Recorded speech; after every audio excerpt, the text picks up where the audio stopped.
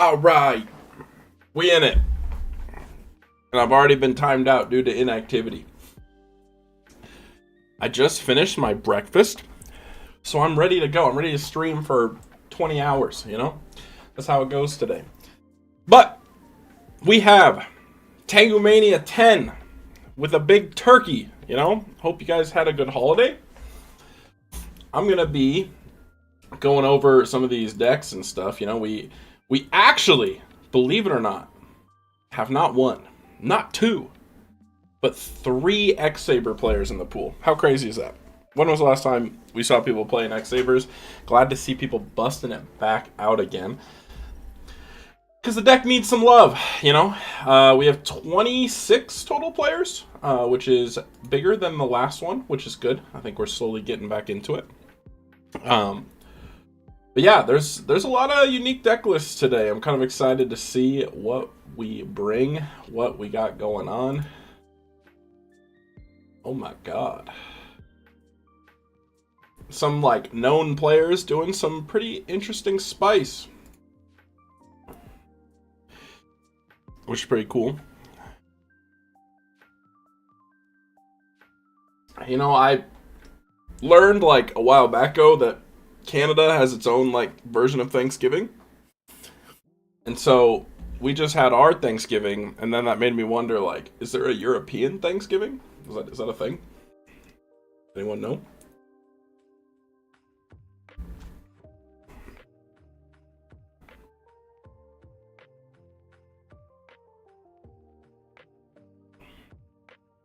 Hydro Pump.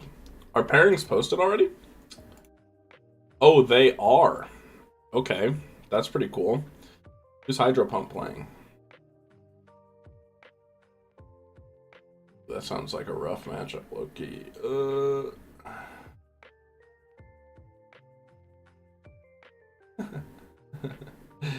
No way.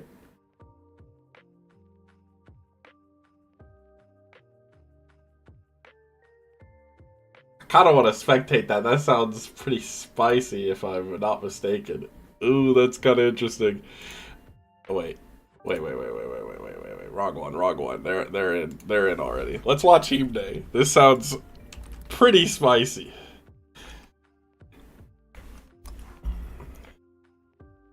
Did I not see Himne?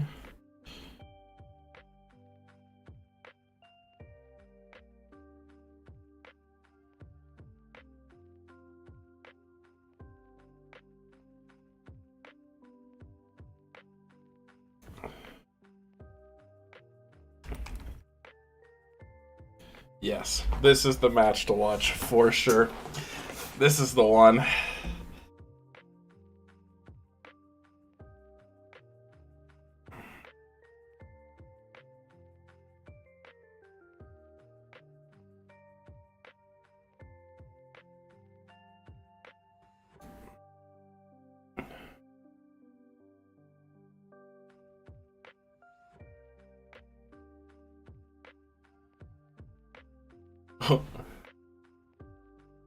Don't do Thanksgiving in the UK.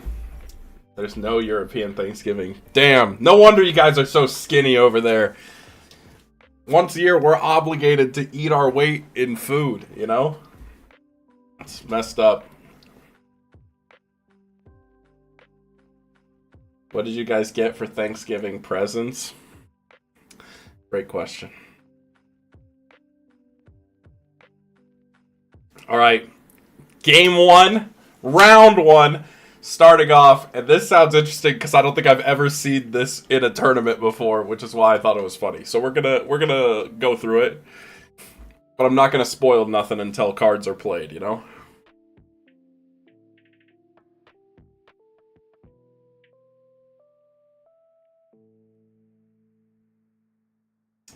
Not even just one of the best Sir Savage Heracles.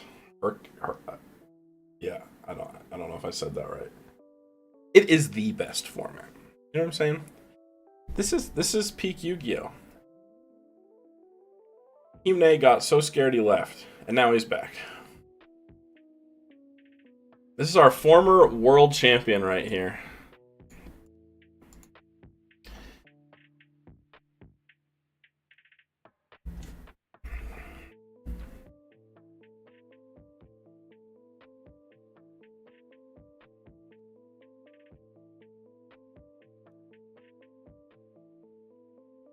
Damn.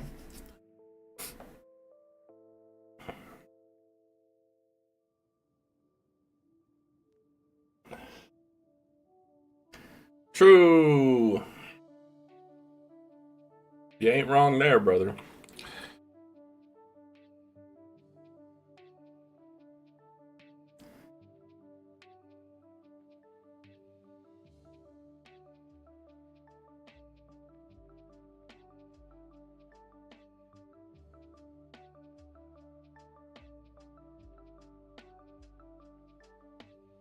Alright, so play a bit slow if you can.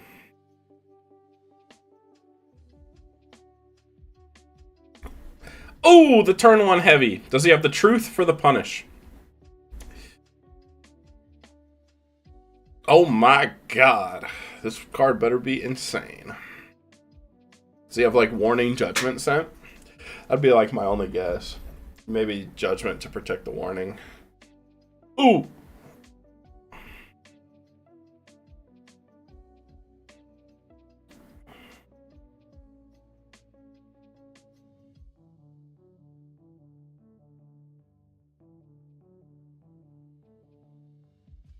Wait, he lets the crash go through?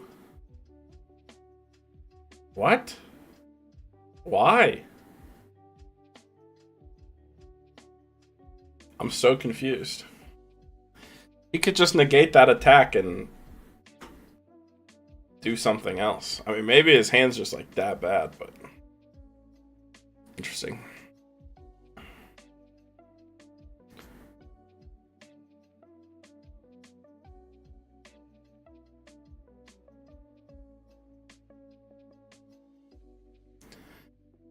But when have we seen an X-Saber mirror match on stream? I don't think I've ever seen it.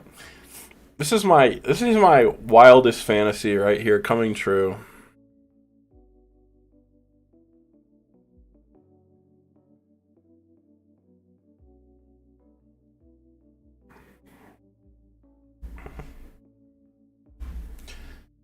It was actually smart of Himne to put this in attack in case there's another full helm or like a way to revive full helm.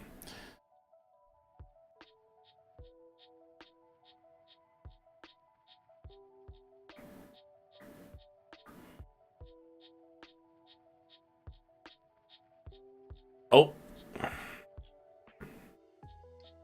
But see, now what happens if Himne has his own full helm? Then we're just in trouble.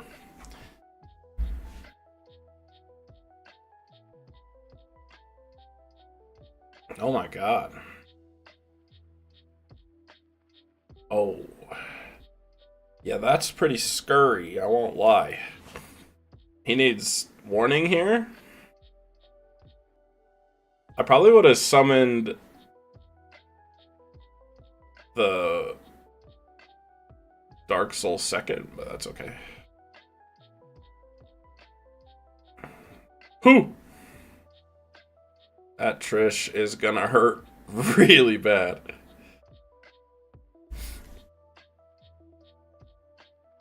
Okay, the Veiler is fine.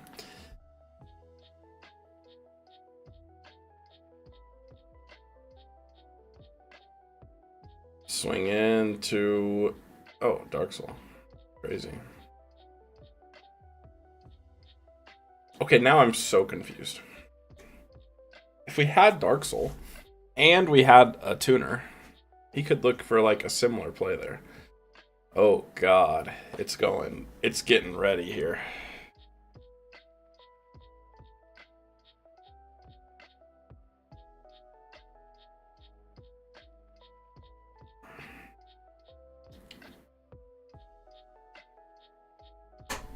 Been stale for 2 years. Yeah, true. I mean, it's I don't want to get into it too much, but for the most part, the format was like mostly boosted by marketing rather than raw gameplay. It's like gameplay is acceptable, but if you don't know retro formats that well, then you're gonna like really enjoy it. Like if you haven't played anything, like if you don't have anything to compare it to, like Tengu, you'll really enjoy it, and that's just how it's gonna happen. And so when it's the most marketed, it will be the most successful, regardless of how good the gameplay actually is. Uh-oh! Here's an Emmer's Blade. Oh. Now see, Himne needs his warning. Or Decree goes hard here.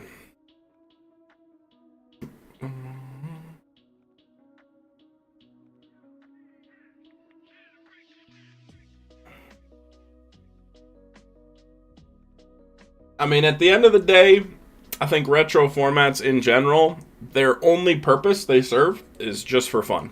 Like, anyone who tells you otherwise is capping. They're literally there for us to have fun. So, it doesn't really matter too much. As long as you're able to play with people, whether it's on Dueling Book or in another way, I think that, like, it being playable is kind of the ideal situation, right?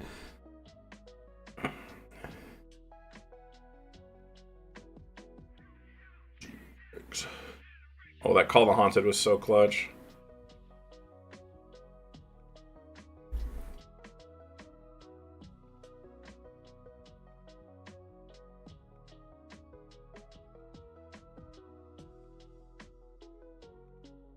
I can't remember. I think, doesn't this need to special summon both?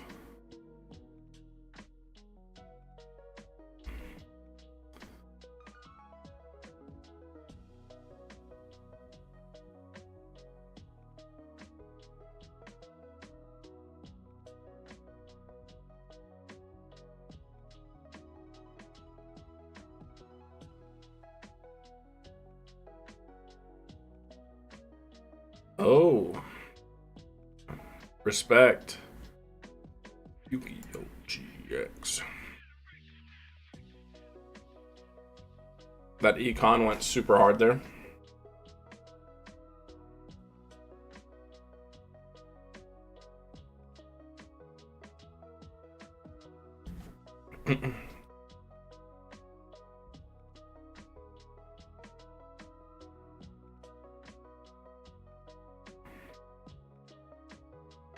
Now see, I mean, I guess actually we know Himne has Fall Troll plus Bogart in hand.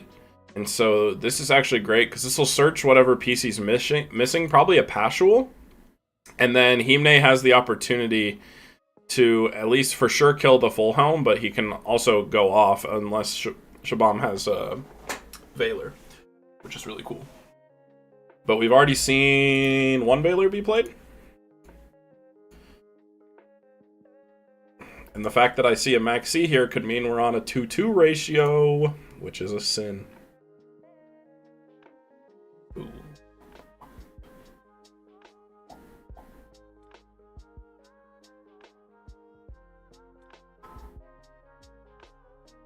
Oh!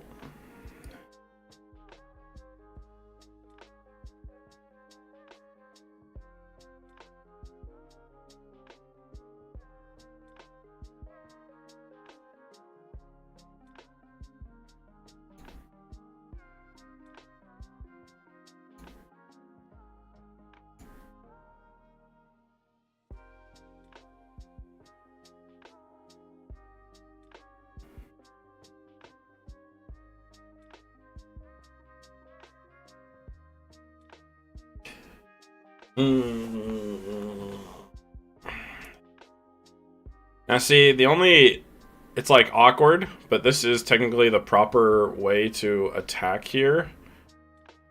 Is you attack with Fall Troll to force the full helm negate. Oh my god, this man's going off.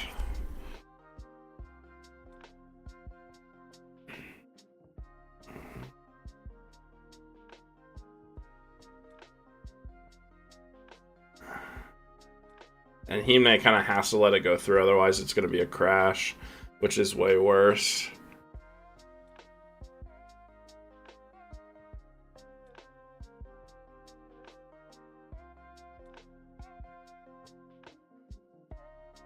I'm confused. There must be some lag going on here. Because I don't think he just thumbs up the attack. I don't know if he actually negated it.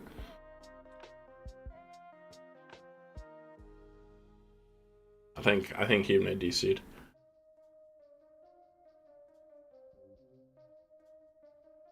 Because Fall Troll has to attack here. Full Home can't negate, because if you negate, the Emmers gets the Crash, which gets another Dark Soul, and then main phase 2, he Fall Trolls back the Full Home for Trish plus double search, which is like fucking miserable. Like that's really bad, because like we already know 2 cards. If this third card isn't Valor, like Himne's cooked, low key.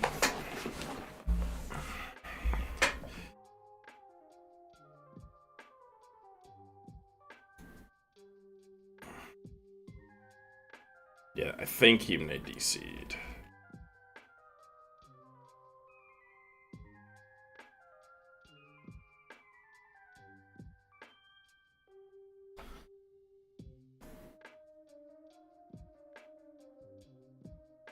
Okay, there it goes. Yeah, so now you're forcing... Because, like, the play still exists here, but now you force the Emmers to crash the Trish. So he's going to take 14, which is, like, technically correct.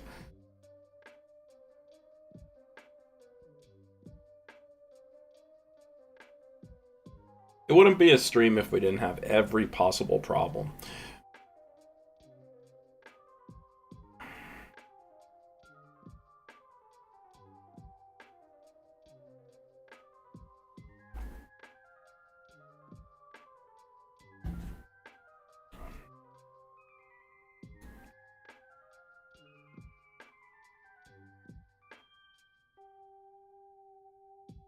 Oh, I have to sneeze. It's coming. Alright, JK. Alright. Oh, he didn't crash Emmers. He didn't take the 14. Bro, I'm a greedy guy. I would 100% crash Emmers there for the second Dark Soul. Now he gets...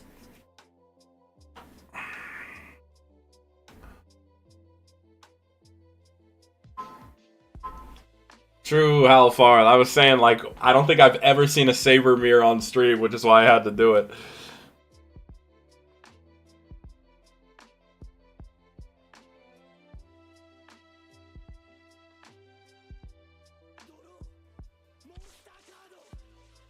Alright.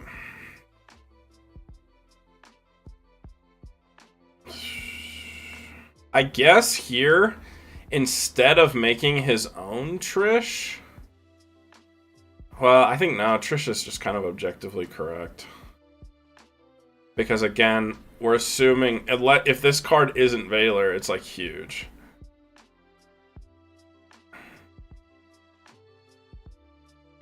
Oh, that's rough. So a Dark Soul goes, a Trish goes.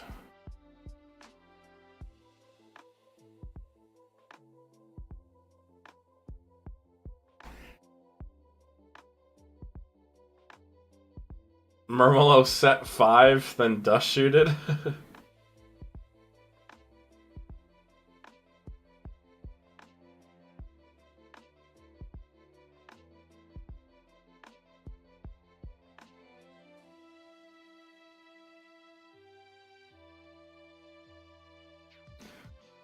Wait.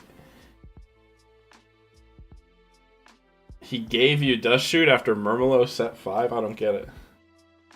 Or he dust shooted you and you rage quitted? Who rage quitted? Did you rage quit?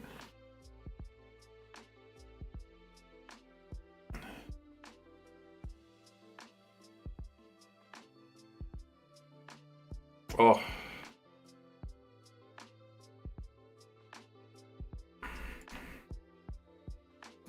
Okay, Himne's like cooked here.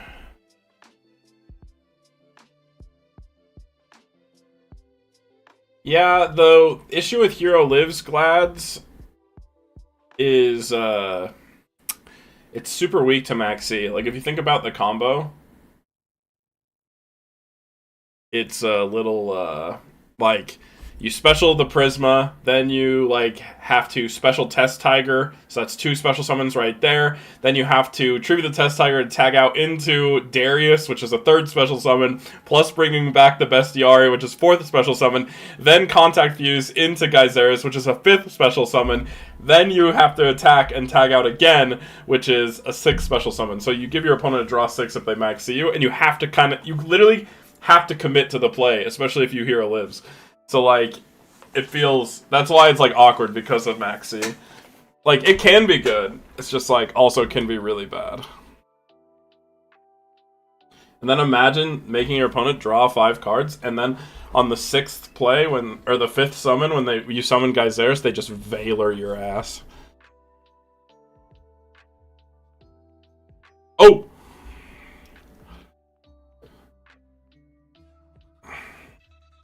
See... Well, I guess it's okay.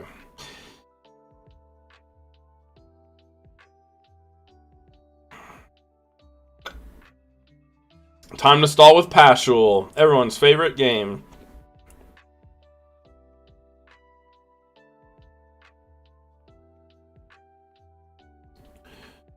Gotham's gets rid of Arabellum. Oh, we're leaving the Arabellum. I don't even know if Himne loses this. Like, it kind of feels like he's chilling. All he has to do is draw into a Dark Soul or a level 3 and just make Catastor, and he could kind of just win all through this board.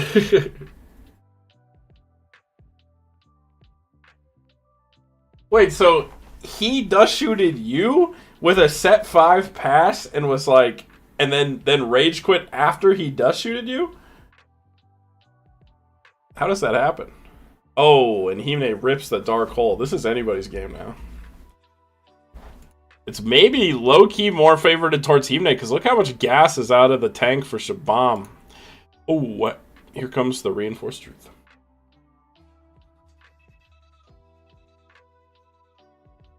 Oh! That's a cool summon off the Truth. Did he, like, disconnect? Like, that had to have been a disconnect. There's no way that was an intentional, like, oh, IFF, because of that. Like, that seems like an insane opener.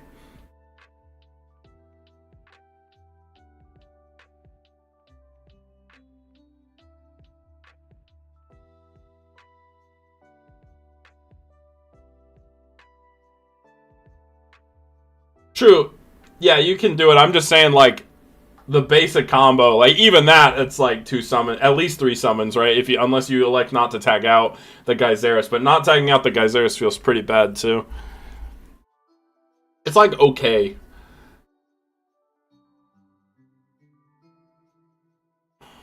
But I'm obviously considering the like idea of like a hero lives is pretty good because you can Gyzerus without getting a normal summon, using a normal summon.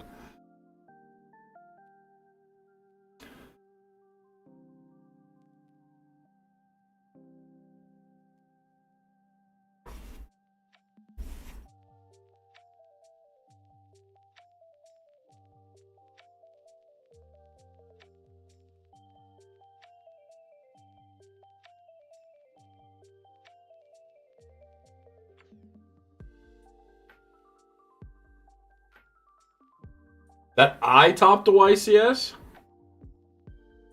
No, I never topped a YCS. I came stupidly close on multiple occasions. The closest one was YCS Kansas City. I finished like top 64.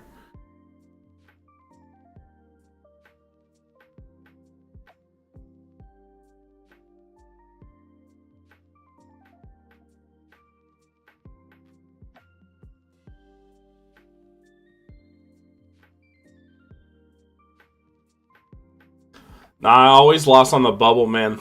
I was a filthy bubbler. Always made the day 2s, never made the big wins, the big dubs. Oh, this is pretty good.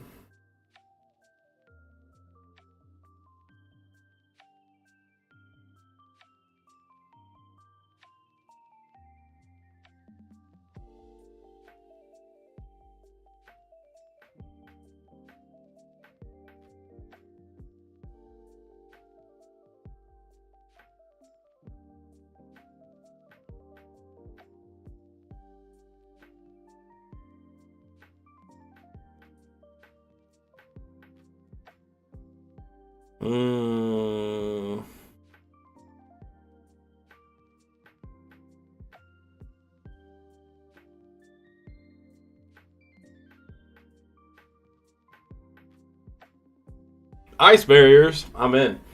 You should have entered.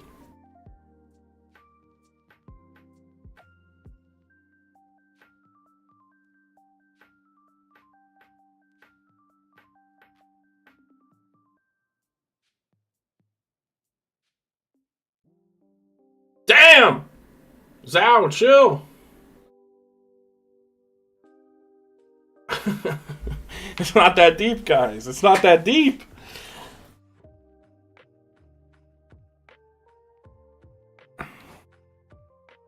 Here's the thing. Here's the... Oh. Does he take control of the...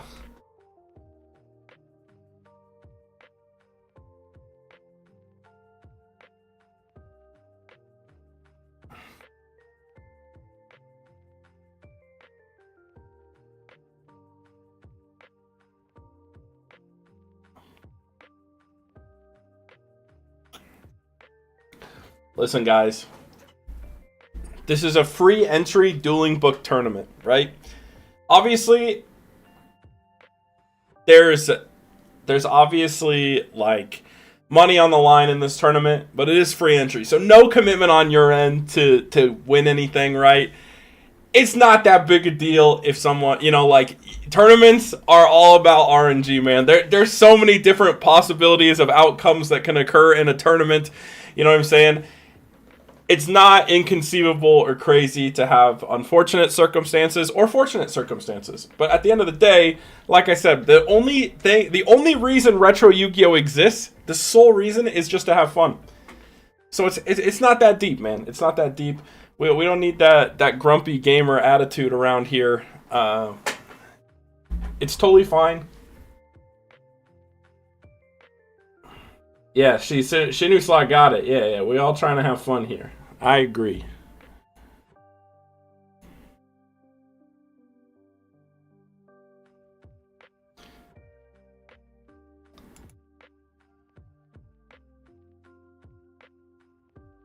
Zhao gets a little timeout. We're coming down on it. You know, I think no matter what, you should foster a positive community. We should all be friendly to one another. Again, we're here to have fun. There's no YCS championship title on the line. There's a little bit of money, you know? And again, with no commitment on your end. So we don't need no grumpy gamer attitude around here.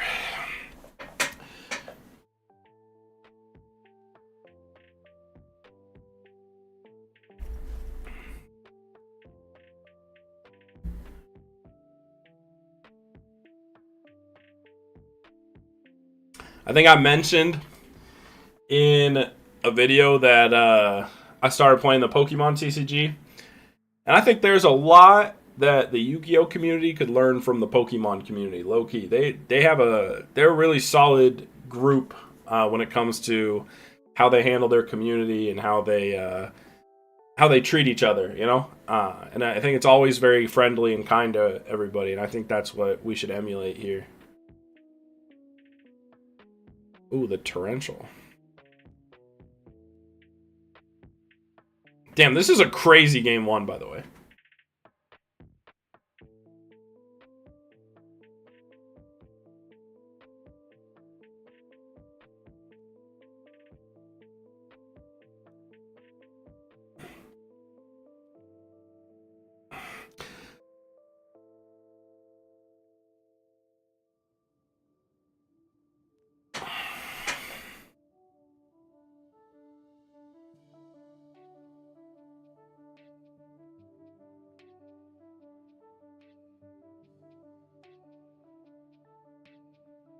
I played Pokemon mostly IRL compared to mostly being exposed to online Tengu, correct? Yeah, I'd say so.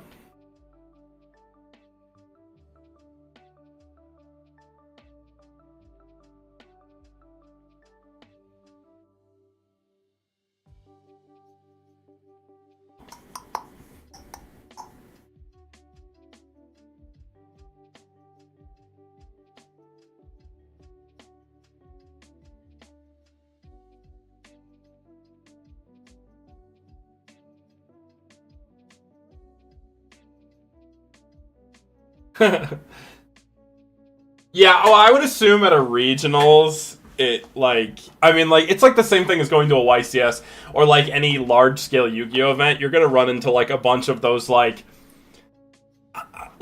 for example, like the new time rules for Yu-Gi-Oh. They're not even new anymore, but the time rules for Yu-Gi-Oh really really like push the I'm gonna be a scumbag in a Yu-Gi-Oh tournament thing. Like you see so many people scumbag other people, and I don't think that's good either, right? But I think like in general, my experience from the Pokemon community has been like very positive. Like I think a lot of like again, a lot of really kind people and a lot of just like in general, I don't know, better attitudes towards winning and losing. Like usually it's like it's pretty chill, you know. And at least that's the type of environment I think, especially retro Yu-Gi-Oh should be. Again, we don't have YCSs for retro Yu-Gi-Oh. Even if you want to call Ultimate Time Wizard a YCS, like at the end of the day, Ultimate Time Wizards are like a glorified regional, right? It's like 300 people max. It's not that crazy.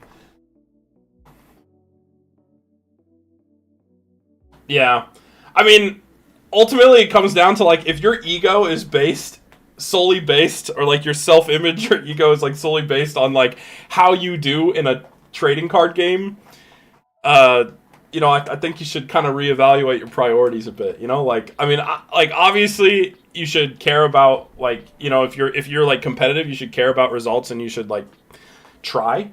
But I also think it's like taken a bit, it's like people go too hard with it, you know. People like you, like for example, like I see like people who use their tops, whether it's like regional, YCS, whatever, they use their tops and like kind of have like those like dick measuring contests. They're like, oh, I have more tops than you, bro.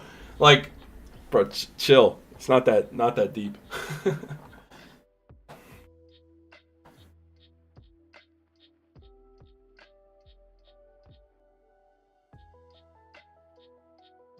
But yeah, higher end tournaments definitely bring out more sweaty people. Um, but I do think that in general, a lot of people take, like especially within retro Yu-Gi-Oh, I think it's just taken a bit too seriously. Like I said, there's no YCS for retro Yu-Gi-Oh, so it's for fun. That's ultimately what it's for nostalgia and fun. It's for the people that played in 2011 to be like, you know what? I liked playing that version of Yu-Gi-Oh, and I'd like to play it again for fun. That's really what it is.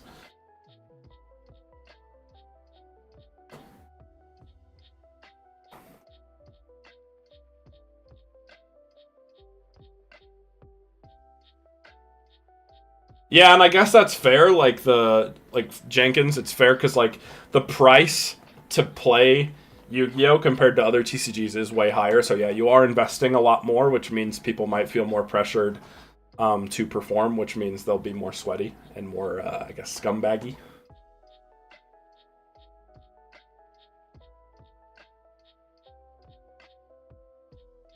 Well, that's good. I mean, the one I played in for Vegas, the 3v3, was like really fun.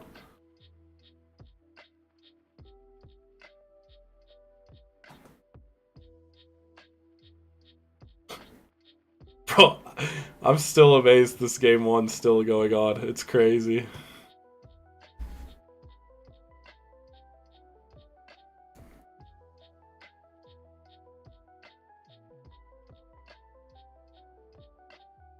Does he have... No, he definitely has targets. What the hell? There's no way he doesn't have target.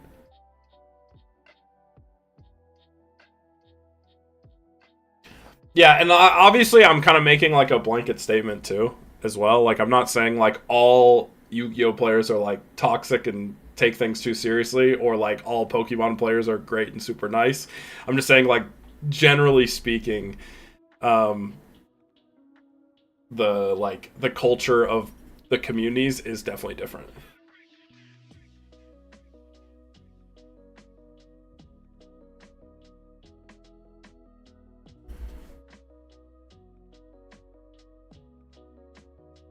Dang, bro, this is insane. I'm in trouble, never working too hard.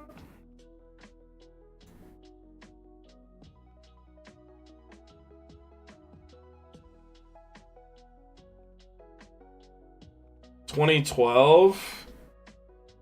So early 2012, like Dino Rabbit, the like wind up loop Dino Rabbit format, I think is just strictly bad.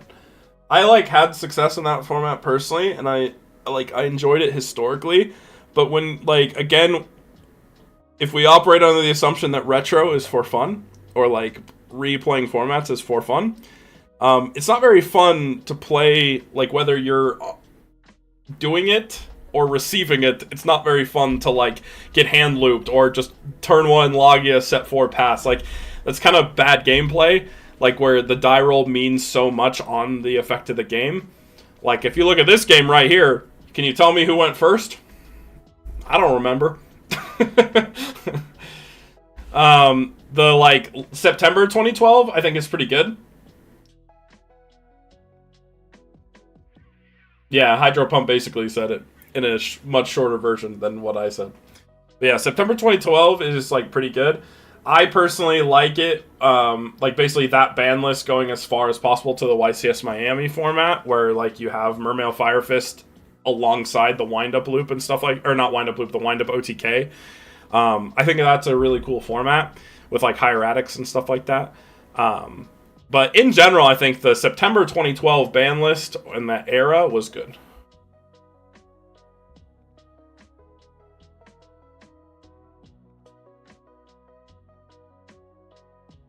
I think Meadowlands is fake. Low-key. Like, I mean, not even low-key. Like, I just think the ban list that changed from the September 2012 list to Meadowlands is, it, like, didn't do anything for the game. Like, it didn't add anything unique or cool. It just limited the card pool down. So it just made, like, again, like, if we look at YCS Miami, where, like, Wind-Up OTK was, like, still the best deck, so to speak, with Mermail Fire Fist legal. Like, Wind-Up OTK still won that YCS. Then you basically ban the wind-up OTK and like ban Sangan and stuff, which helped like Dino Rabbit and Inzectors exist. So you ban out a lot of that older meta stuff, and then it basically just shifts the meta to be like mostly Mermail and stuff like that. So yeah, so banning Sangan is a huge impact though. It's huge. I mean, Carrier also is a bit of is quite the impact, at least on windups, but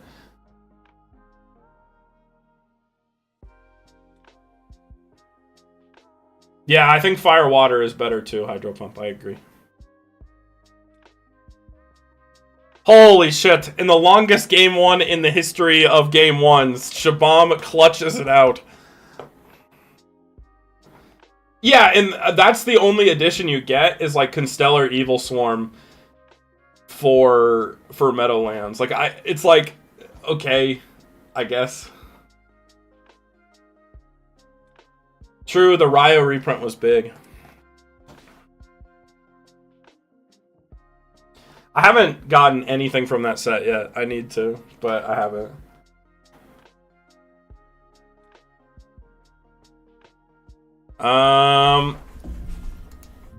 That would be the March 2013 ban list.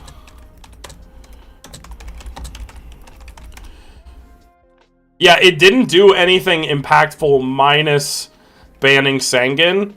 Zen Mighty, I'm looking. Oh, they limited Wind-Up Magician as well, which is crazy. They got rid of one day, or they limited 1 day apiece, which was a good change. That was a net positive. Solemn Warning got limited, which, you know, doesn't really do anything. Thunder King got semi-limited. Tsukiyomi got semi-limited. Advanced Ritual R got semi-limited. And Spore became unlimited. Kaloot became unlimited. And Lumina became unlimited. But again, like, none of these decks really had any impact at that point. I think maybe Six Samurai did, because Xian Smoke Signal went to 3 again. But I don't even know if it did. I can't remember. But it's like, it was like such a low impact ban list that only removed decks. Because again, like Dino Rabbit, Inzectors, windups. Like, a lot of them relied on Tour Guide into Sangan pretty hard. Like, a lot of decks relied on Tour Guide into Sangan. And I think Tour Guide into Sangan was actually pretty healthy for the game. Like, I think it's healthy in Tengu Plant format because it just adds a lot of consistency to a lot of decks and opens up all kinds of different strategies. So when you shift to Meadowlands and they ban that, then it just removes the playability of some of the decks that really relied on it. And then again, it just, all that does is make Mermails go up higher. Like, it makes Mermails stronger. Where, like, Mermails, I think, was competitive with a lot of the other decks in the format, but then when you remove Sangan, Mermails just goes up there.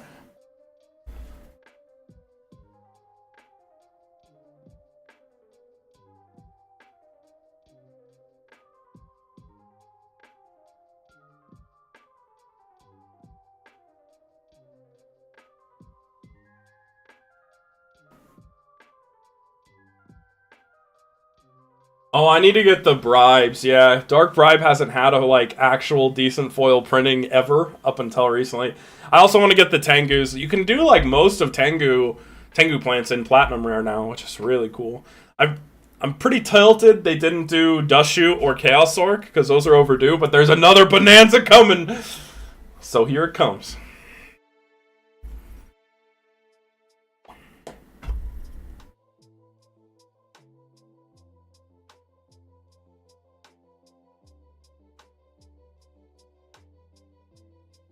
Well, see, I think Mermails was too good because they got, like, hurt everything else, right? Because again, in Miami format, Windups won that YCS, and Windups, like, had multiple tops in that YCS. Mermails had a few as well, but, like, I think they were relatively interchangeable. I don't think they were, like, one was, like, strictly just insane versus the other. But then when you hurt a lot of the decks that, like, can function into Mermails, like, for example, Dino Rabbit didn't do too bad into Mermails because you could, instead of turn one making, like, Logia Dolka, I mean, you could either A, make Dolka, which is pretty good, or you could make, like, turn one Abyss Dweller, and that really hurts Mermails. Like, it puts them so far behind, right? If you see, like, Rabbit Tour Guide and you have make a Dweller, like, your opponent is going to be so many turns behind you.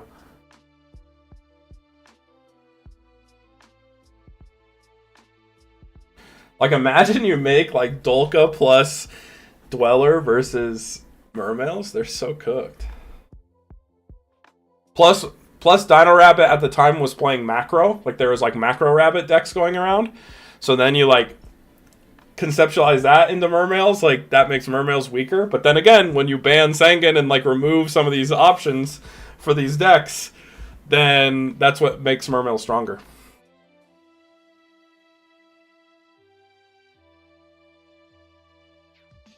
The Amaryllis reprint? True. You want King of the Beast? I don't know if anyone else is... Like, that card's not even expensive. Like, you can get a secret rare for, like, what? Nothing? Or is it... Maybe it's expensive now. I don't know. I gotta look it up.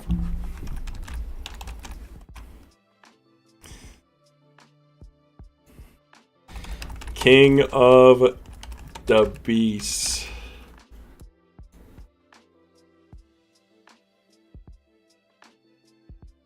Damn! They're $10 now? This must have spiked a while. This had to have spiked a while ago. Because I'd never pick these up for $10. These were so cheap back in the day when I got them. They were like nothing. Bro, who's paying $10 for King of the Beast? That's wild.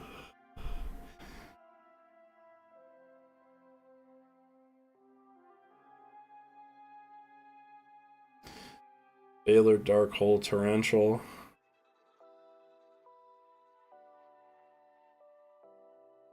Wait.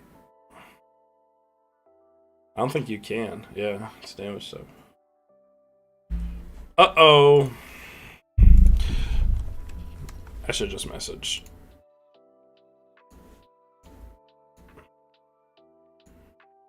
I don't want to see the public chat.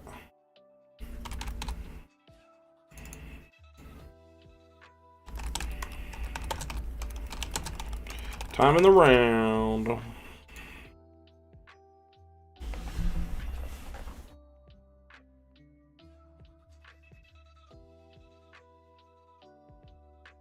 Yeah, I just messaged Shimne.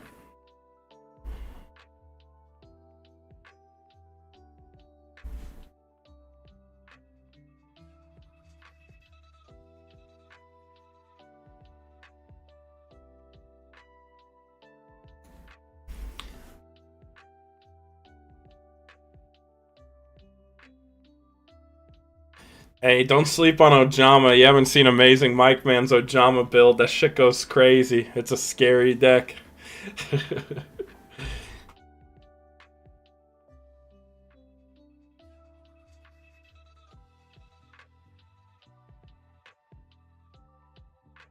Damn, I think the X-Saber mirror match is gonna end in a draw. That's so funny.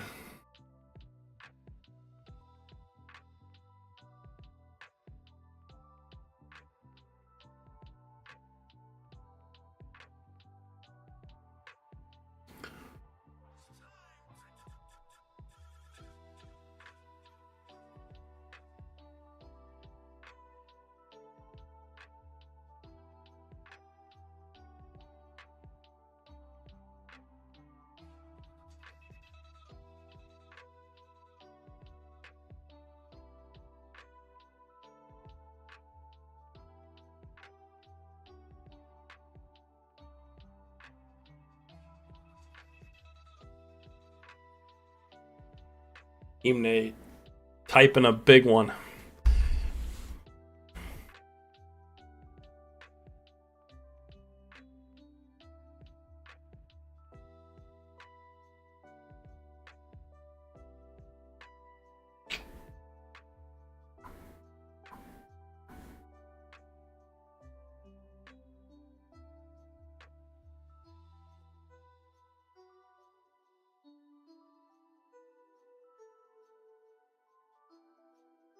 Can you surrender?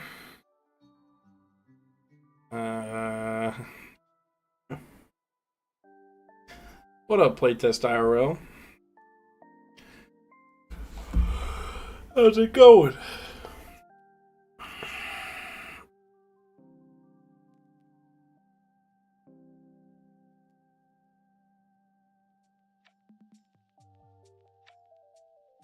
Yeah, I don't get the premise Himne's going for here.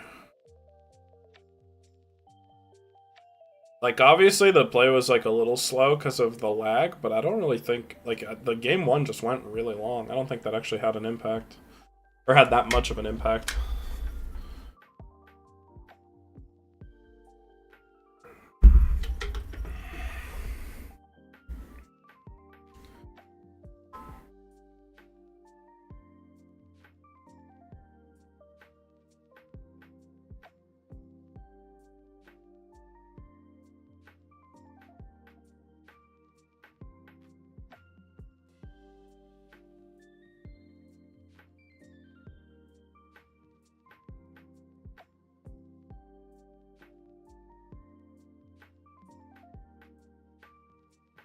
Yeah, it wasn't too bad of a turnout. We got like, I think 26 players, which isn't terrible. It's more than last time.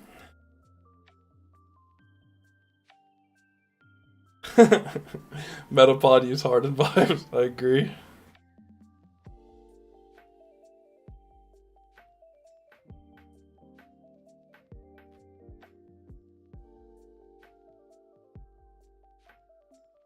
I don't get what Himne's getting at.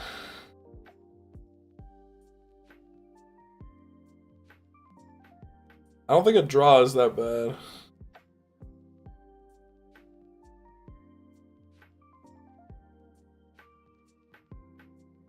Doesn't that just mean draw? Slap God?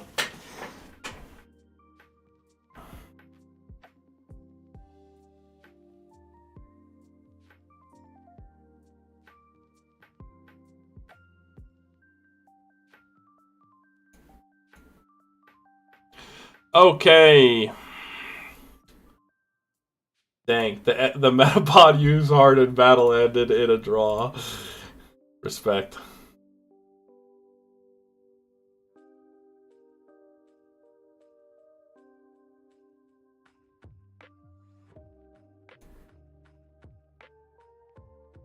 Question is, Hydro Pump, did you win your first round?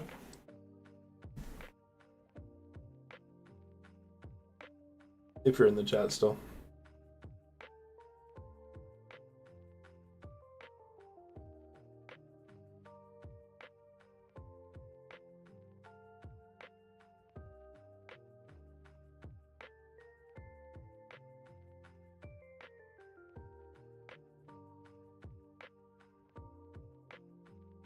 Oh wait, is this still going on?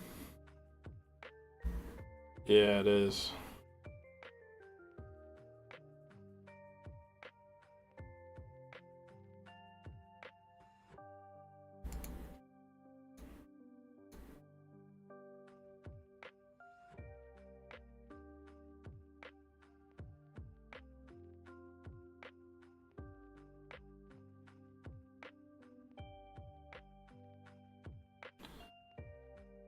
Do they know they're in time?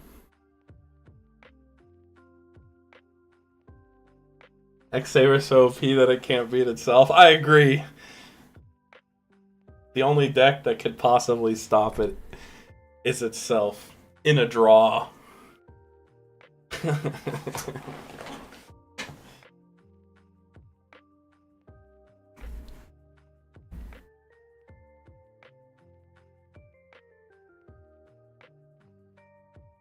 Okay.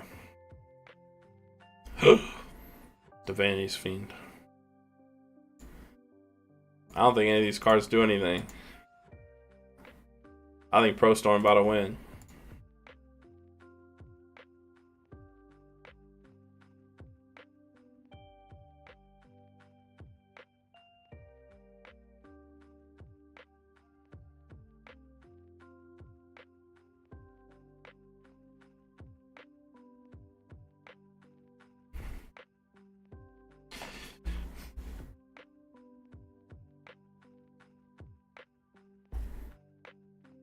But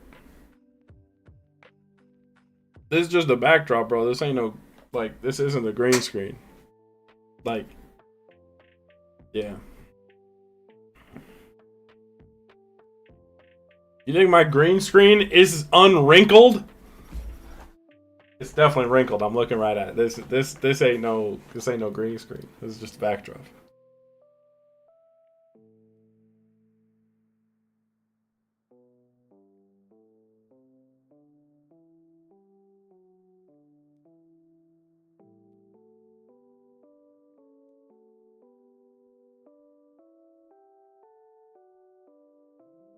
Okay.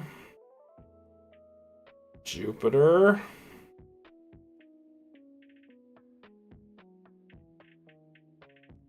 Crash the Sangan.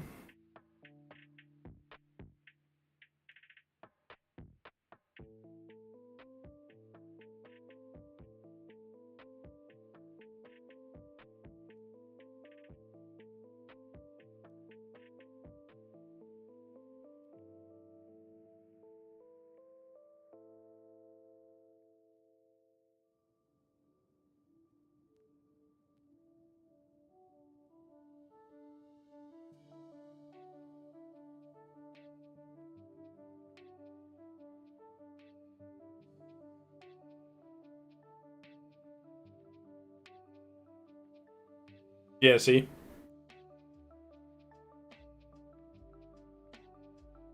There you go.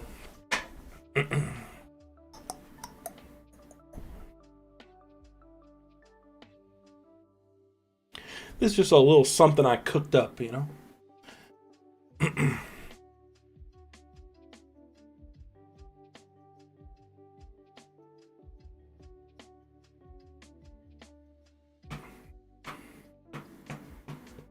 We got some long ones today, you know?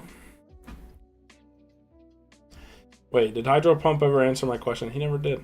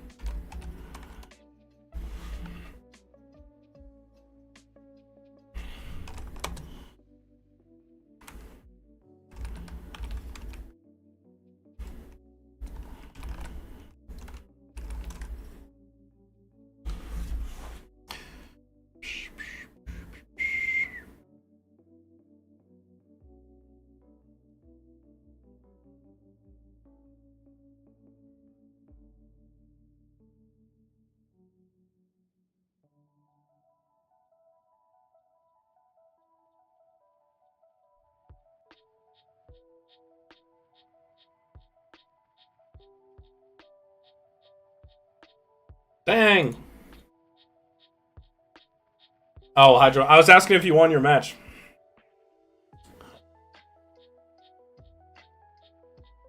How's the Dark Mimic stonks? Dark Mimic stonks are always on the rise.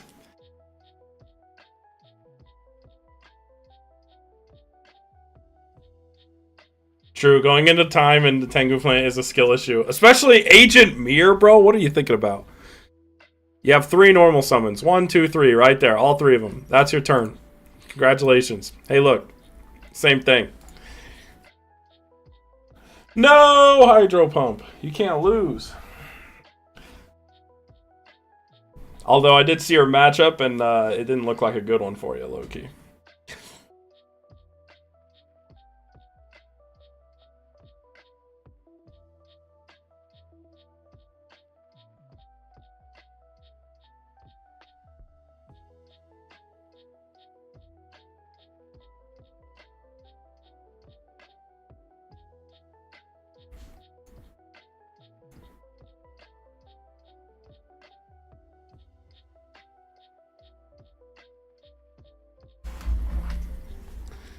Bro, what is happening?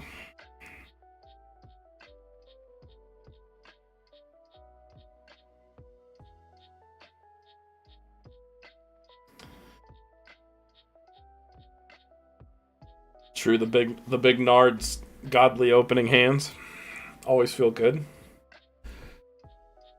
Blessed when you get them, unblessed when you don't.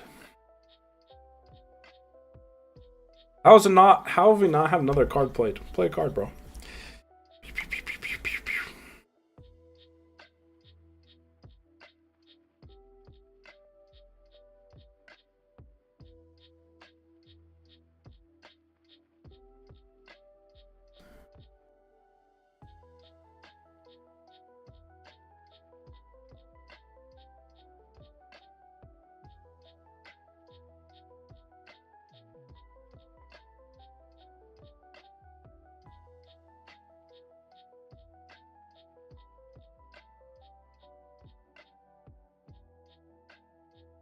Oh my god. Bro.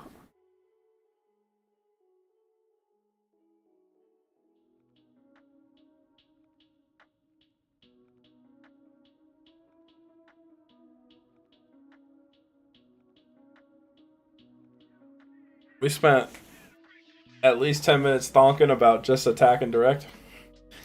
Either gonna do it or you don't. Are you gonna risk Gores? Yes or no? Is there Gores in his graveyard? There isn't. You wanna risk Gores track? Go for it. He wanted to gamble. That's fine.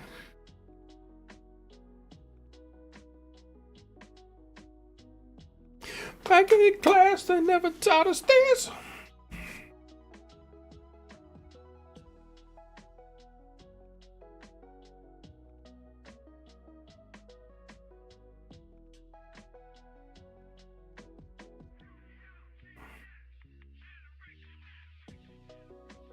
Oh, I'm sure dueling book lag is a thing. I'm not discrediting that. We literally saw it in Himne's match as well.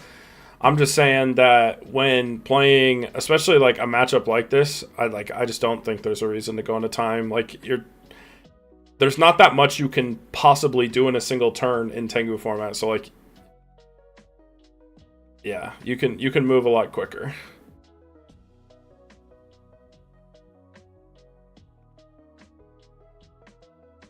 Like, lag should be an incentive to move quicker, too, so you don't go into time.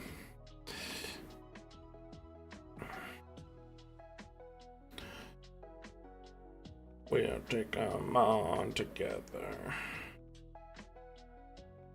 We have Hyperion for game.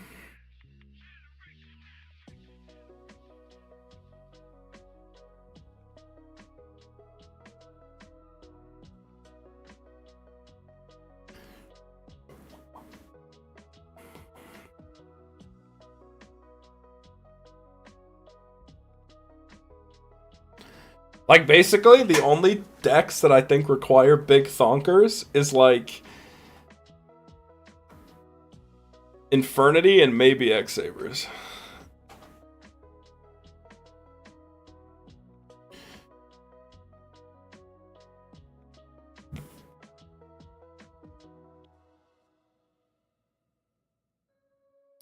Everything else is like fairly straightforward. Maybe plants, but I don't even know.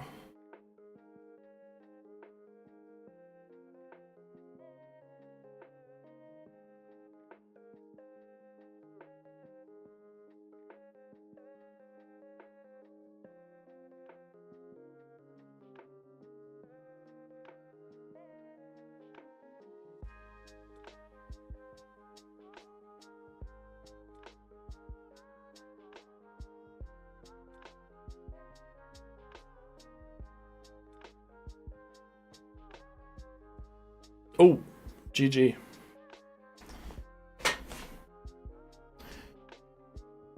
Yeah, again, not discrediting lag at all. I just think that, like, for example, Himne, your match just had so much back and forth in game one, which, like, Sabers can do. So it's like a justifiable you went into time, right?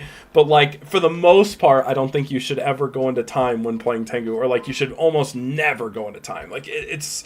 Like, it should, like, the option of choice in any given game, regardless what deck you're on, is so minimal compared to, like, for example, if you're playing Modern, you have, like, a combo that takes 10 minutes, like, that's one thing, but, like, Tengu doesn't have that. You have, like, very simple decisions, like, based on the cards you have available, and, like, obviously taking some time to think about some things sometimes makes sense, but, like, people thonk way too big for the most minimal plays, which make very little impact.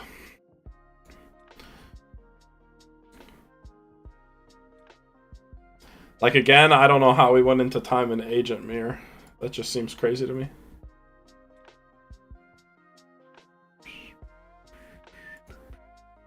Hey, round 2 up. Let's see.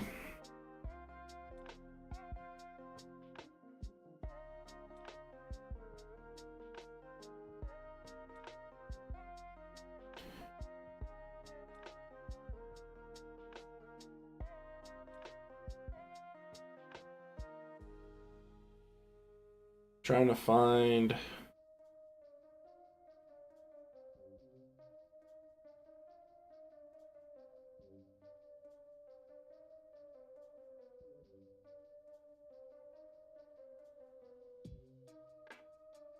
I don't see... Let's see.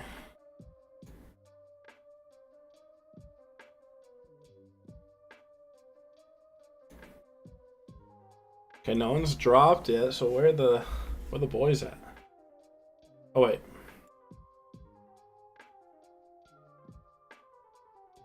Maybe pairings are incorrect.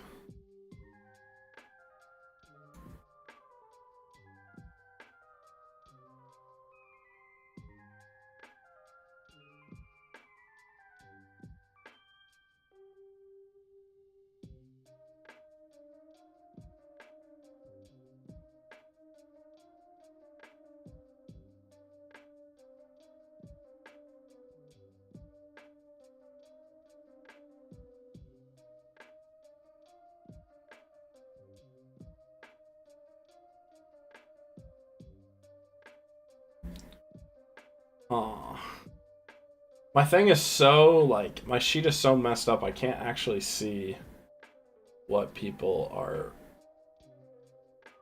playing. But I want to watch... Let me see.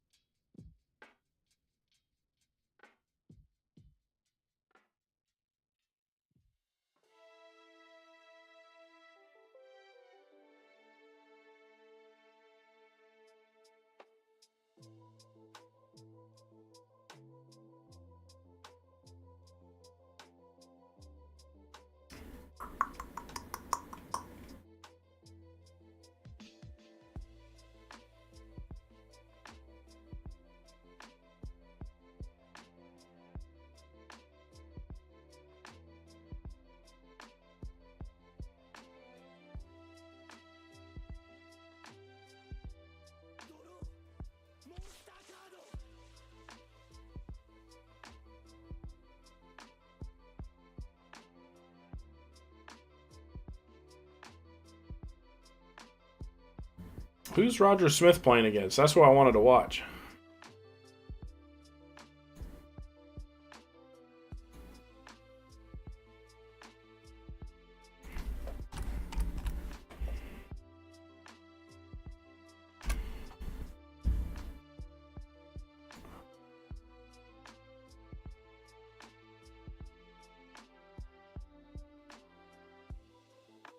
Interesting.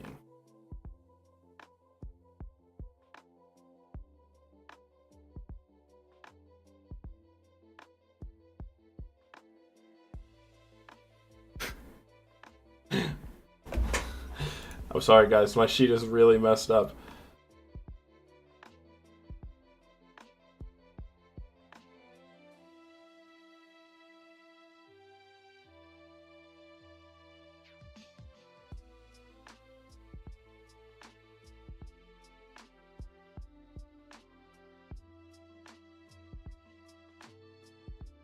All right, let's do. I'll try Roger Smith one more time to see if he's in here. Maybe he dropped or didn't show up. Okay. Let's do the Jaden Yuki match.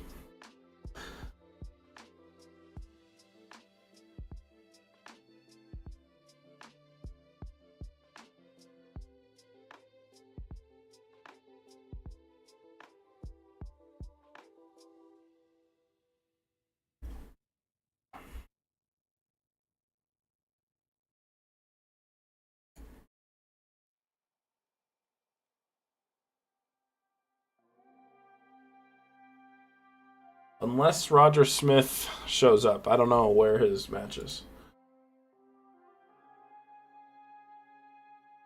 Oh, okay.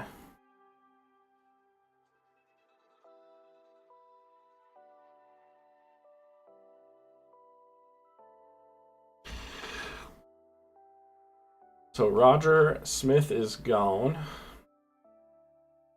R.I.P. Okay.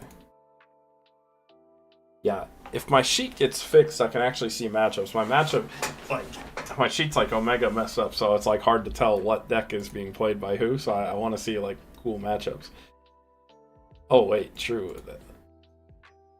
That also would be a good matchup. Where's he at?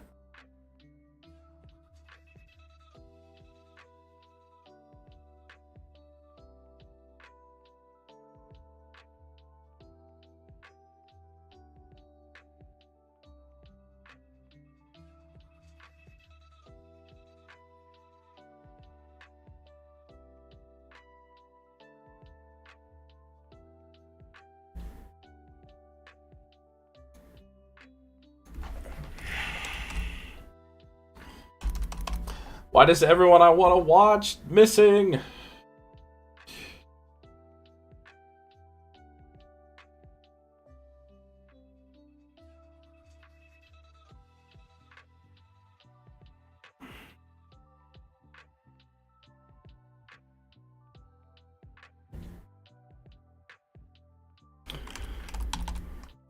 Wait.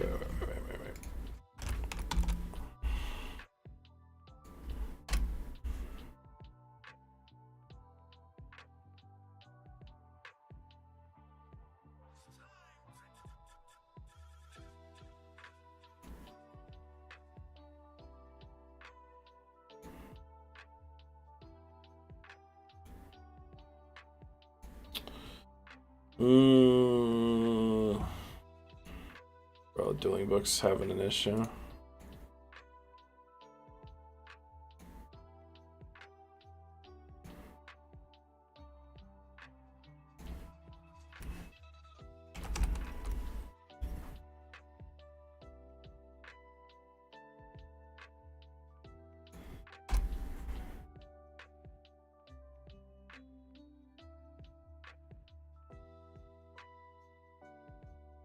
Weird.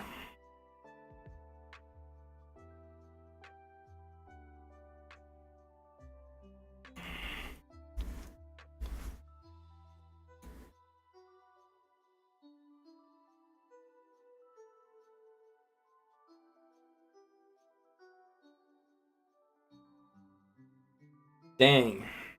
Oh. Who's that guy playing?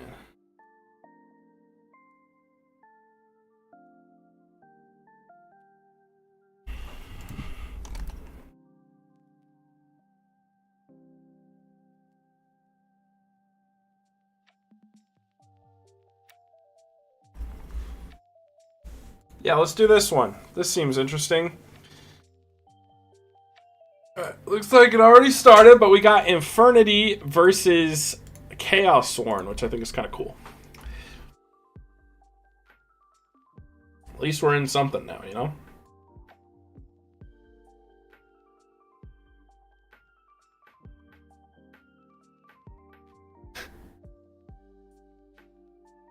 You are on TV, Jason. But focus on your match, not the stream.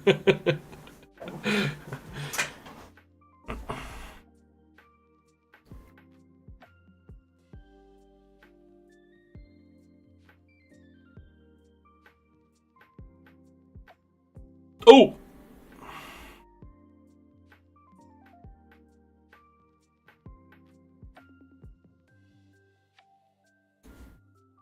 That's scary.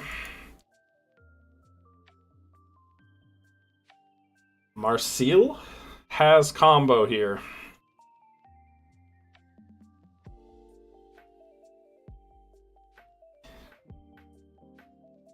Which is not ideal for our boy Lightsworn.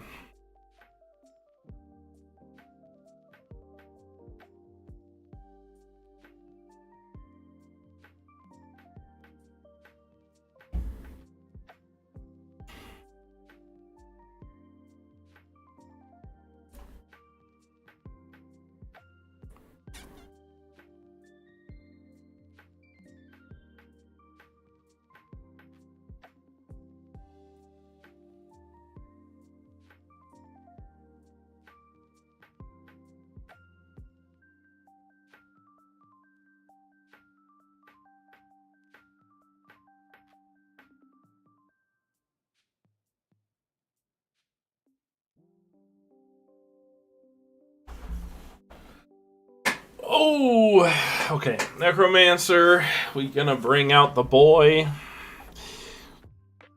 I smell 100 eyes coming, you know? 100 eyes into Mirage into Mirage Effect, Tribute, bring out these two, search a... Oh, what the hell?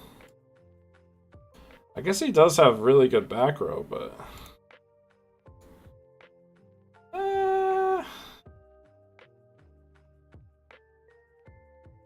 well, he can... I don't know. I don't know what combo he's going for here. Oh, he's just going for another barrier. Interesting. I feel like that combo could have gone way harder, though.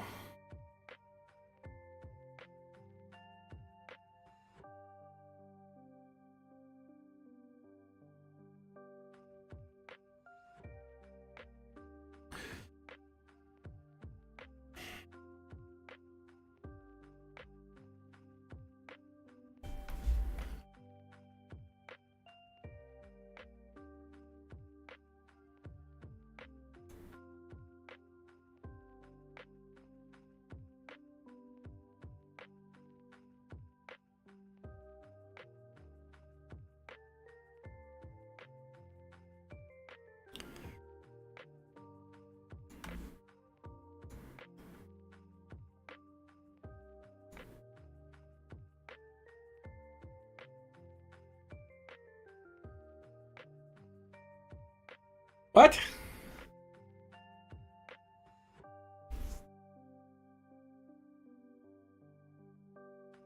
I'm so confused. Why did he launch her for one?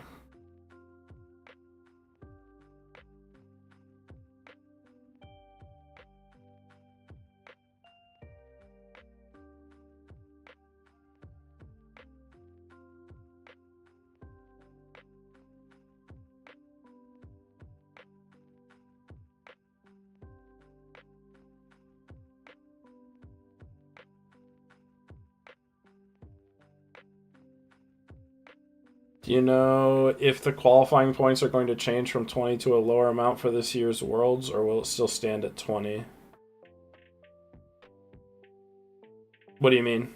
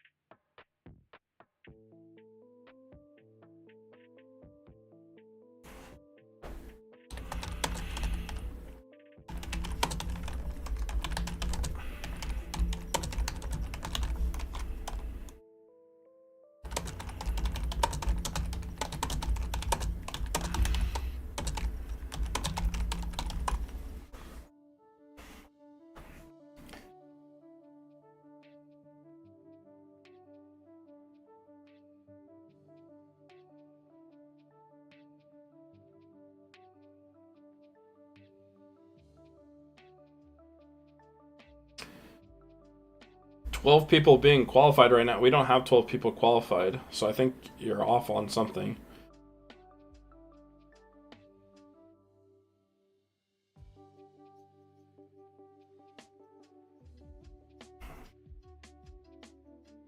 Like, we currently have 2 people qualified for Worlds so far. And the point system for the Rumbles is, like, cumulative. So after all the Rumbles are over this year, like, the players with the most points are going to qualify. And I believe we're going to cut that off at 8. Like, the 8 players with the most points with no pass down, I believe.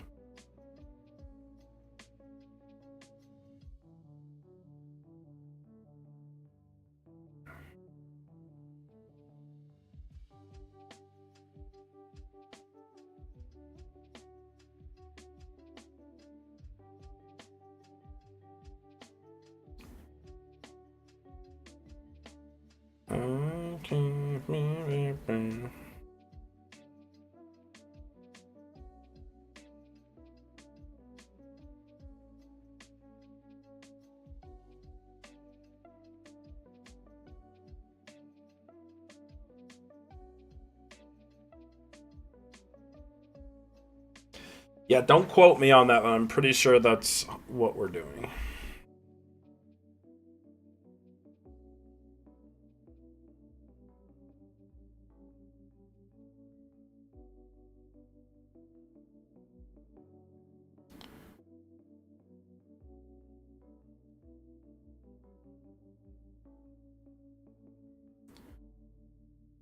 Gee. Alright, now this combo's going hard here.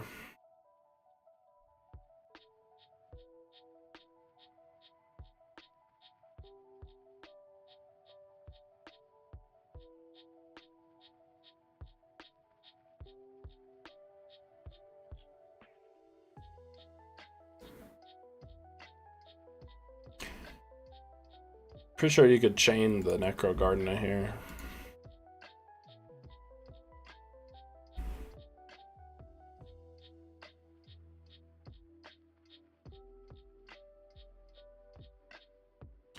But maybe it's not worth. Actually, it is worth.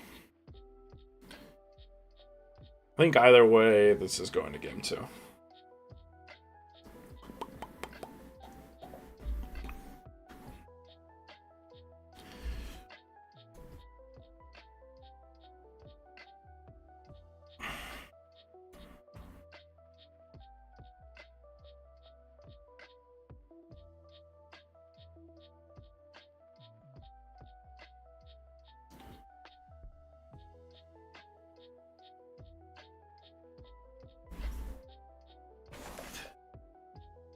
Alright, game 2. This feels like a tough matchup for Jason.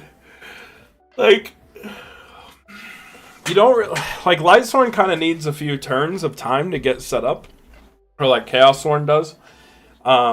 Where like Infernity doesn't really give you that time, and you don't really have the reliable like back row clear. Like, he basically needs to like get a turn 1 decree going, and like Thunder King to have a chance, which is pretty hard because like hand traps.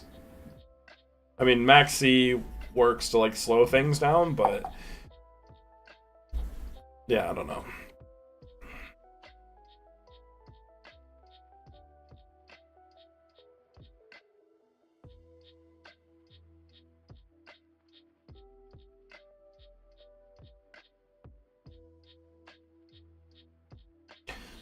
What are you guys' thoughts on card destruction in Lightsworn?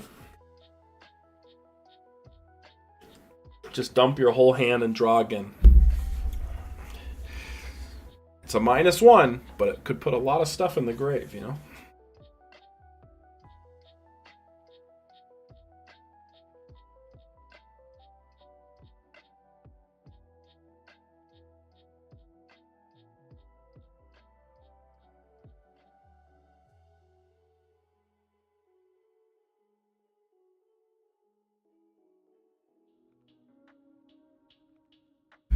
Boo, boo, boo, boo.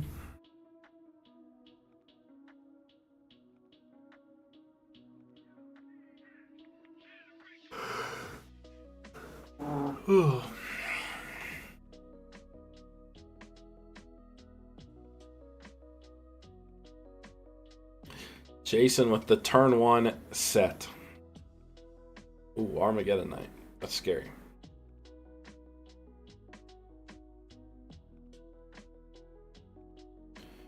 Baylor the Armageddon Knight, respectable.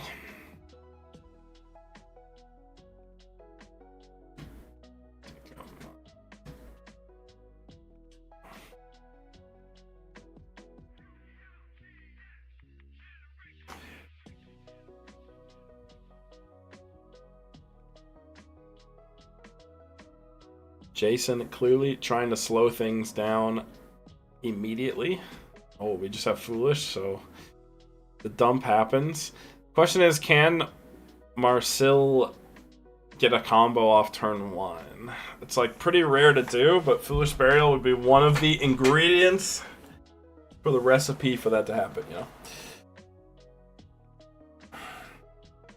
We need like one Foolish plus 1-for-1 with like a good Infernity in hand. Like, honestly, Foolish plus 1-for-1 with like, yeah, you either need Avenger or Necromancer. It goes pretty hard. Wow, we just turn 1 set in August. That feels like a pretty slow start. That's not ideal.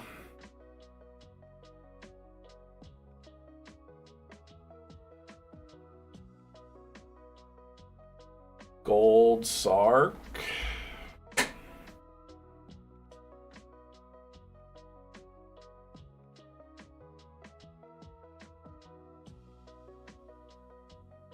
Sewer guy.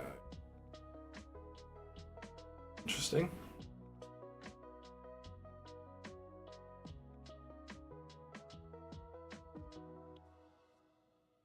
I feel like Tour Guide would not be what you'd want a Gold Sark. I could be wrong. Oh my god.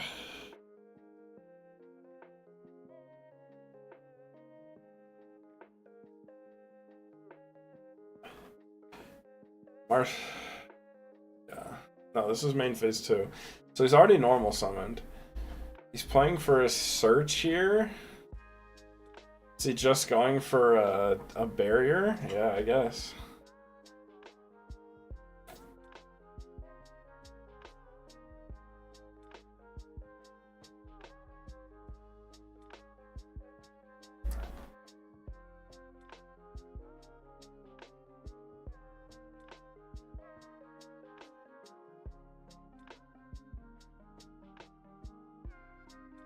Maybe it's my greedy thought process, but I would hate Bear using launcher for 1.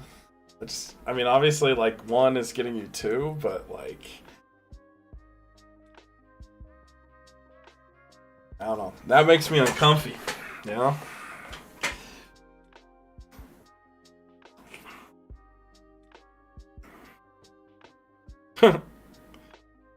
I hope that's not an honest. Ugh, this actually feels so bad. Because this only gets worse as it progresses. But also, Marcel didn't seem to set himself up for any, like, additional turn.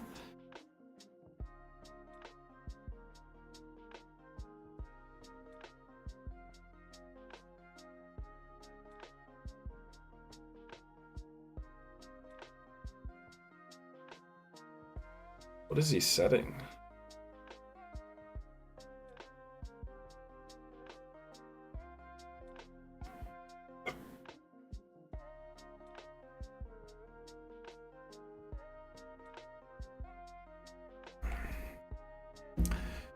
There's 4 light sworns.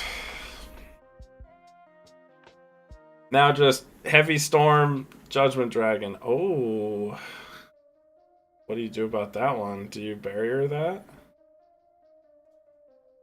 Oh. I don't know how I feel about that. I feel like Jason's in a great spot right now. Unless Marcel has multiple barriers set here.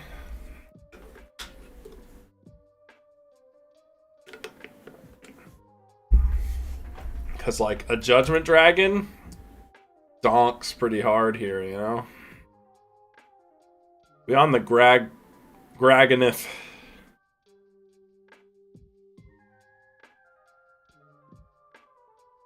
Okay, Judgment's pretty good. That's a pretty good answer.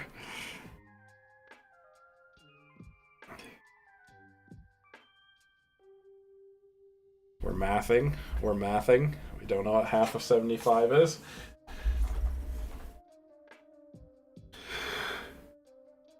Here we go.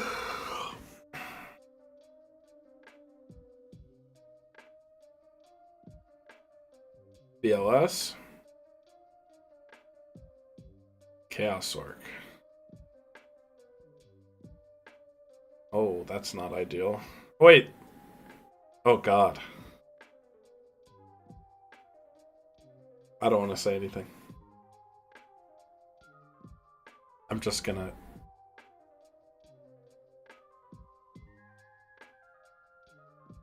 That's all I'm gonna say, you know?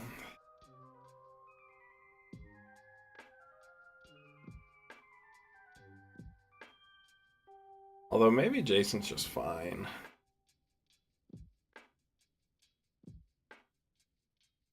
Black Rose? No Arcanite?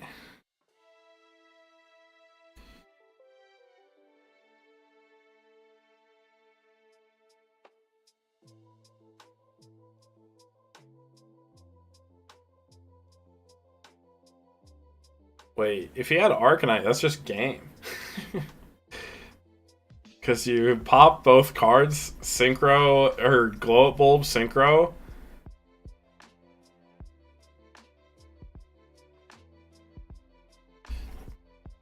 Was this the second turn of Gold Sark, or is this only the first? If it's only the first, he's chilling. It doesn't matter.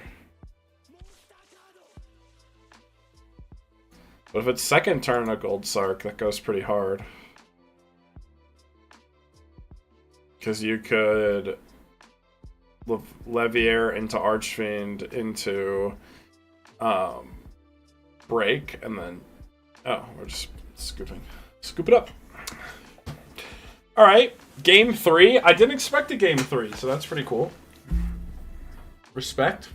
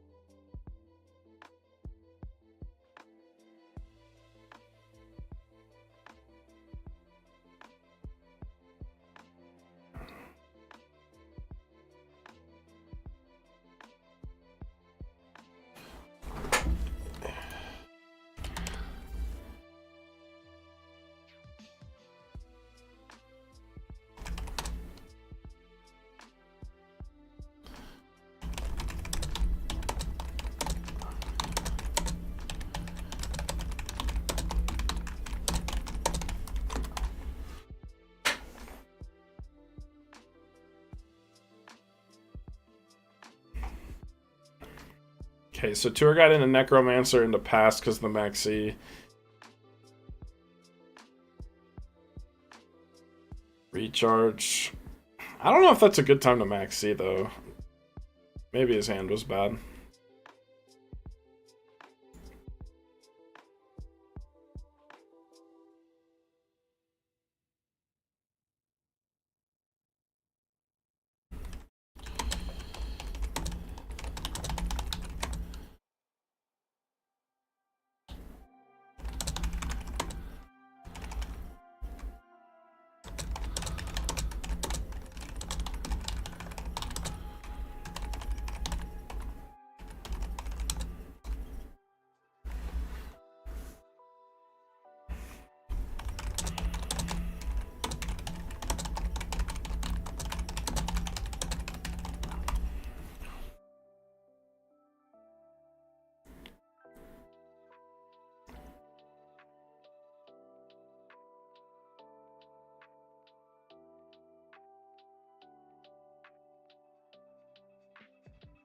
Boom! Solemn warning.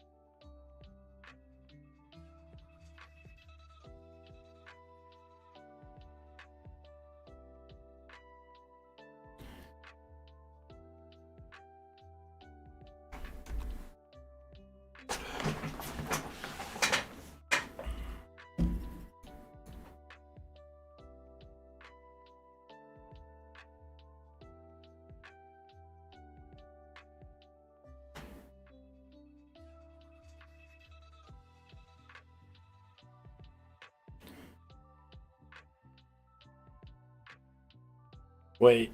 Oh, I thought he was going to Levier and bring back the Wolf for big damage.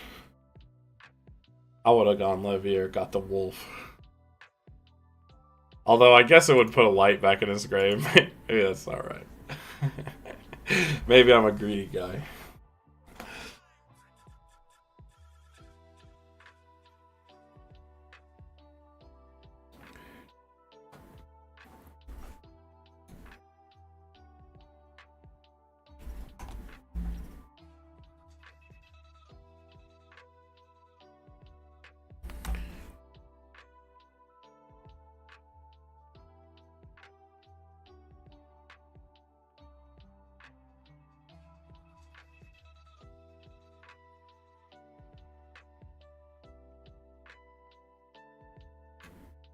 Okay, so we dump another Archfiend.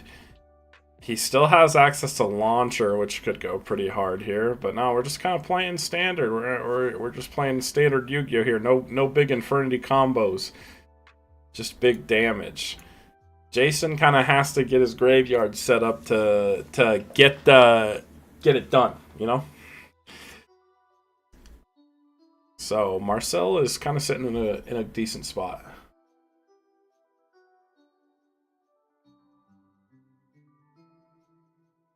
What deck is Beast Eyes using?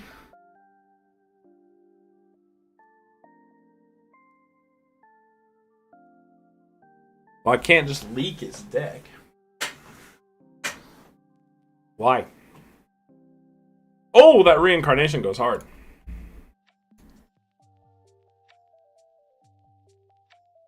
Pitching a bulb?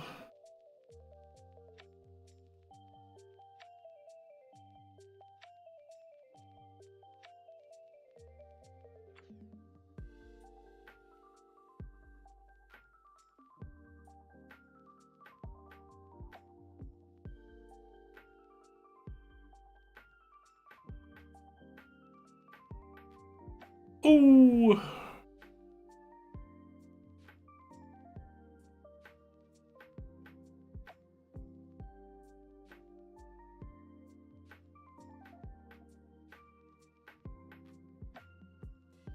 Yeah, it's a Beast Eyes special.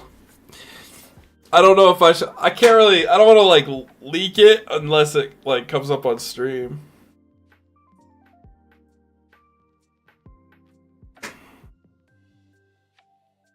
Yeah, chat, you guys can speculate what he's playing. I know what he's playing, but I don't want to... It's not my place to just, like, say what he's playing, you know? Unless it's, like, glaringly obvious.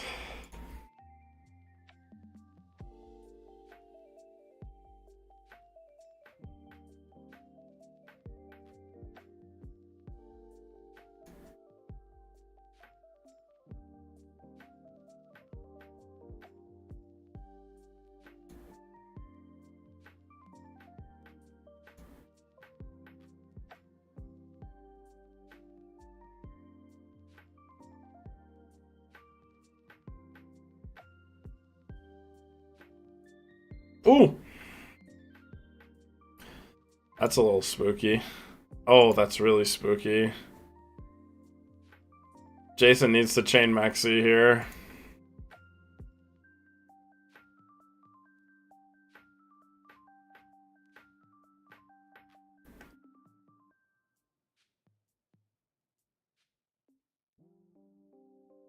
You guys get the Platinum Rare Infernity Archfiend?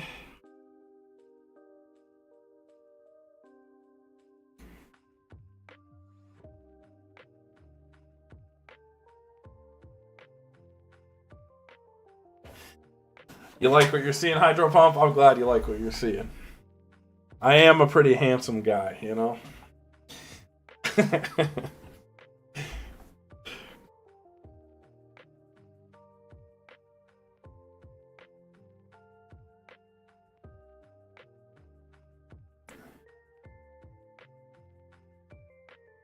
Yeah, we've already used normal summons, so I don't know if we can get Avenger. Oh, maybe he has a way to discard? Maybe he might have Launcher. If he has Launcher, it's like gross. Show me the Launcher.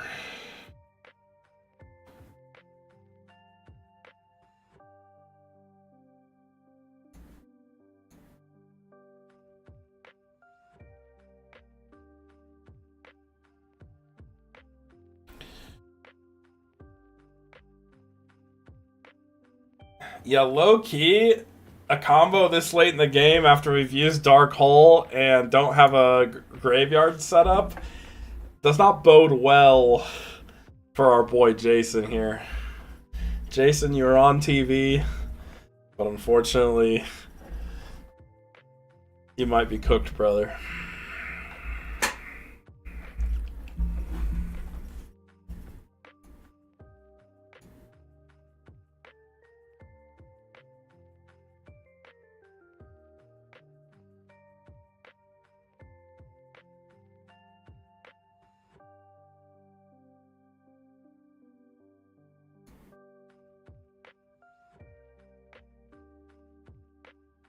He added Avenger, but I'm confused why he added Avenger if you don't have a way to discard it. I feel like you just search like Break or something at that point.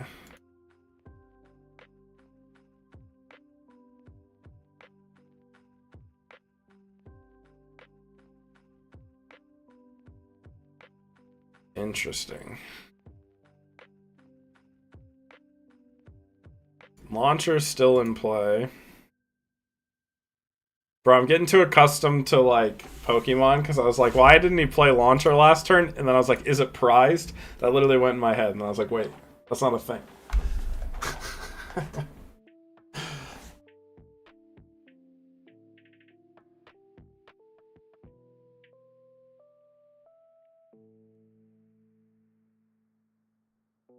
Oh.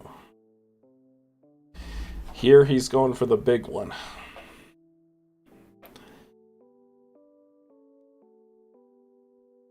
This has to be game here, though. Like, if we didn't get heavy stormed, it's gotta be game. Price cards are dumb. It's like the worst mechanic. Low-key, if they just had like a token system or something where you like laid out the tokens and then just drew cards, it would be way better. But it does make every game kind of different. But sometimes you just get prize locked and lose, and that feels pretty bad.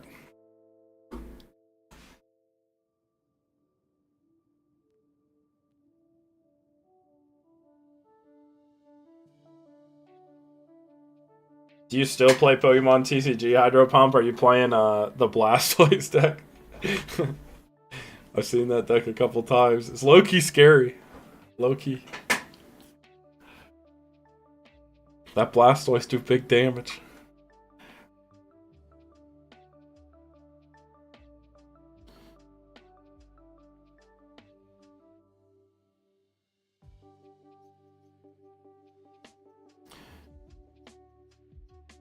Show me Effect Veiler. Or DD Crow.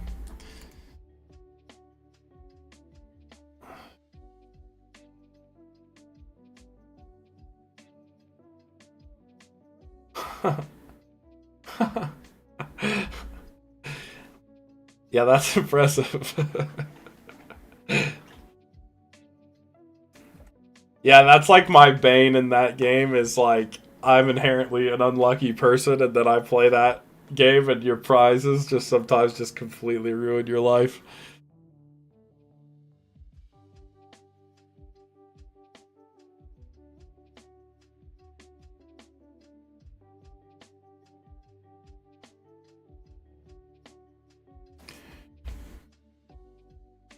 Oh, here it comes. The Monster Reborn. Bringing back the Archfiend.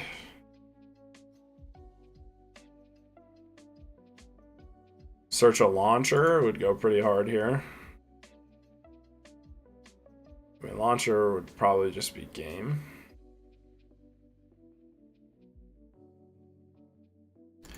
Because if we ain't maxing that Reborn, and we ain't Veilerin the Necromancer, that's not good for our homeboy here.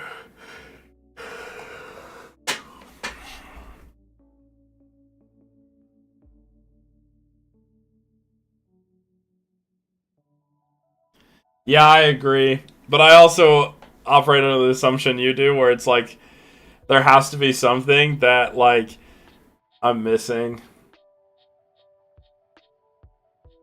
True!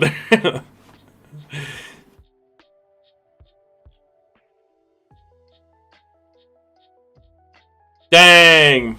That was actually well played. I like the just mind control to try to swing for game there.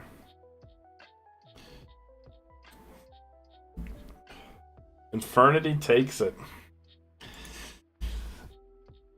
Yeah, there's literal coin flip cards. I've seen some like pretty crazy interactions.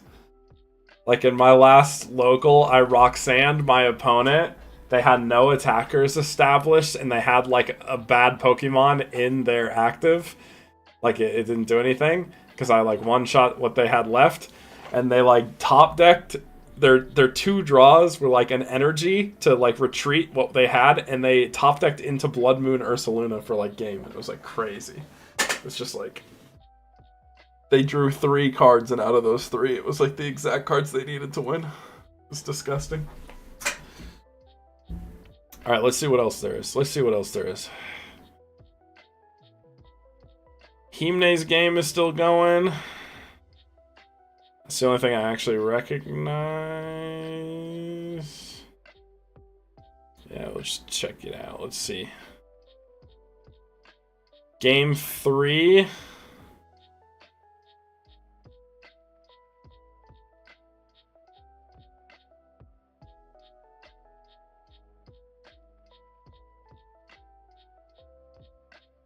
Yeah, that's a tough matchup for you, Jason, low-key, because you just lack a lot of defensive tools. But yeah, Maxi is like your crutch in that.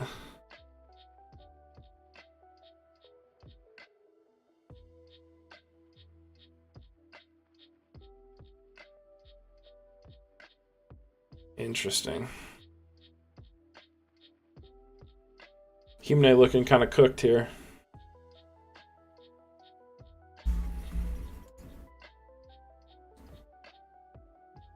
Look at this. Look at this mad lad. He rocking the tour guide Sangan in the X-Saber deck. My goat.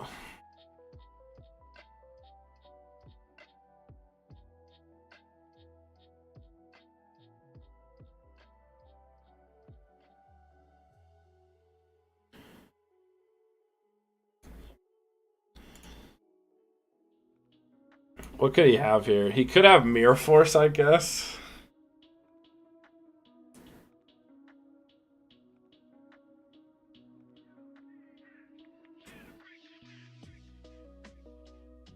Oh, he has nothing. R.I.P. Oh wait. Is this tournament? I think this is. Let me double check.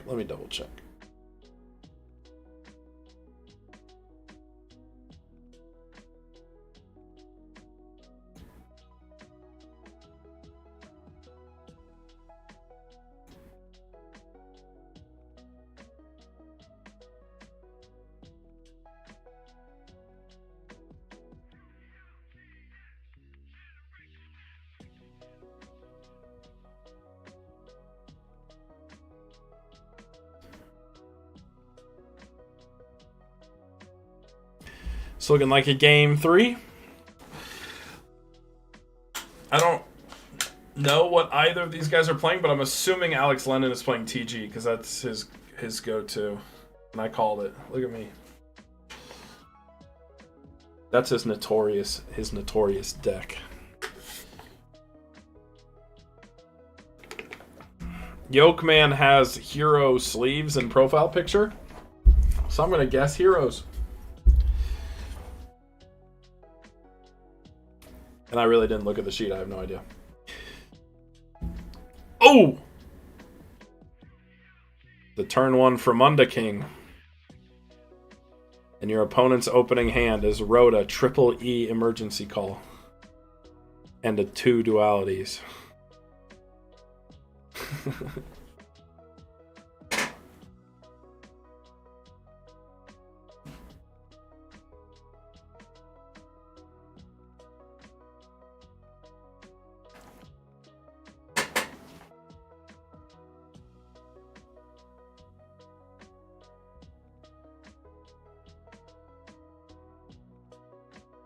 Oh, you had the dad. That is such a good card. That is a scary card.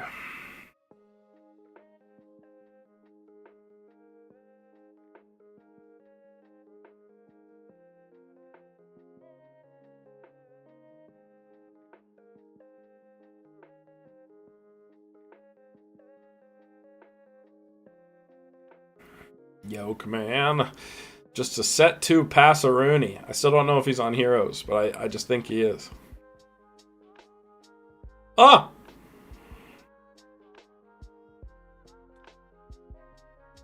Torrential into Starlight Road. Oh, am I right? Oh, Lance for the Fremunda King. Okay. We're chilling. That's actually insane, because now Thunder King can't get Mirror Forced.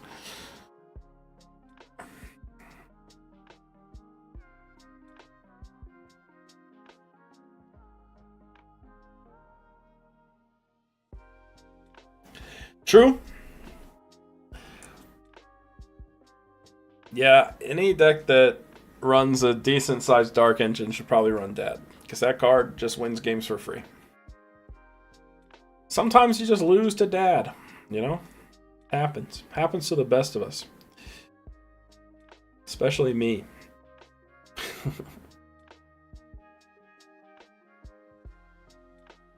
Oh, that 6-minute time extension. Okay.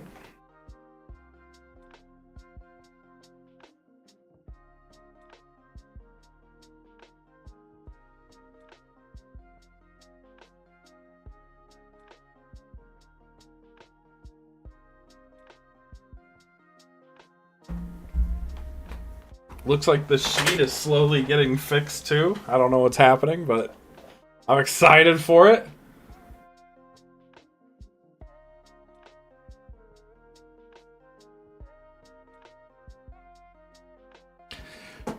Breath, my heart will lead the way.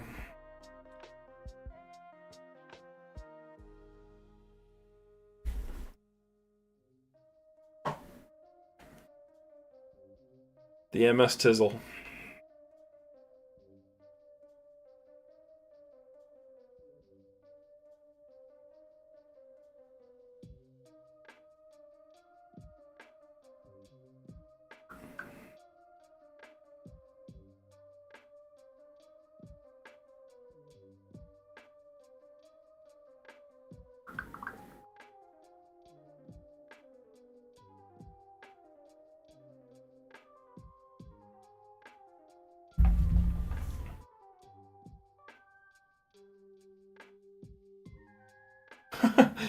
Tommy had extra spice in his name that devastated the sheet. That's OP. Hey, I was right. He is playing heroes. I'm a genius.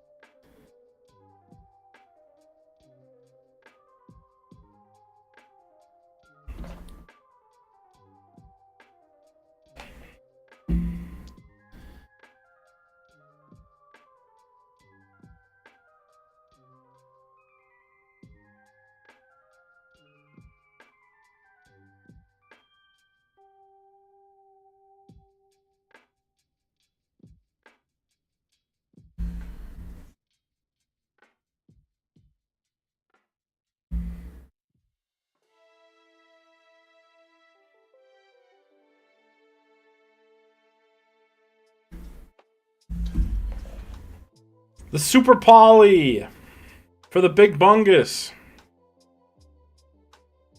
Dang, that's an awkward ass hand though. Where are you when we need you, great tornado?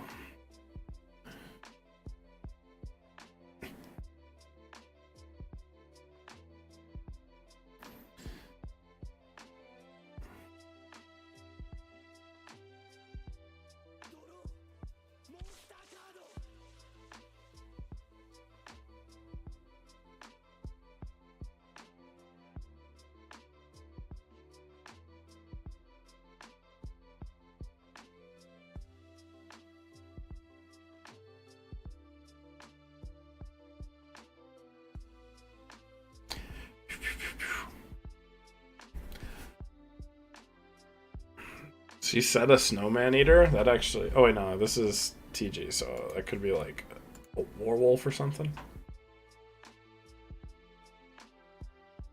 This booty too big.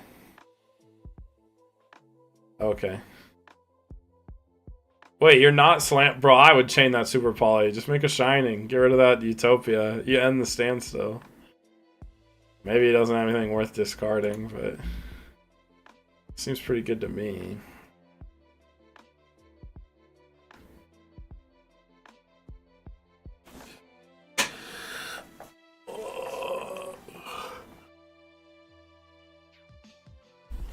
We've reached time in the round.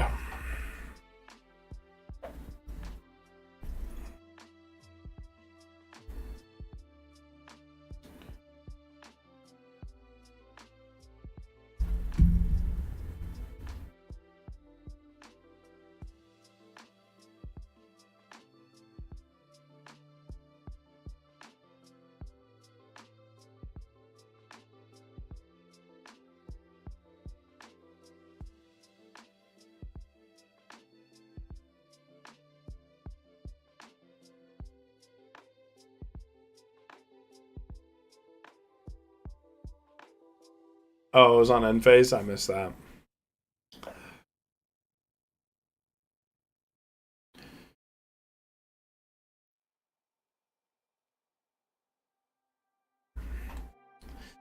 Bro, I don't think I've ever seen the Gaia just booty wall so hard.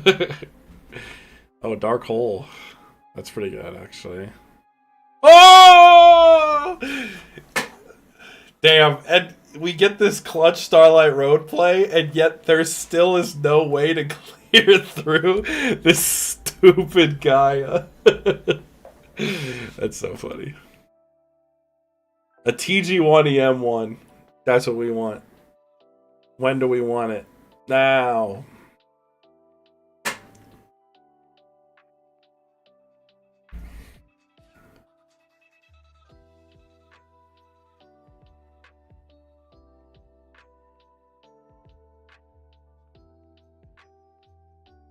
Yeah, Yolkman might be kind of cooked. Get it? Oops.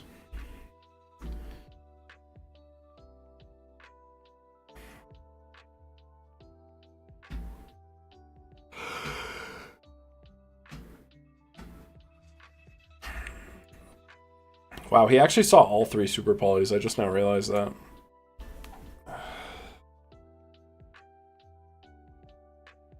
Yeah, I think it's over for Yoke as well. Oh my gosh. Hello, hello. Well, what's up? Ladies and gentlemen, joining me on the cast is Who Needs Meta. I had to get the mic set up. We got I'm bumming everything. I literally took everything from people. That's the one good part of playing in a band is you could just steal stuff from people and no one will notice. Nice. Yeah, how's the band doing? It's fun. You got a buddy who's got a studio in his basement? Yeah, he's got 17 mics he's not using. Just take one. He's cool with it. Wait, I think I have the... Yeah! I have the little box thing set up for the last time you broadcast. Himothy, good morning. It's like noon my time, which is like... Yeah, it's like 1 o'clock my time. Yeah. You waking up too late. Just kidding. I can't even talk, bro. I've been waking up at like... I think I slept till like 2 p.m. yesterday. And then took a nap. Wait. He just negates with Stardust. We're currently watching Alex Lennon versus Yoke, man. We're in like time in the round for game 3. Pulling it up. There we go. Oh. We won. When I loaded it in, it loaded Utopia as a normal monster, and I got really tripped out for a second. Ooh. Utopia is a vanilla. It was like bright yellow. I was like, that's not right. Wait a second. Oh, the Stardust is gone. I guess, okay, so Gemini Spark does remove Stardust because I forgot it's brought back with the thing. But, like, how are you without Dark Hole, how are you attacking through the Utopia? Yeah. Alex Lenny just takes it down. That's what I thought was going to happen. I think that was the last match of the round. I'm pretty sure. I don't see anything else. So we're about to go into round 3, I believe.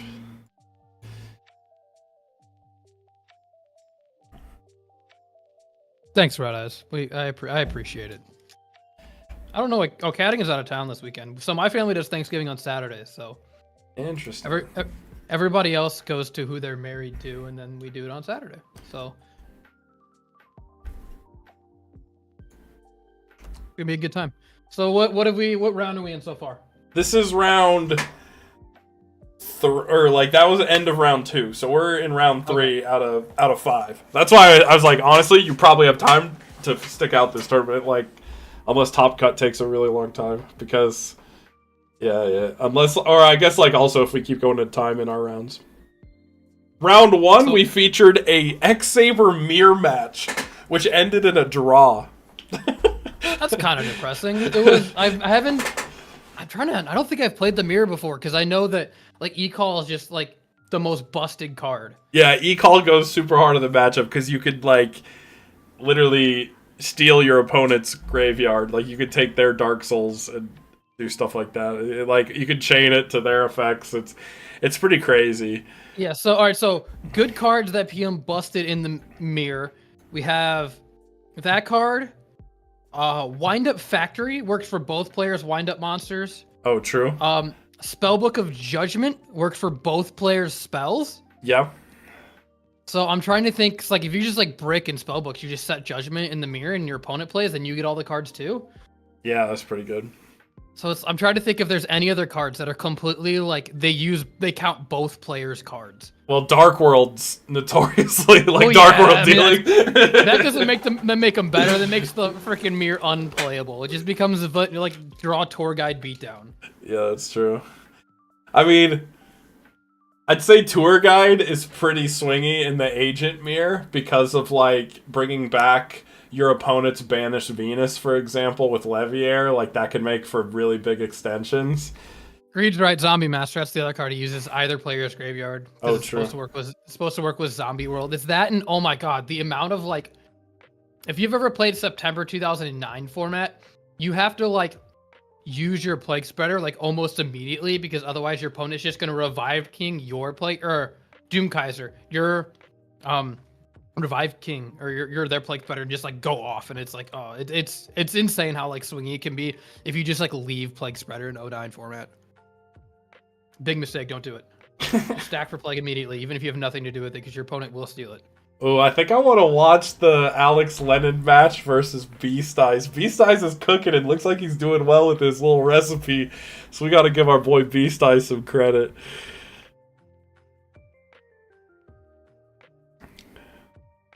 All right, what am I in for then?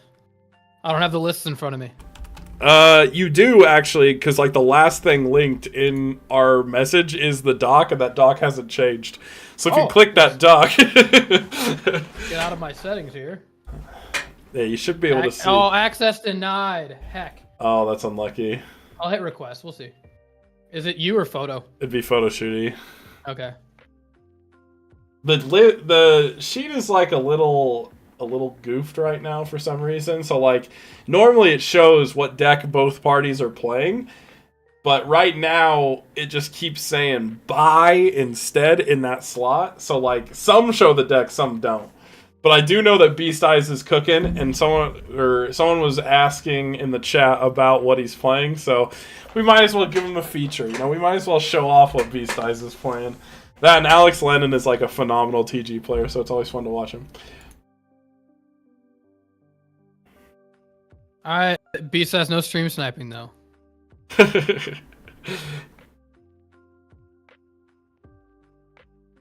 Holy shit. Yeah, I was watching Arsenal West Ham, and that's 5-2 at halftime. I was like, this game's over, so let's hop on a stream.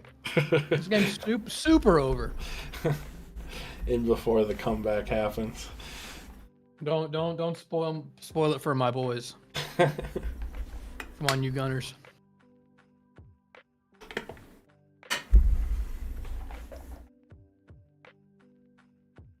Are you going to any any events or anything like that, or are you just kind of sticking it out? There's people going to like LA and stuff, or is it Orlando? I can't remember. One of the coasts. I don't go to the coasts. Typically, the only event I'll go to if it like looks good is Vegas, because that's like a 6-hour drive for me, so it's not that bad. And I've like a friend who lives there that I can just stay with for free, so it's like also true. So that's like basically the only one I go for. But lately I've been on the Pokemon TCG grind, so I play Pokemon, so I haven't like touched Yu-Gi-Oh in a minute, low key. Like actual Pokemon TCG or the new weird actual Pokemon TCG. Okay, I played Blacephalon GX, Pikarom, kind of Zapdos-ish, Alolan Exeggutor for a little bit. That was fun. But yeah, that's I played in like 2018, 19. Okay. Yeah, I literally knew no one who played, so I was just like, all right, well, that's early Dark Hole. Oh, that's why. Oh, for the Thunder King? Yeah, for the duality. Here, Slapcod, I'm going to send you a screenshot so you can see what it looks like. For some reason, it just be doing that.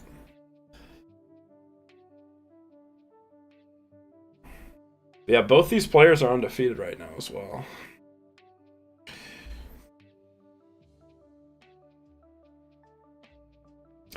But yeah, basically,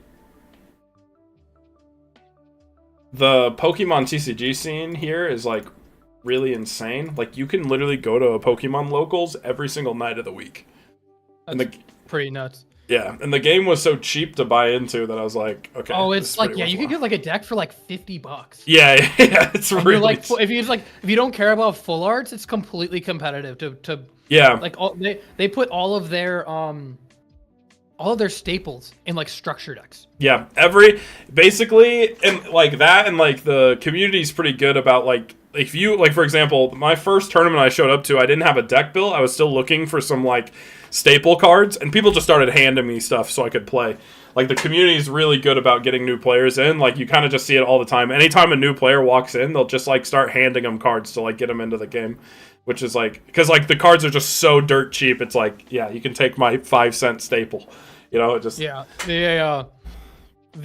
don't know if he still is, but for a little bit, the world's head judge was the owner of Yeti Gaming, which is 2 minutes down the street from me.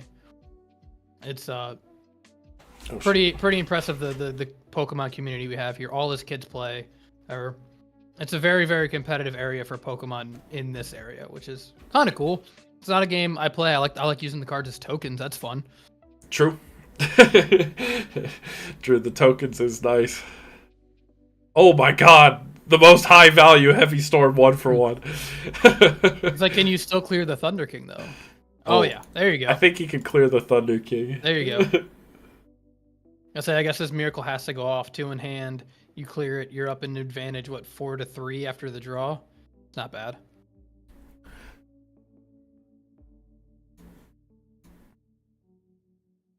Thunder King is so weird against hero decks because it's like, obviously, like the road to E-Call dualities, it stops all of that, and like, but it like just loses to Hero Blast, it loses to Miracle Fusion. It's like, is Thunder King actually good against heroes, or is it?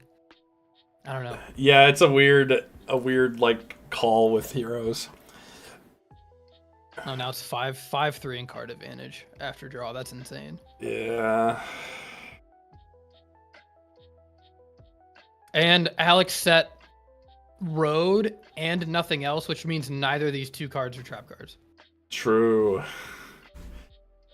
But if it's the TG package and we get ourselves a Catastor, it goes a little hard. Kind of. Catastor does kind of go hard against. Because it, yeah. Oh, okay. We get Bryo? Yeah. Bryo is insanely good against Shining. True. Although he's going to have to... Oh. Maybe as an EM1? That's very possible. I mean, that's what this reads super easily. Yeah. Because there's virtually no reason, like... Because you wouldn't, like, just set D-Prison, right? Because it's effectively doing... creating the same outcome, right? But you give your opponent a chance to clear the D-Prison. Although this doesn't... that doesn't lose to Valor. That's true. That's the only thing that I can think of is, like, you can't Valor a D-Prison. Yeah. I mean, you can try. It's like, do you want to lose to Spark/MST, or do you want to lose to Valor? But I guess there's an MST and a Storm in his grave already, so... Oh. This will Probably force take it. Yeah, yeah. Take this. Oh, a target? Okay. I mean, I guess it doesn't. Does it not force it? Maybe it is Deep Prison. Oh. Wait, that's so interesting. Why not just Bryo? I mean, Alex Lennon is the notorious TG guy. Because if you Bryo, because he had what? Just one. He had the Stratos. You can clear the Stratos, and you can clear the Shining, and then neither of those monsters beats over. Like, are you afraid of like, Spark? Second Miracle, maybe?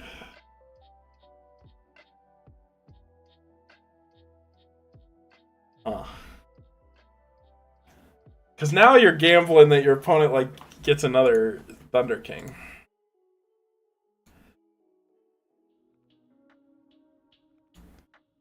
Tour Guide would go hard here. Is he? Are either of them on Tour Guide?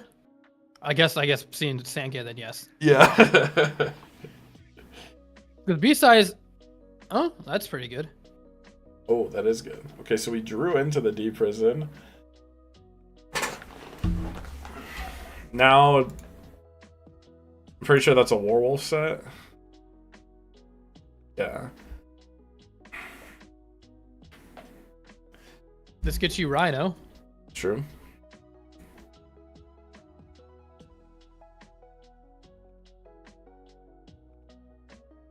The Monster Reborn rip for Thunder King goes so hard here. Nope. We're giving him the search. So you give him Tour Guide.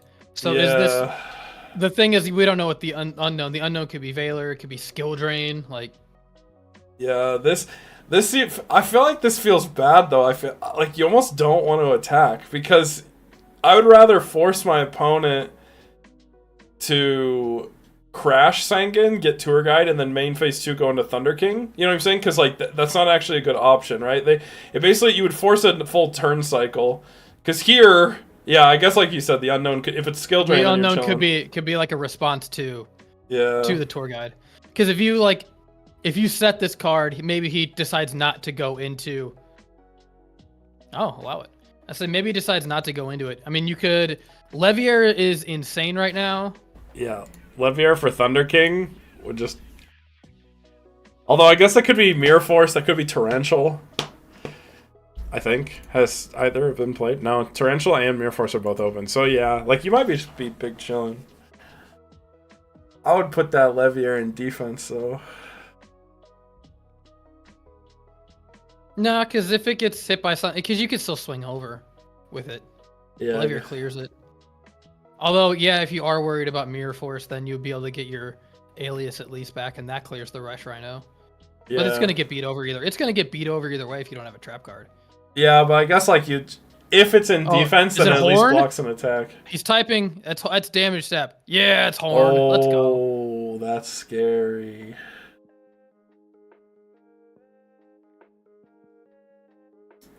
Congrats on your free round, Jason.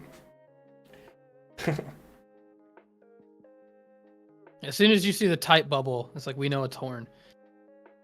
Do you to play around Horn? Do you attack with the I guess you attack with the Thunder King regardless if you want to lose it to Horn, because if he has Horn, that's I guess it doesn't matter either way. You're gonna lose it unless you have a back row. It's virtually the same. But I haven't seen a single purple card from Beast Eyes. True. No sets even this turn, so I'm wondering what the jank finna be here. That Horn is gonna put in so much work. Wait, isn't that? Oh no, it's not game. It's really close though. And he gets another draw. Is it? Because it's 3K. It's 1200. Because he gains the attack. So 12, 17, 29. Oh yeah, because he gains the 4. So that's just game then. Yeah. He's 28. 18's 1,000 and 17, 27. Sorry, math is hard. I'm bad at math. When Horn Rush Rhino crashes with Christia, you know. Damn. Alex Lennon honestly looked like he was gonna lose and then just clutched it out with the like sickest Horn play of all time. The D prison is the saving grace there. True. That D prison went hard. I'm still probably making Bryo. Yeah. I guess, like, the logic is never turn off your TGs, you know? Like, you always at least have one card going into next turn. With Bryo, he could be forced into top decking if his opponent has an out. So that could have been the logic, right? I guess that makes sense. You just, like, can't keep the stream of monsters up to where you can just draw it out. Yeah. I mean, I'm sure that deck's... I think my TG list plays 19 trap cards, so... Yeah, so it's highly probable you draw an out, like you know, a trap card that can help you, but it's unlikely that you draw... Or it's less likely you draw a monster, so maybe it's better to search? I don't know. Because, like, if you don't have the monsters to constantly block attacks, you're kind of cooked. Well, this card definitely is one of the cards that will block the search, then. True. But MST Rush Rhino probably solves that problem, too. Oh, my gosh. You know, you just have it. Yeah, sometimes you have it. Show me the honest. Oh, big sad. Oh, that's pretty good. The track's not bad. Yeah, B-Side's on that spicy hero list. Yeah, okay, so that's the first trap card, and it's Deep Prism, which means like the full Solemn Brigade has to be in there. Dust Shoot is likely in there. Because you have a lot of cards you get before you get down to there. This still does clear it, so that's kind of cool.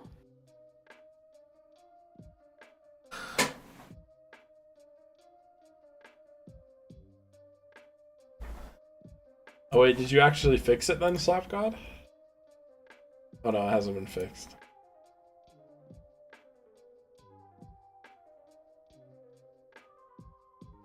I mean, you go for the one you don't have here. If you don't have any TGs, do you go for Striker or do you go for Rush Rhino? Or do you go for the level 1 guy? You mean Warwolf? It has to be Striker or Warwolf. Yeah, it's gonna be Striker Wolf. Or is it Wonder Magician? What's the level 1 guy? Yeah, what's his name? Wonder Magician is the level 1.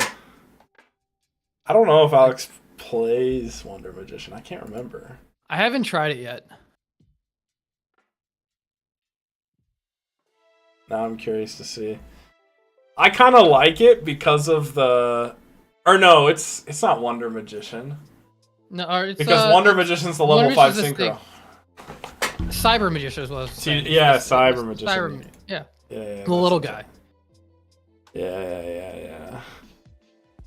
Yeah, I like it for that exact reason of like Cyber Magician plus Rush Rhino in hand equals Wonder Magician, which pops a back row and can like oh, this is good. Is it 19? Oh, that's a big Trish. This is just it's big Trish.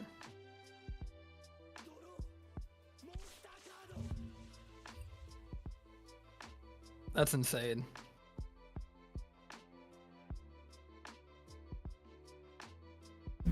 Oh.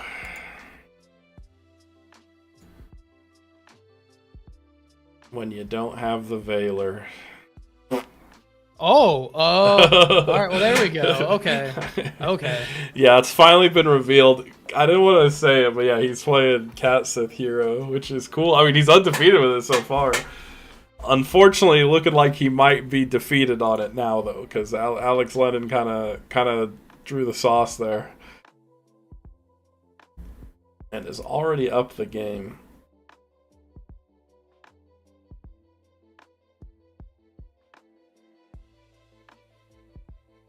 So I'm assuming he's like what, just wing blasting and everything like that. I don't know. I didn't actually look at his build. I just knew that that's what he was on. Let me see. Because this is a deck like I actually talked to him about like a while back ago. Because he played it in, I think, a Rumble. And I was talking to him about like how to improve the list. Let me see. Where's...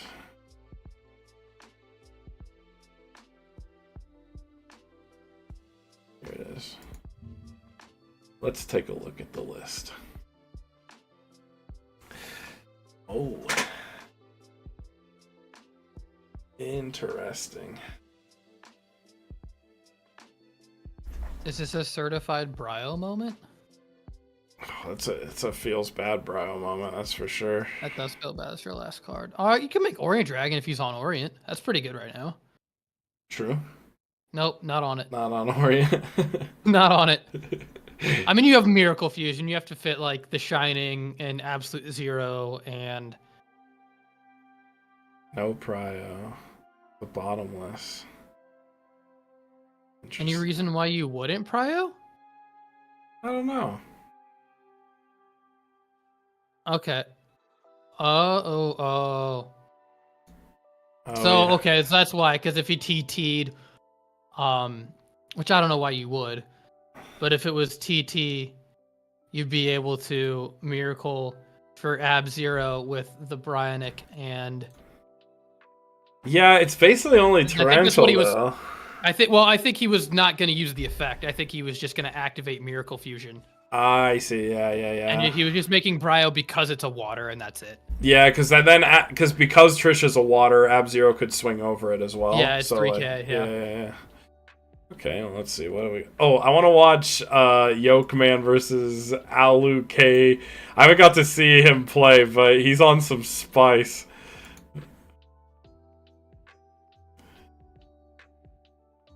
Oh, what on earth? Kinetic Soldiers is Ratbox? DD Warrior? It's... Oh, okay. I didn't actually look at his list. This is interesting. This is actually similar to something I built. This looks like it looks like Ratbox. I'm seeing the double rat and the Kinetic Soldier and the DD Warrior. That is what it looks like, but it's not that. Right. That's a oh, that Dark Hole feels bad. Oh. That Dark Hole does feel bad. I mean, unless you need to get Because that gets, I mean, it takes the back row and the monster off the board, and now you have tempo with Grand Mole. It's like if you needed that Grand Mole, but like. True. I mean, it's probably better than letting the Grand Mole get hit with the... Hit with the Spark. Yeah. You basically trade Dark Hole for Grand Mole, or vice versa. Oh! And, oh, that's good. That's I actually like that. really good, yeah. What an annoying... I mean, this card actually is so good in this matchup, too, because of, like, the Shining or, like, any hero. Like dunks on it. It just bounces it, yeah. Super dunks on it.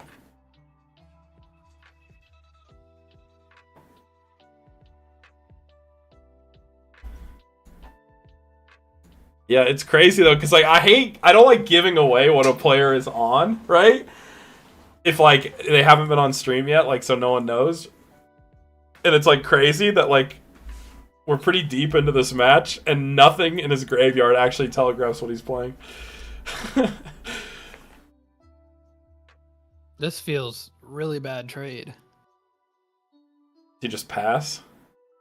I don't even know if you can't afford to pass. I mean, put it this way: if they have 1,200, if they have 1,200 already, they have 1,200. This feels really bad. Do you force the Grand Mole off the Thunder King and then swing in for game? Like, that's his attempt here. Yeah, that's 1, 2, 3 banished heroes. So he has enough 35. for game here. He doesn't have enough through Lance. There's 1 Lance left if he's playing it. Deep Prison, Hearse. I mean, any attack negation just auto loses here. So we bounce.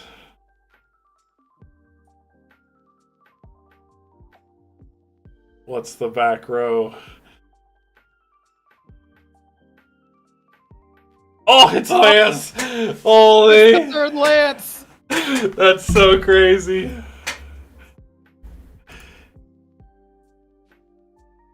So he 35, 27? 27, look at that math. Oh my god. I have a calculator pinned to my taskbar because I'm an idiot.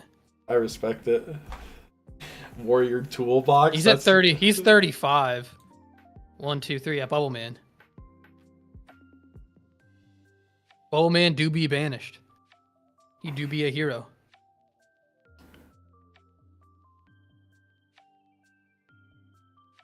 Holy, the 2 back row. Both players have used Dark Hole, right? Am I tripping? Yeah. Okay, there's no Hero Blast play here, so the Grand Mole's kind of safe. But there's a lot. You're at 400. You're at 400. There's a lot that could go wrong here. Well, you got 4 monsters banished, none in the graveyard, but we've seen 1 Miracle Fusion, which wouldn't be alive anyways. 1 Rhoda, 1 E-Call. So the Rhoda E-Call are no targets. There's 2 Alias, maybe a Bubble Man. I don't know if he's on 2 Bubble Man left, and then all the Thunder Kings if you're playing him, which we know he has, right? We know he has the Thunder King. Yeah. So if you attack bounce, you can't do anything with Thunder King. Because like, if you're trying to like do math on monsters, you know he has game in his hand. If you just normal summon Grand Mole, so it's like not good enough right now.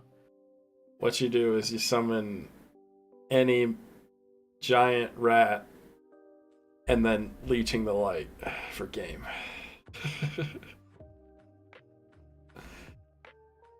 Okay. Is this game 1 or do you see side cards? I'm pretty sure this is game 2. I say Kinetic Soldier has to be a side card. Yeah. I have seen it in some main deck lists in like, oh, do I say is it Perfect Circle or like? I think it's Perfect Circle. I was seeing some lists on Format Library. I think someone, I mean, because like back when like 6 Sams were really popular, I think some people maybe teched 1 or something, but that was another one. Oh, okay, this goes kind of hard. True. But if your opponent has Mirror Force, you're just cooked. I mean, if they have Mirror Force into 1 monster, you're cooked, and Mirror Force into 2 monsters, you're cooked. I guess you could attack and then summon Gigantes in defense if you're afraid of it. Oh, wait. That's crazy. That goes hard. Damn, the 2-0. 200 life. Yeah, so just for context, so Alu, I don't know how to say his name. I just say Alu K. He was on he was on the Dark Calling like Rock Stun deck. Okay, yeah. Rock Calling, okay. Yeah. Trying to think what the fiends would be besides Gores. You do Tour Guide, Sangan, and then Vanity's Fiend are the ones. Oh, okay. V-Fiend's goes kind of hard. Yeah. Because I made a build like really similar to this. Like, because I was messing with this deck. It's what I put on my website, the Rock Stun list I put on my website. Adding Tour Guide with like Gigantes just goes really hard. You get these like insane pushes where you can just constantly cycle Guardian back in, which feels really good. I'm happy to see the Gigantes Renaissance. I bought that card for September 2012 because Gallus goes hard. Yeah, that card is actually pretty decent, like especially in this format. Looks like it's just Gwari versus Pro Storm left.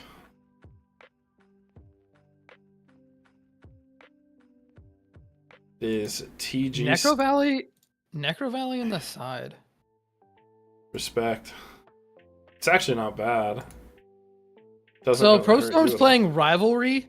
I've always preferred Gozen because you can still get access to Android and I think isn't Ancient Sacred Wyvern Spellcaster, is that also a fairy? I can't remember. I thought Ancient Sacred Wyvern was a dragon, or is it a fairy? I don't think it's a fairy, is it? Either way, you can make it under Gozen. That's why I'm. Yeah. I'm pulling it up on TCG. Ancient Sacred Wyvern. Oh, it is a fairy. You're right. Wow. So you can make that under Rivalry.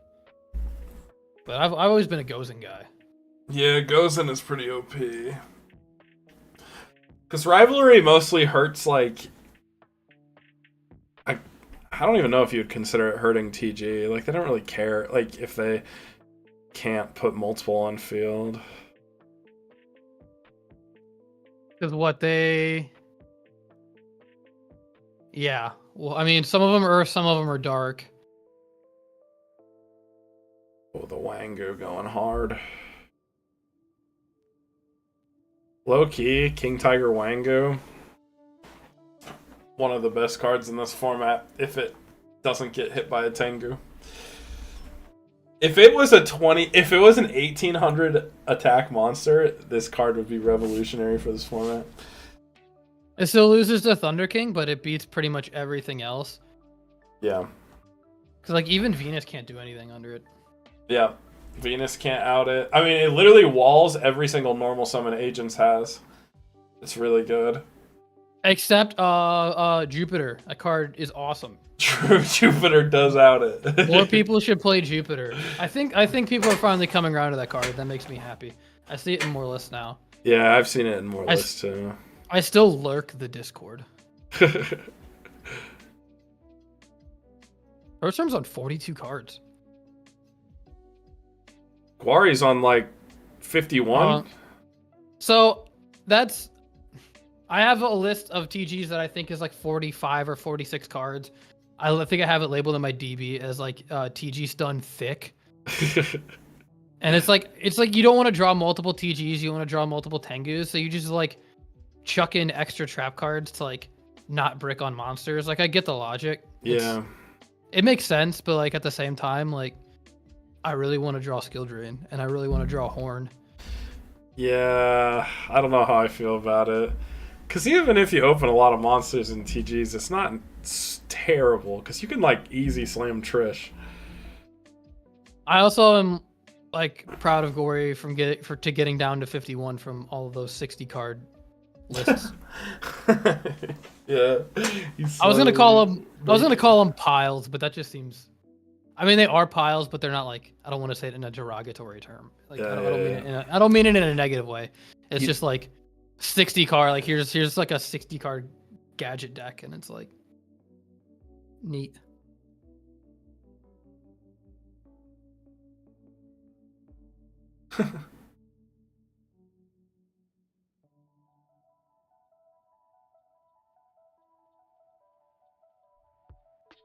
The Fremunda King.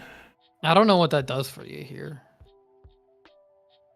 Nothing unless Nothing. he's a genius and is on Chalice. Or has Trigodia. Is this bait?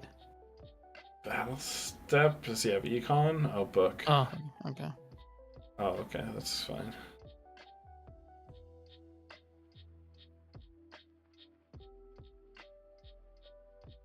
Now you hit him with the Chalice back and you're up to 2k. Do you like Necro Valley on the side for TG? I don't think I used to side it in March 2012 format because you couldn't do the wind-up loop under it and you couldn't summon any of the Chaos Dragons under it. Yeah, I actually did the same. Back when I played Wind-Up Loop, Necro Valley was one of my side cards for the matchup because I would loop them and then, like, I'd loop Chaos Dragons and then drop a Necro Valley. I could see the merit of it here, low key, because like, I don't really know if there's a better Floodgate versus this deck. I mean, Light Mirror, kind of. Light Mirror. I mean, Light Mirror's okay. It's kind of fake, though. It doesn't really stop them from putting a big guy on the field. Where Necro Valley hard stops them. And it doesn't negate Christia, and that card goes hard. Because this is 1, 2, 3 with the Shine Balls, and then this set card is 4. So if you clear everything, that's 4. Oh, that card's cool, too. True. Yo, we gonna see a tribute summon, Christia? Yo, are we gonna see a tribute summon, Christia? Come on. I mean, you could even tribute summon Hyperion.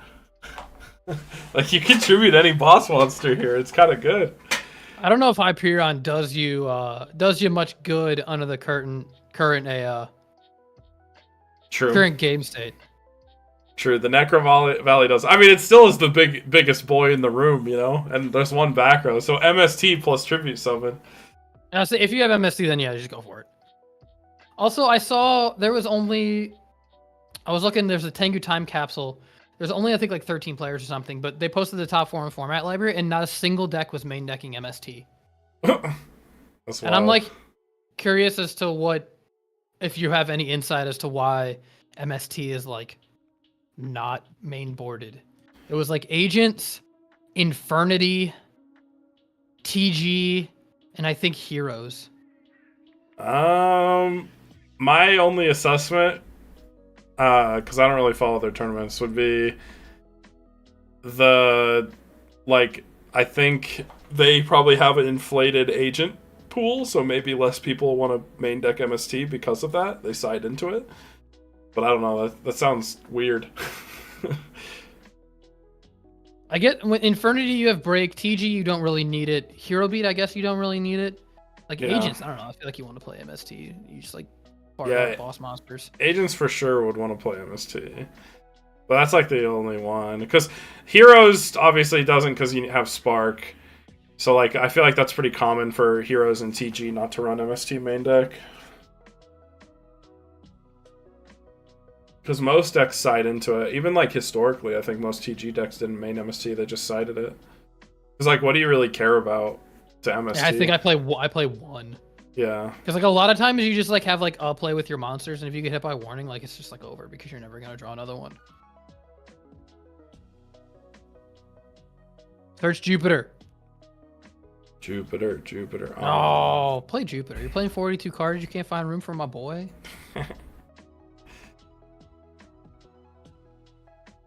Unless there's Minecon. If you have Minecon, then it's like, okay, that makes total sense. That is the second Tengu. Take the Werewolf. There are 4 fairies in Grave, too. That's what I was thinking earlier when I was like, with the Dark Hole. I was like, you gave them Christia and took your out to Christia. Oh, that's good. Now is this where we fart the boy? Oh, he's something from hand. Yeah. That makes sense. You don't want to banish Jupiter. He's too good.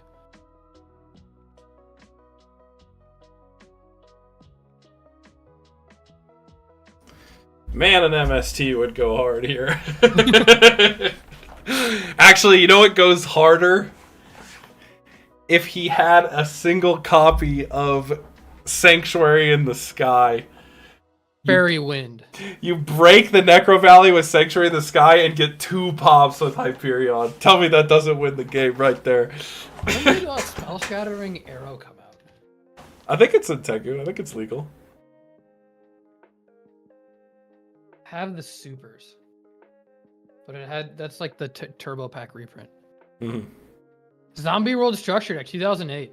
Damn. Hey, the Turbo Pack 5 Super Rare is legal for this format. It came out in April of 09. Turbo Pack 5. And then when did Fairy Wind come out? Fairy Wind was legal in Tengu too, because I've sided that card on multiple occasions. I used to be a big Fairy Wind fan. 2009. Oh, the Smashing Ground! I don't know why I always thought that Fairy Wind also had a super. Like, doesn't it look like it? But I'm pretty sure I'm confusing it and Infernity Break because their arts are like kind of similar. Bro, real talk though, like imagine like versus like Gravekeepers in this matchup, right? Because you can banish from hand to summon the Hyperion. You summon Hyperion, they're like okay, right? They let it go through because it's just a ding. If like you have Necro Valley, they can't do anything. Then you just slam the single copy of Sanctuary in the Sky, and then pop everything, and they just lose the game. It's the sickest tech card versus the Gravekeeper matchup. I kind of like this Gel and Duo. Yeah, I like the Gel and Duo too. I'm a big fan of that card in general.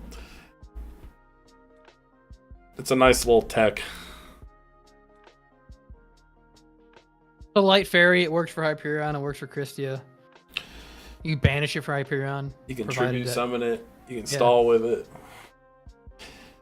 I don't know, maybe we put one in the sideboard. I do have one that I had for like a random Christia Edison deck because like that card's good in that deck sometimes. Depends on the meta. It's really good against Vayu. Okay, but like Sanctuary in the Sky for the sideboard. Come on. Boom! Drop the Sanctuary in the Sky, summon Earth, search Hyperion. What other decks are on field spells? You can make Ancient Fairy Dragon in a you can make Ancient Fairy Dragon under Gozen but not Rivalry, just saying. True. I think AFD goes hard. Is there anything else?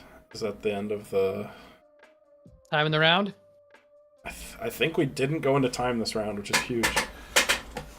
I don't see anybody I recognize. I'm sure Slapgod will chime in and be like, yeah, this guy's still playing. Is CC Jonathan? I can't remember. Is that guy in our tournament? Guess I can click and see if they're playing Tengu. This is not Tengu.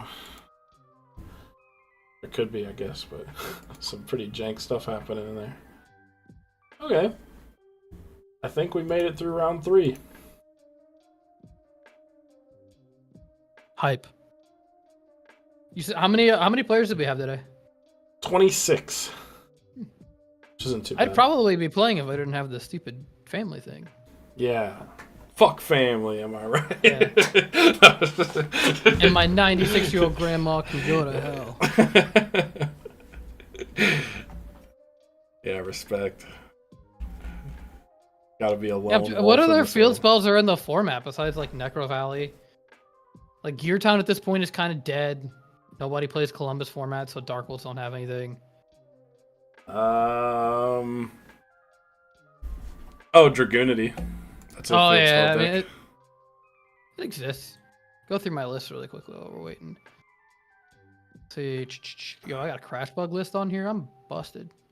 Yeah, I'm looking at all the lists. I mean, like Malefic, but that barely counts. Yeah. It's mostly Dragoonity and Gravekeeper, I'd say, are the biggest field spell decks. And Amazons. I looked into that deck because every card is like $1, and I was like, maybe. It's still like, because like all the good stuff comes out like even like after like Edison. Like this is like the first format like that deck actually has like real cards. And even then, it's just like, how do you mess with people with Chainmaster playing online and just like ruin their day? Yeah. Well, I like the list I have on my on the website for Amazons. I think like I basically have come to this conclusion in Tengu Plant format where like if you're working with like a shitty archetype, when in doubt, just splash Scrap Beast into it and make a scrap engine. And it's not bad. Oh, Ravine. Yeah, Ravine's a good field spell too. That's like specific to Mist Valleys. Like pure Mist Valleys, which is less common. Well, that's the Dragoon one. Or there's the... Is Mist Valley Mist Valley's field spell out? This format? Divine Wind? Yeah. That's what... Yeah. Yeah, Divine Wind of the Mist... Oh, that's what I was talking about. I got confused when I said Ravine. I was thinking of Divine Wind of the Mist Valley. Even though Ravine yeah, is because you have the stupid Blast Fan deck that Cadigan likes. Yeah. Came out Storm of Ragnarok. Let's see. I think I have a common one somewhere from when I was... Is it the Extreme Victory? No, Storm. Storm, yeah. I was like, there was that time when there was like... I think it was a tin or something like that. I don't remember buying Storm of Ragnarok packs. I have no idea why I have this in an old tin. We were buying tins when we were in college and being bad at money. Let's see. I'm All trying right, to... Pairings are up. What's the play? Yeah, I'm trying to find out. The issue is like I said, my sheet is like messed up, so like I have to kind of figure out what people are playing here. What was Yoke Man on? I forgot already. Oh, he was on Heroes. Let's see.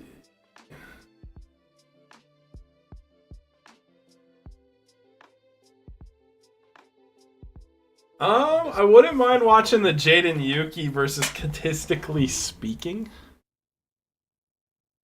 That one doesn't sound that bad. is Tia, right? Yeah, Tia. And probably playing plants, am I correct? I believe so. Yeah. Are you ever gonna play plants? Me? Yeah. I mean, I play plants, but not like... I mean, I guess the big question is, when do I ever actually, like, play in a tournament, right? That's fair. I would, like, because, like, for example, if like, YCS Vegas has, like, Tengu in the 3v3 again or something, and I were to go to that, I would probably still just slam X-Sabers. Because that's just my comfy deck, you know? Yeah, it's like, I just want to summon Earth. Yeah. Like, when we went to Indy, I intentionally played a deck that I didn't think was good in the main event for Edison, because I was like, dude, I gotta play a Tengu pod, at least one. I have to drop at some point. And then I started 6-0, and I was like, god damn it. All my friends were like, you should be like super stoked right now. I was just like, yeah, cool. It's fine. Yeah, typically my tournament go-tos are like, it's gonna either be Karakuri, Sabers, or I really like Falcon Punch. I like running Falcon Punch a lot. I remember I won the one Tengu pod I got to play in, and because they're like small 8-man or whatever, and then I saw that one guy was playing Morphtronics. Yeah. And that's who I played in the final, and it's just like all the first 2 rounds, everybody's like picking up and reading his cards and like trying to figure out like what this is like. I own every card in your deck. I know exactly what you're trying to do. And I'm just gonna, yeah. It's like you don't have the surprise factor against me. I played Jank. I know the Levier combo. True. That's one of my greatest strengths in Tengu format is like I know what every stupid deck does. So it's like you can't surprise me with I know exactly what you're going for with your deck pretty quickly. I've definitely machine duped a few remotins in my time. Oh yeah. That was fun. I didn't play against I played against Cadigan in round 2. And so I played against 2 Piper decks. Oh nice. Piper needs a reprint so bad. True. So bad. So bad. Bonanza 3! Let's go! Yeah. I saw someone do the Jimmy Neutron Sheen meme. I was like, this is the 3rd time you've brought quarter century Bonanza in class. Like this is very fair, but we need that. We need Sphere of Chaos. Oh, Whoa! I respect it. Big judgment.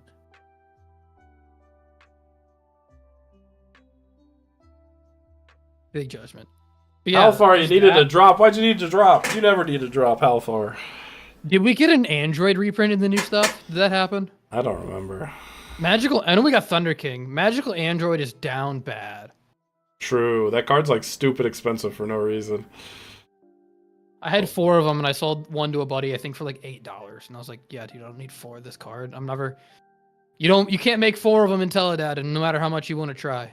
Yeah. Ooh. Oh, that's why I was like, this is a really important set guy. I was like, it's okay. Low key, I think you put that Descendant in defense, because now you give Tia the option to crash. But he can't crash if you put it in defense. And What do you search Valor then? So you crash and then search Valor?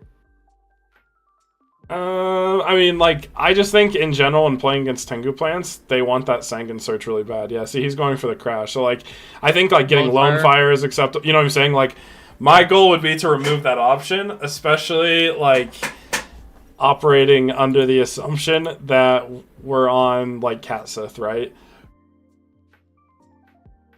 Technically, it could be Gravekeepers. This could just be GK. Yeah, it could just be Gravekeepers. But like the Descendant is seeing less and less play in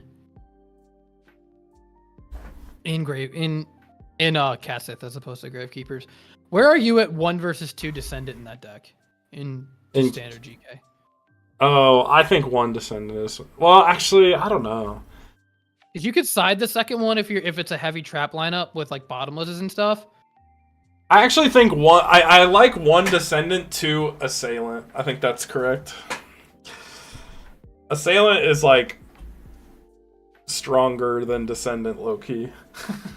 Assailant is really cool. I like that card. Yeah, it just outs so much random shit that it shouldn't. But like, and it's like an independent card or like pseudo independent. Like obviously it needs Necro Valley, but Descendant in a deck that doesn't have a lot of special summons is less good at, like, it's only good at certain times, right? I mean, if you're playing 3 right, which yeah, most decks are. Dude, I think that card's so good. I play 3 right in Edison because I think that card's so good. Because if you just get your place, like if I lost so many games to just like normal summon a monster, cool, 1 back row response. All right, well I guess that's my turn. Good talk. Glad we're here. But the amount of like I don't know. I really also like Legacy of Yada. Oh, that's the exact reaction you should have. That's nut busting right there. That was crazy. He searched the Valor to protect the Torrential, only to like have his opponent walk into Torrential. That's kind of nasty. That's some Jaded Yuki plays right there. That's pretty good. I also think Legacy of Yada is kind of cool in GK because you could do Chainlink 1 Yada, Chainlink 2. Right, and then they can't respond to the summon. I like the Brahim Poke list that he's been playing with. Like he's playing heroes with triple jar greed.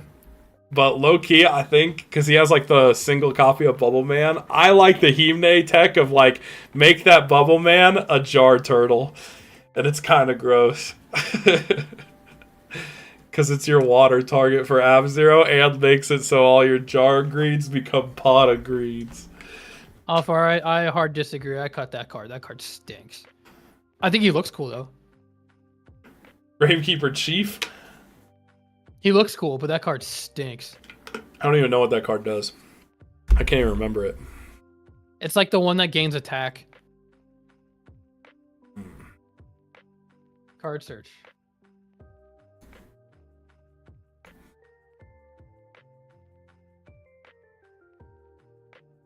Oh no, it's the guy that summons from your graveyard. Okay, so you could.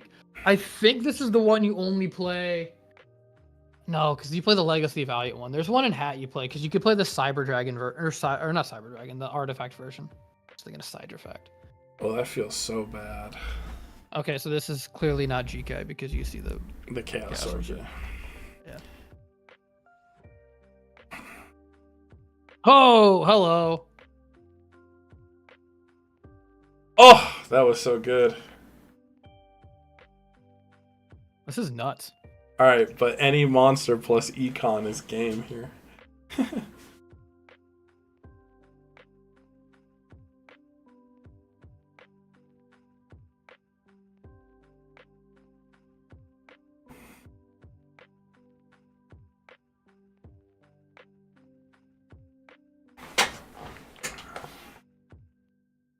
Is 2 econ still standard in plants? Oh, wait, I think he just attacks here.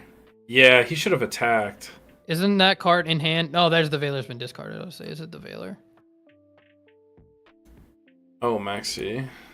See, but like your opponent's at exact 3,000 and you banish the Dandy, that gives you the information that I guess it like could be Spirit Reaper. That's like worst case scenario. But like if it's not exactly Spirit Reaper, you just win the game right there. Leviair, because like the logic is Leviair's game if the card in hand isn't Max C, but like, do you take the Maxi challenge to go against, or do you just like poke for 21 here? You even poke. Low key, it's probably Dark Hole is. Oh, it's not gone. I was the one part of the Trinity he hasn't seen yet. Because Reborn he needs heavy. to draw exactly Gores here to win. Yeah. Did he get the Gores? Okay, nope. No. Nice. Alright, I gotta take. See, I think I'm down to break. 1 econ. How far? I think I'm down to 1 econ in my list. I don't remember. It's been a hot minute. Because I want to slam Earth.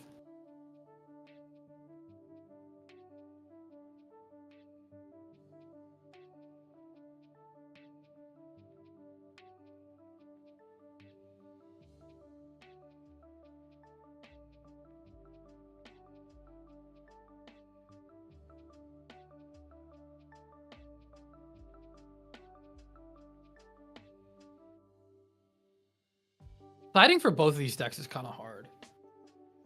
I think that's why Plant says like, I don't know, like I don't even think Crow is like super good against it.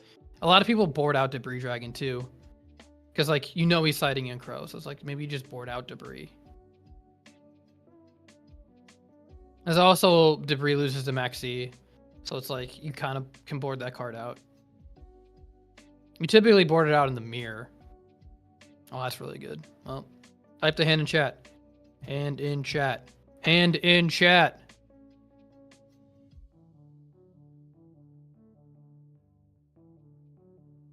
Oh, that's it. That's good.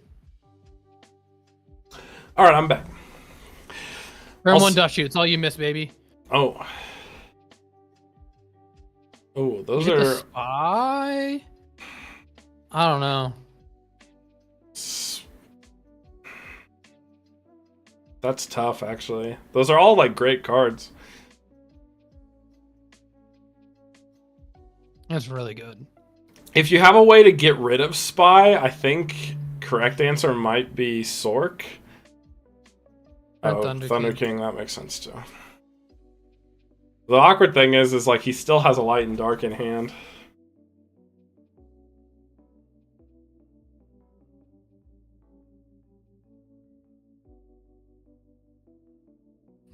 But also, do you set the spy and risk the Caius?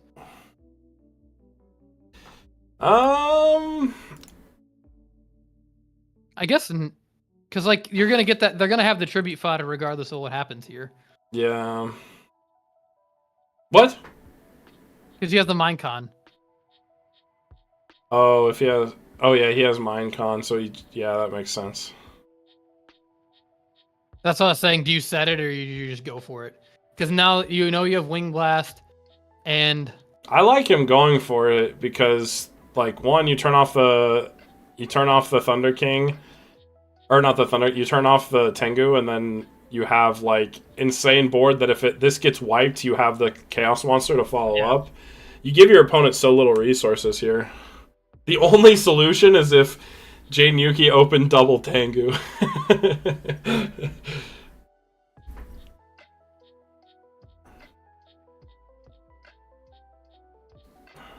That, or he normal summons any machine monster and machine dupes. Then he can contact fuse. Hey, you get contact with just the bully here. Yeah, but I'm saying like. Oh, no, there's no way that extra deck has room for. No, there's no way. Chimera tech. That it's so tight as it is. Yeah. Like you just like you want to like ram in Roach, and like a lot of times you can't. I think Roach is a like slept on card. I think that card's good. There's so many times I can just win a game.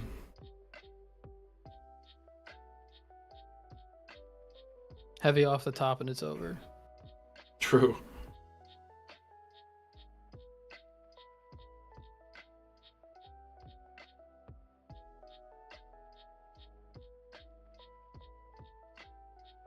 Dandy. Swing in.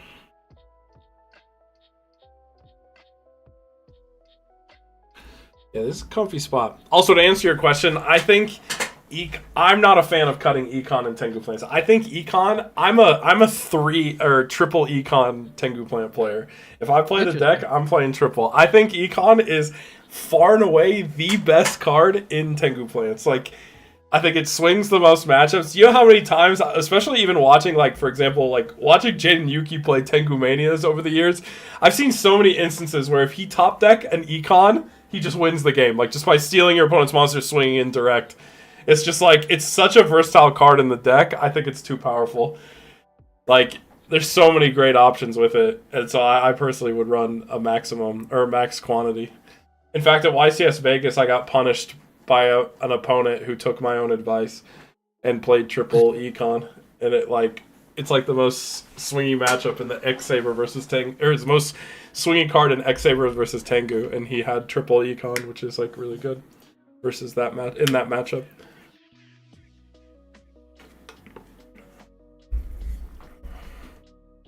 How fragile is X-Saber? There's a Caius. This is what I'm talking about. Wah. Oh, well. Ooh, book. That's rough. You're thinking. Book it. Chain book. Don't even hit him with the think emoji. Now we know. Unless you're just trying to jigger bait. I had a buddy one time like contemplating like he was gonna drop Gores and he was just fanning a Pot of Duality in his hand. That's galaxy brain stuff right there.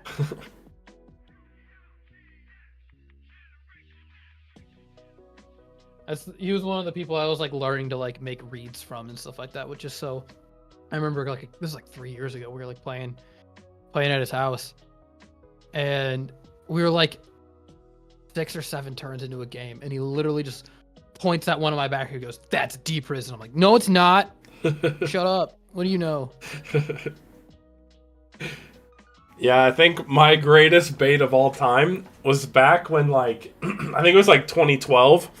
I was playing at locals and I was testing a Dark World list that was running trade-in. So I was on multiple Malefic Stardusts, and so you could like just draw through your whole deck really fast. On paper now looking back, I don't think multiple Malefic Stardust was good. I was on like 2, but I opened 2, and I had like no way to play the game. Like I needed to get rid of it to like use drag down or something. And so I just remember my opponent had back row, and I just specialed Malefic Stardust, and I gave him this, like, stink eye. I was, like, acting like I really wanted that to stick, and he just flipped he flipped a Judgment on it, and I was like, holy shit! And I summoned the other one, and that just went off. It was so funny. Holy shit. This is, the Veiler? Big Veiler. That was a good bait. I liked that. Yeah, but this is still like not. I mean, you still got to. Yeah, you still got to clear the Utopian negate. You got to have something for it. Although glow a bulb or spore into Black Rose is disgusting here.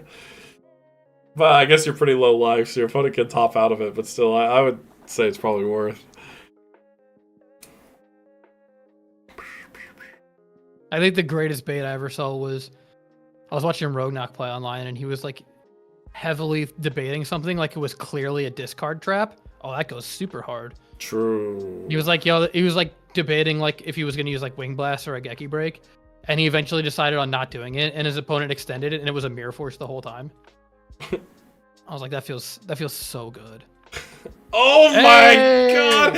He had it all! No, this is where you go Arcanite. You can clearly fit it. True. Some decks are on Arcanite. Like, typically if you're on Sork, I think you're on Arcanite. Like, people just cut the road he's for on Arcanite. This was Minecon.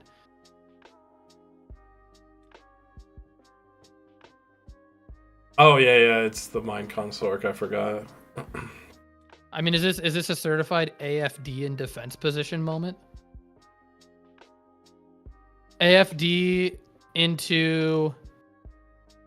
And then mill one for Bulb, make Black Rose, and then you obviously overlay for Dracossack. Low key, I think it was make Stardust angle there. Because if you get Dark Hold, you lose.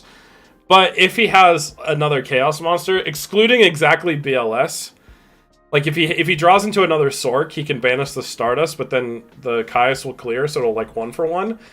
But here, if he gets Dark Hold, he loses, and then BLS automatically would win here. Oh, this also does a lot of work. That's that you have to hit the Caius. And then you could solve the Ancient Fairy Dragon next turn. But I mean, this gives you Glow Up Bulb solves. Yeah. Unless this card is like DD Crow. Yeah, Bulb is gonna... True, if he has Crow, that's crazy. I doubt it's Crow. Mind Crush. I love this card. You have to... If you're like really good at the game, you side Mind Crush, which is why I don't side it in anything. Except for like formats with like, like all the Mermail formats, just like Reveal Megalos, like Mind Crush Megalo. It's like, yeah, I did it. Like Tanky Search Bear is like Mind Crush Bear. Ooh, skill. Yeah. Look at that insane read that I just made. I think my gripe with Mind Crush is like Konami, low key, because they did the. Oh yeah, I'm not doing it now. I'm not doing it Time Wizard stuff. Yeah, because like if there's like an official Tengu tournament, like they have it changed where you don't reveal your hand anymore, and that was like why the card was good. So like, yeah, it's just way less good now. Oh, he's taking the 28. You have Veiler?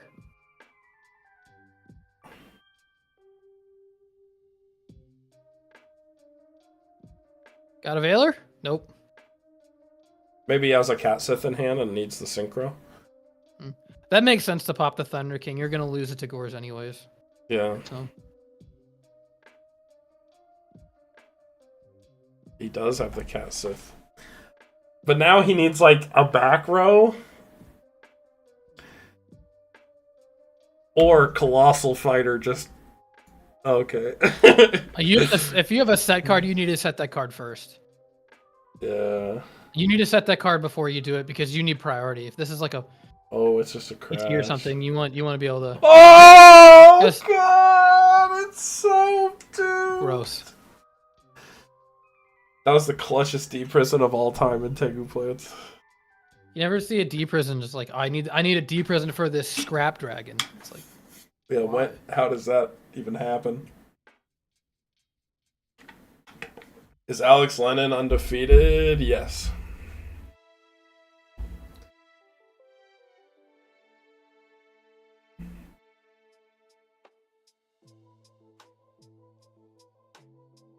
I mean, I don't know if Alex Lennon beat Brahim Poke, I guess. They're both undefeated. Yeah, do we have is the bracket in the Discord? I believe so, yeah. Because right now there's a lot of people with 6 points, and then only 3 undefeated, including Gwari, who got down paired to Beast Eyes. But it's literally like 2 TGs and a Heroes, so we're going to have that super boring top 4. What's the top 4 likely to be? In the running. Well, like I said, so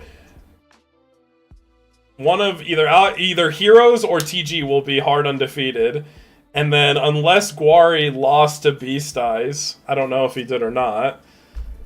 Gwari says he's undefeated. Oh, Gwari's also undefeated. Okay. So yeah, next round will probably be Gwari versus the winner of Brahim Poke Alex Lennon. But that still essentially guarantees that, like, those three are in top 4. So it's like there's 2 TGs and a Heroes in top 4, I'm pretty sure. And then one other deck is going to squeak in. I don't know what it is. Just a bunch of Unga Bunga ramming heads. Let's go. Come on, Mike Arm. There we go. So Gwari beat Beast Eyes. We're cutting the top 8. So if we're cutting the top 8, then yeah, that changes a lot. But I guess that makes sense.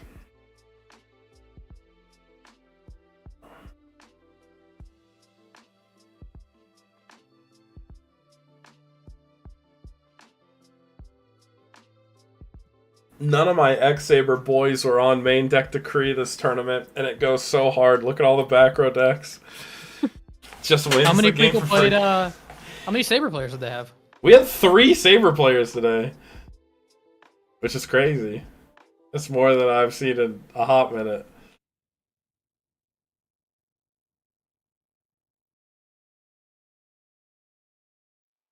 How did Mike Man enter?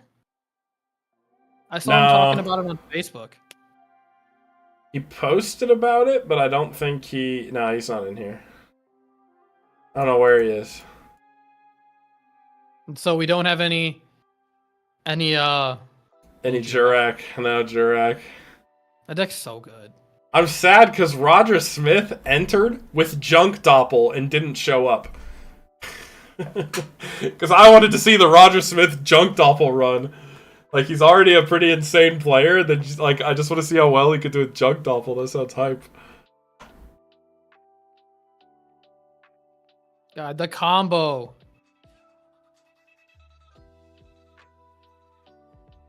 Oh, that's pretty cool.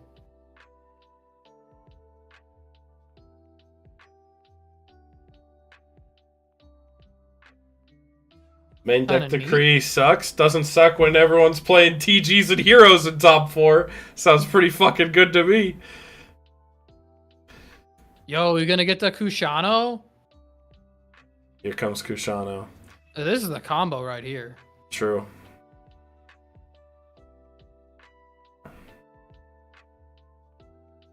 And you're gonna get another draw?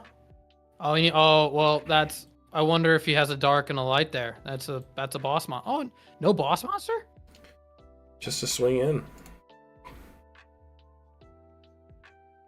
He drew, but what if it was in his hand? Ah, the third Tengu is either the set card or in his hand. Damn, unlucky.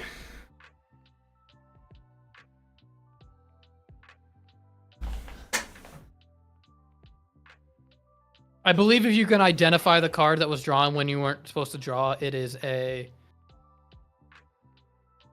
minor. I don't know if you can verify decks if the third one. Normally you reveal it if it's in your hand, but if it's set, I don't know. That's the one thing I don't know is if it's set on the field. Yeah, I don't know. Verification of hand and deck has gone a lot of places. Happy to Mike Man doing YouTube content. True. Go amazing Mike Man.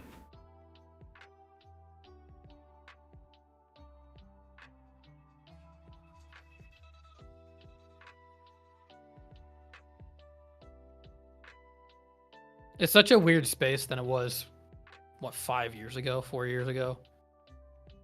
Ooh, there's so many people on YouTube now. True.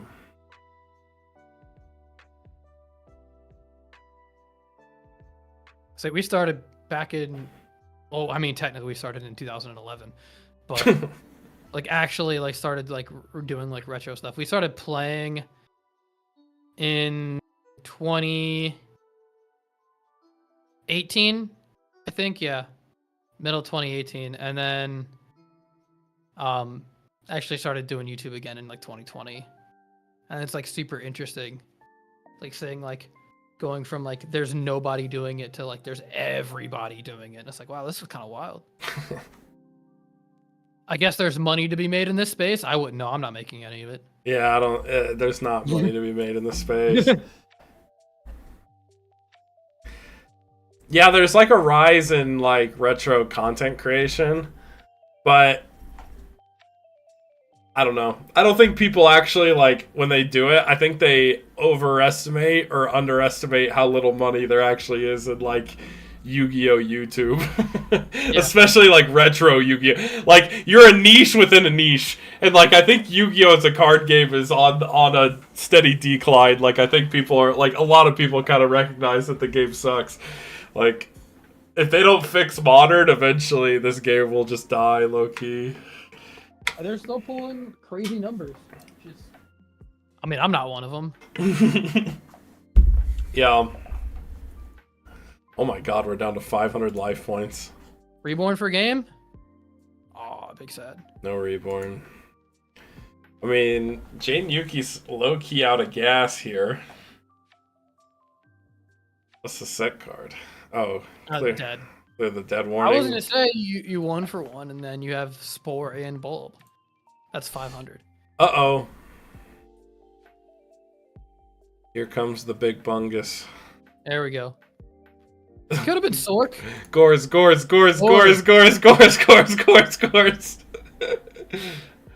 Yeah, there's no way you set one for one if you have Smashing Ground is Gores. super interesting. Yeah, I'm pretty sure Jade Yuki always sides this. Like I always see it in their builds, like the one side Smashing Ground. Low-key, I think it's my favorite spell card of all time. I do love Smashing Ground. I'm a huge Smashing Ground fan. It's because it has a super, and super is the best rarity, so it looks cool. But I don't know. I think that card's neat. It's like I really love D Prison. I don't know why. I just think that card's neat. Yeah, like obviously I'm not saying like Yu-Gi-Oh's gonna die in the next like fucking like year or two, but I do think I do think there have been a lot of people that have quit the modern game, and I think more people are gonna continue to do that. Like strictly speaking, like this isn't even like recency bias, this is just in general. Like I think other card games, like especially Pokemon, just run their game better. Like Pokemon, for example, has better pricing with a better card pool, like better card pool system. Like set rotation is very healthy, I think, compared to like what we experience in Yu-Gi-Oh, where like a card from 2005 could like suddenly break the metagame because it doesn't have a once per turn clause or something. Like there's just so many problems with it. Oh my god, the Monster Reborn.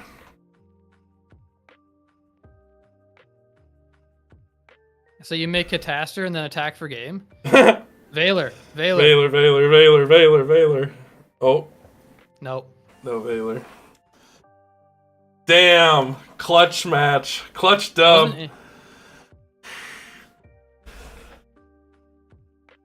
Dead. Rip. Ripperoni.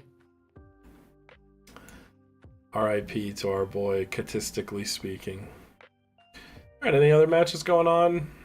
Watch. Shabam versus Dat Option. We'll click on that one.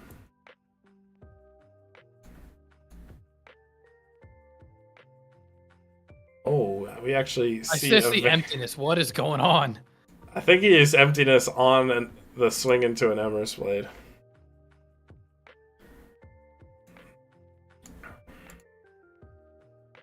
Or the Reinforced Truth. True. What is he playing that you can play that card? Agent? What? I mean, kind of, I guess, maybe, but like you already have Emptiness with legs in your deck. You would have won if he was on Crusher Control. Respect. Yeah, next time just win with Crusher Control. Anytime I try and play like Ultimate Offering decks, I either never draw Ultimate Offering or draw all three. And it's like neat. All right, cool. I'm glad I'm here. This is a good use of my time.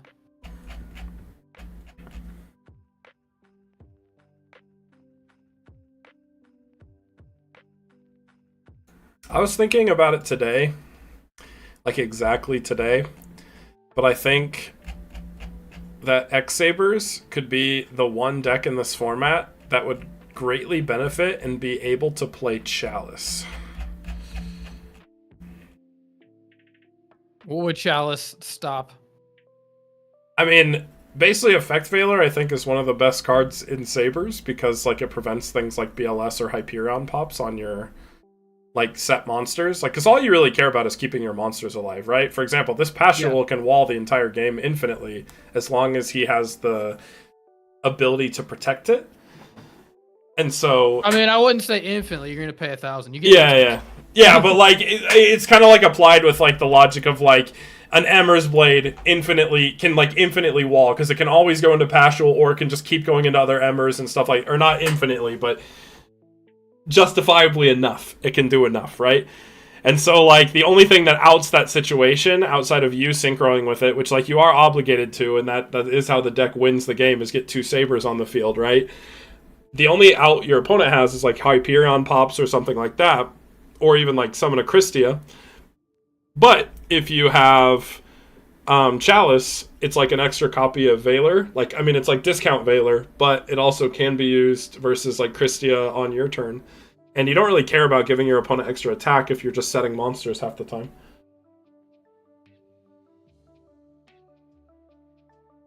Yeah, how far anyone hit you with a knock yet? No.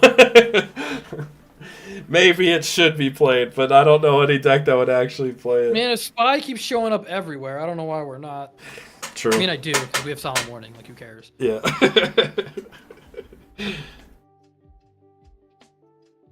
I think Chalice can work in explosive. You're right, Halfar. You know where it would be really good?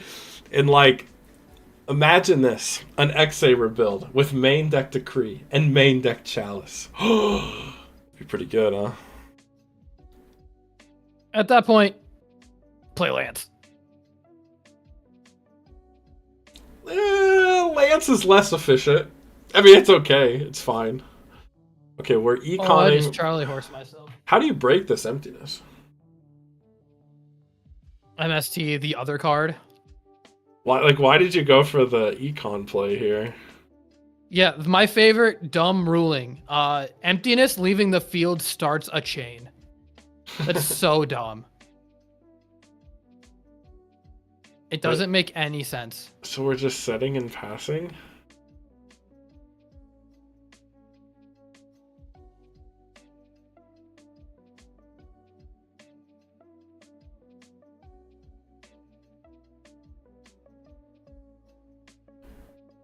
Is the goal to win in time by 300 life points?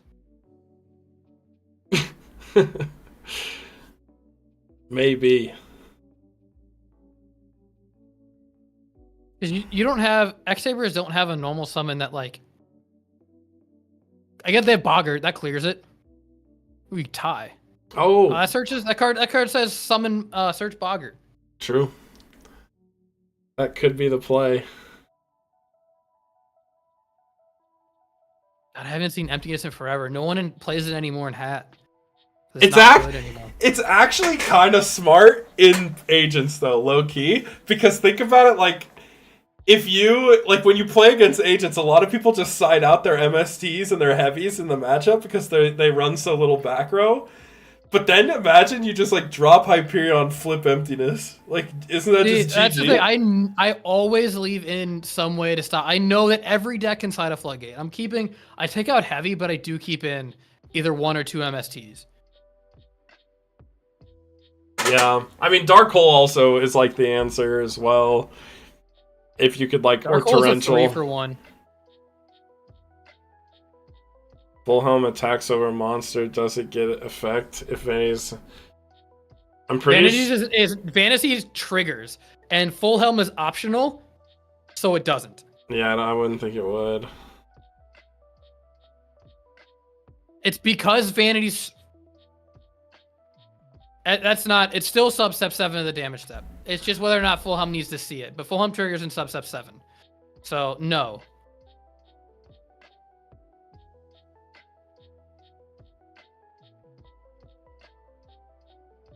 It's seeing the graveyard is only the text of to the graveyard, but it still triggers. It's just whether it's like everyone talks about the interaction with Raikou, and it's like it activates in sub-step 7. It's just in the graveyard when it triggers. It doesn't activate like where DD Warrior Lady or like Red Dragon Archfiend.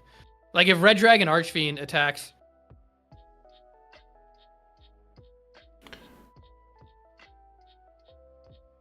Yeah, it would start a chain, and this when this case of card starts, you can. So it's an optional effect, so it's not mandatory. It's different with Tengu. The Tengu one is really funny.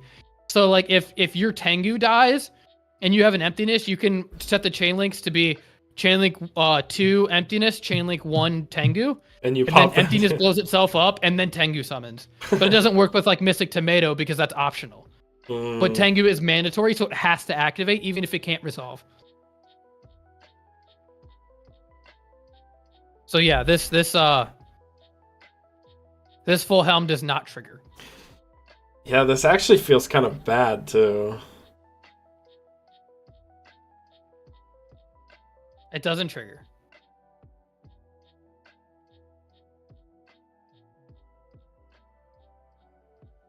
Yeah. You can't even attempt to activate the effect. It's someone messaged them. Or are they figuring it out? Yeah. Okay. I hope so. It's a really, really dumb ruling. I mean, it makes sense when you think about it, but it's only, like I said, because the Vanity's emptiness, leaving the field is not a continuous effect. It starts a chain. It's not like Call of the Haunted where it has to blow itself up. Unless it's ruled differently in like this particular time, but I only know it because people didn't start playing emptiness until Dragon Rulers. So it's like...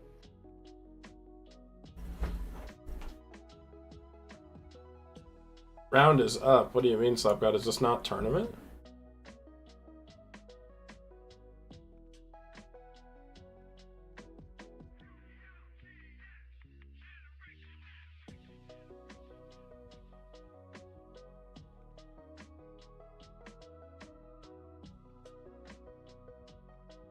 If they activate in substep 7, and emptiness is on the board until substep 7. Yeah. That also feels really awkward now because, like, both players discussed the ruling, and then, like, he elected to make the play, and then after he elected to make the play, he's like, yeah, that's not how it works.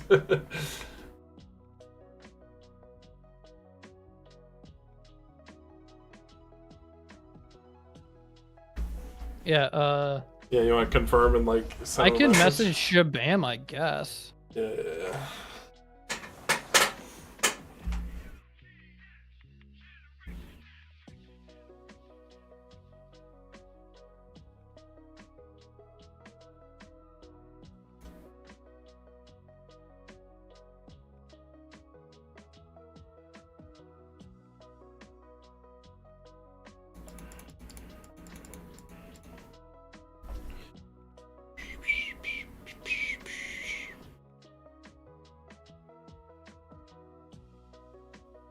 So we would enter substep 7, and then emptiness would trigger, and full helm is already not able to activate. I'm gonna look emptiness up on Tengu tools just to see if they have it written though.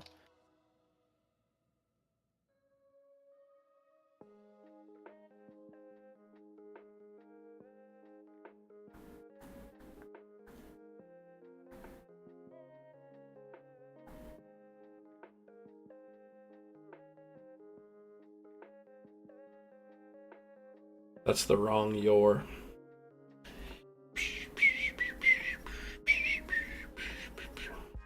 Glad I could help.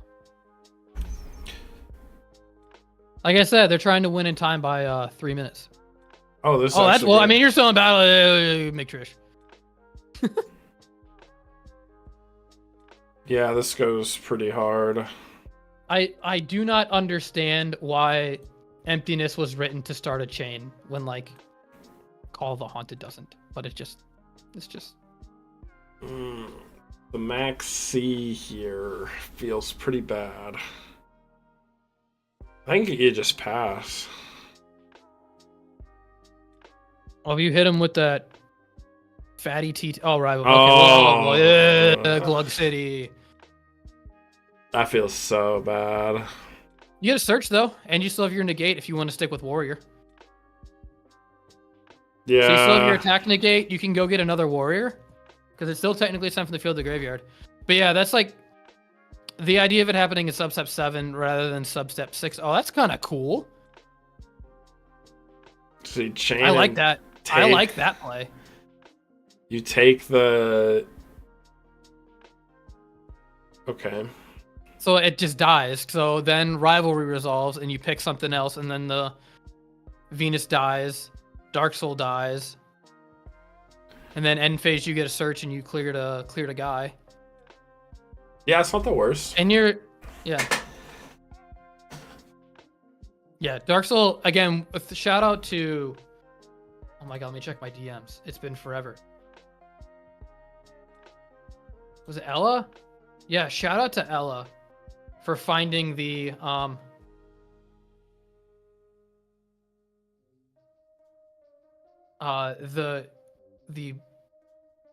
end phase ruling of Dark Soul to where it doesn't trigger in the end phase anymore and it sucks prio. That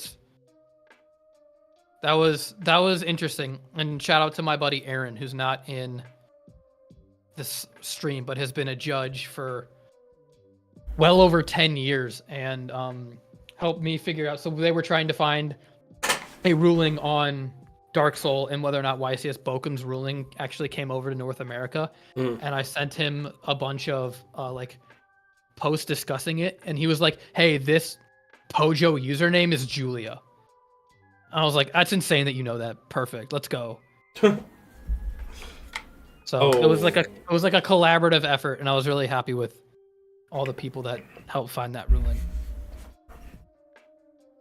Damn, we just getting cooked by the monster reborn. Yeah, Valor? Okay, it doesn't. If you're a part of this community, you rule. Just throwing that out there. True. Like the retro Yu-Gi-Oh community can like sometimes really rule when we all like want to like find something together. That's some of the deep research. Yeah, dude. Anybody who like helps put in time to like find all this crap is sick. Although you know, like that the quick draw is an ignition effect ruling for Edison. Wait, does this force a replay? For which one? Wait. Yes. If it happens before the damage step, then yes. And you rewind to the battle step, not attack declaration. So you can't like mirror force this. Use reinforced truth. You can do that. I have to sneeze. Yo, Fulham targets? Yes. That's insane. That's like Future Fusion and Cyber Phoenix and all that junk. Negate attack. Negate attack does target, yeah. Trap hole targets, that's my favorite. I just remember I was like playing against AI once, and I had a Spirit Reaper swinging direct, and they flipped negate attack and killed my Spirit Reaper, and I was like, holy shit.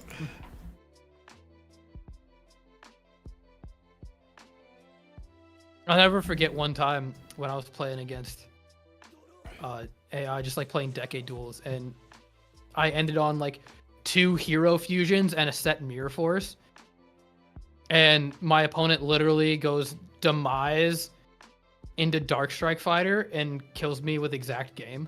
I was like, oh, cool. I'm glad we're here. Strawberro.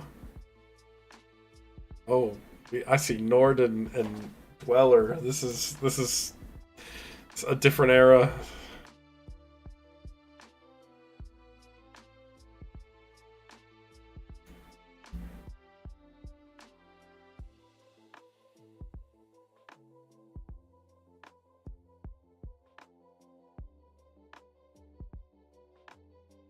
I hope no one can hear my keyboard. I got a new mic just to not hear my keyboard. I haven't heard your keyboard. I think you're chilling. Let's go. Let's see. I'm using like a real audio interface. You'd think being a musician, I'd have like, I'd be more willing to find this stuff. I think that's end of the round. So we're going into round 5.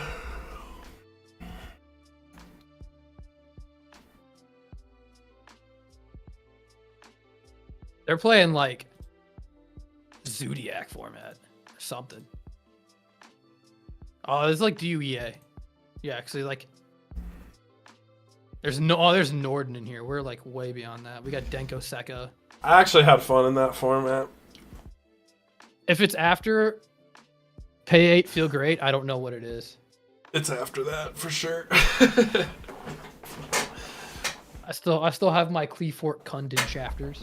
Oh yeah. That's probably the best foreign name. All the Shadals being Schattenpoop in German is pretty good.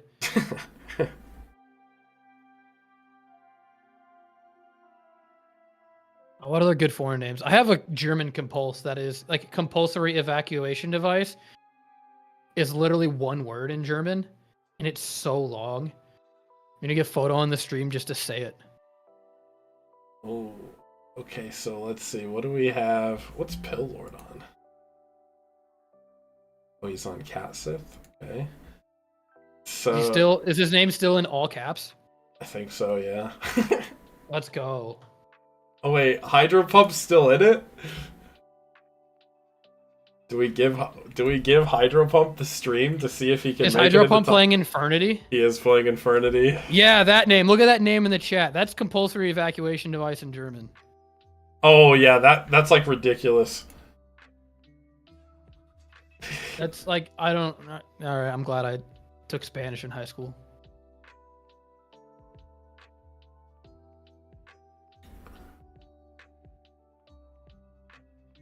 I have no idea what my favorite deck of all time is.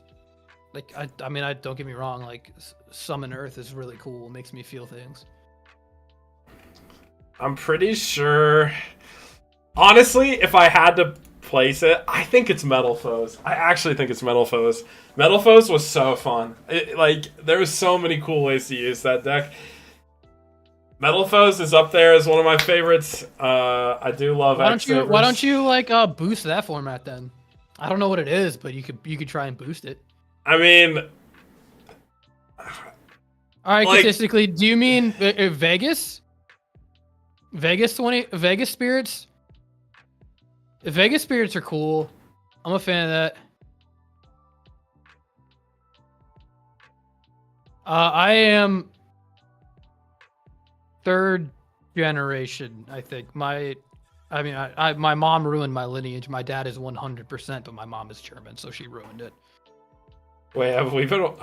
I guess I just keep getting into this matches. I don't think that we started on this match. Yeah, I don't think I would push the Metal Foe era. In theory, I could. I just liked playing the deck. Like, I thought the deck was really fun, but I don't know if the formats are like, I think there's a difference between, like, your favorite deck of all time and your favorite format of all time, if that makes sense. Like, I don't think the two have to coexist.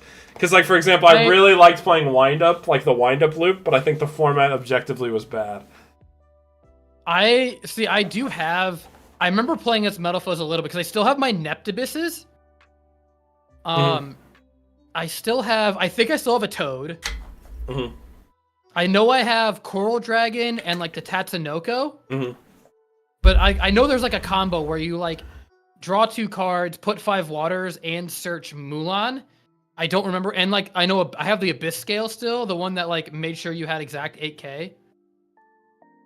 So I guess I technically could play that version of Water. Mm-hmm.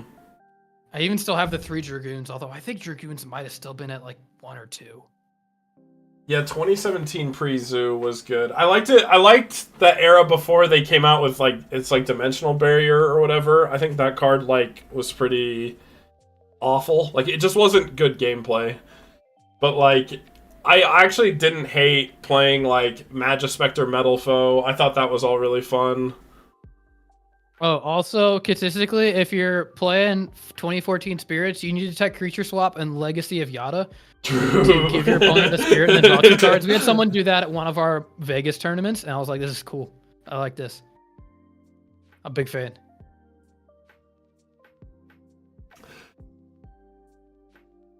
Yeah, I'm just trying to... Double space. This like feels bad. We're just like losing to Honest.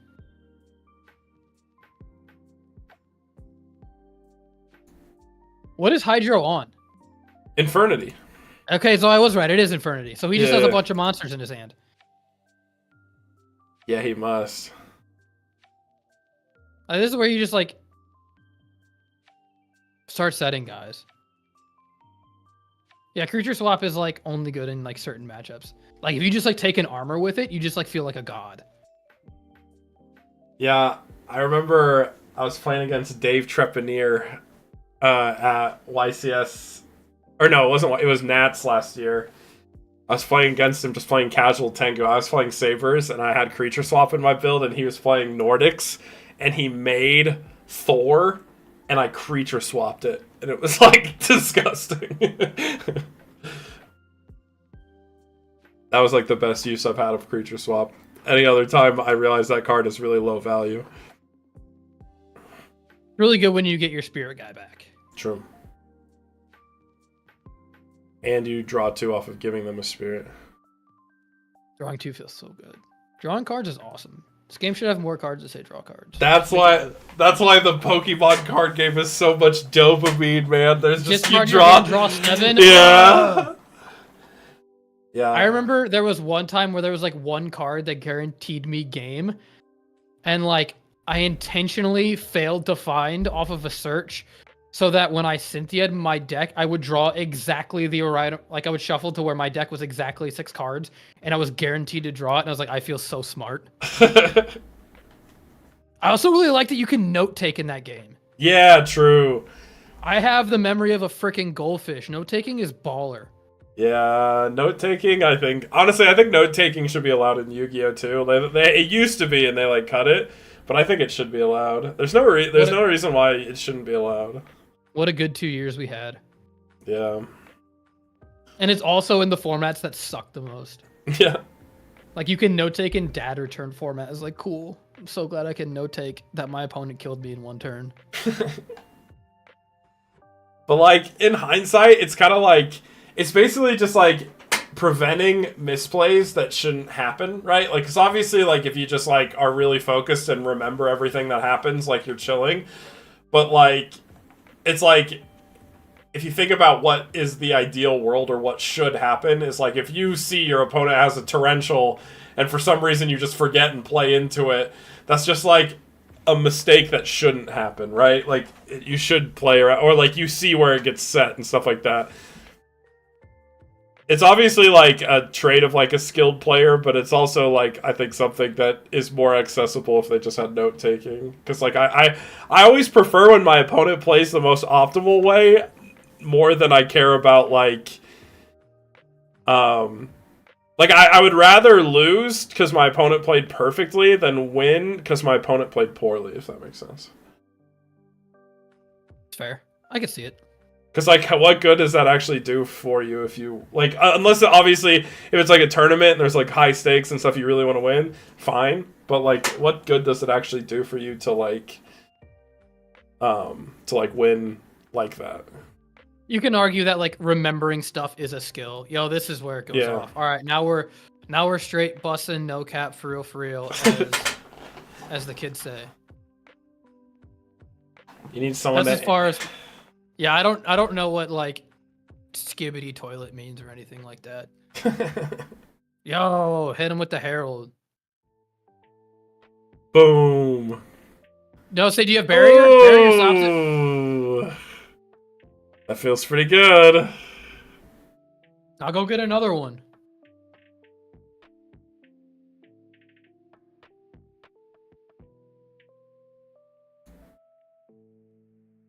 You do draw for Maxi.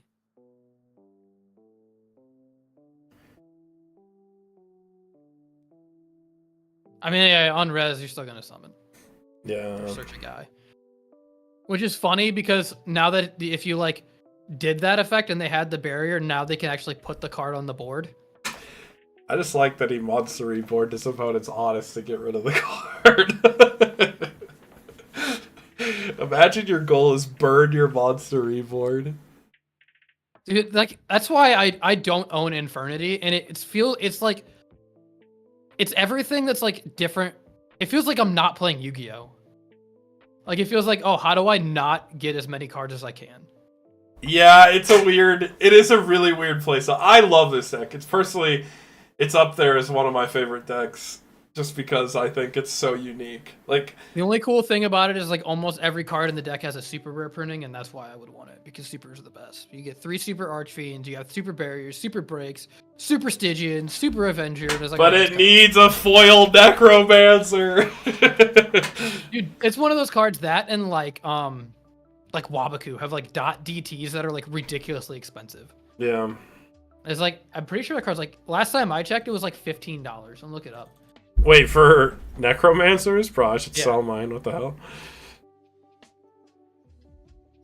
Oh, no, down. Hell yeah. Oh, it's damaged. Light plays are $14. Jesus! Yeah, because it's the only, what is 2 printings? Yeah. 2 printings. The original and that. I was low-key mad they didn't reprint it. They reprinted Archfiend, but they didn't reprint Necromancer and Bonanza. Is there a cheap printing of Doom Dragon? I think so. Infernity Doom Dragon. Let's see. Not the ultra rare. God dang it.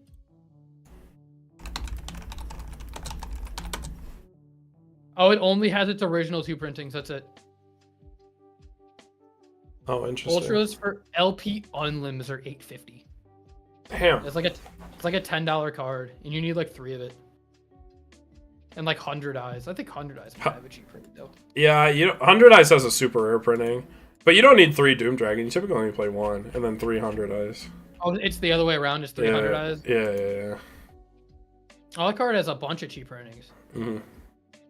Wait, does it have a good printing though? I think I used the Jump Ultra Rare. Okay, it wasn't showing up in the list. I could have, yeah, that card's like $1. I could have sworn you played 3 of the Infernity Doom Dragon, because there was like a combo that used like Doom Dragon over and over again. That's 100 Eyes. It was actually the Hydro Pump combo he invented. I was saying it was Hydro Pump's 50-minute deck profile. I mean, if there's a deck that needs it, it is that one.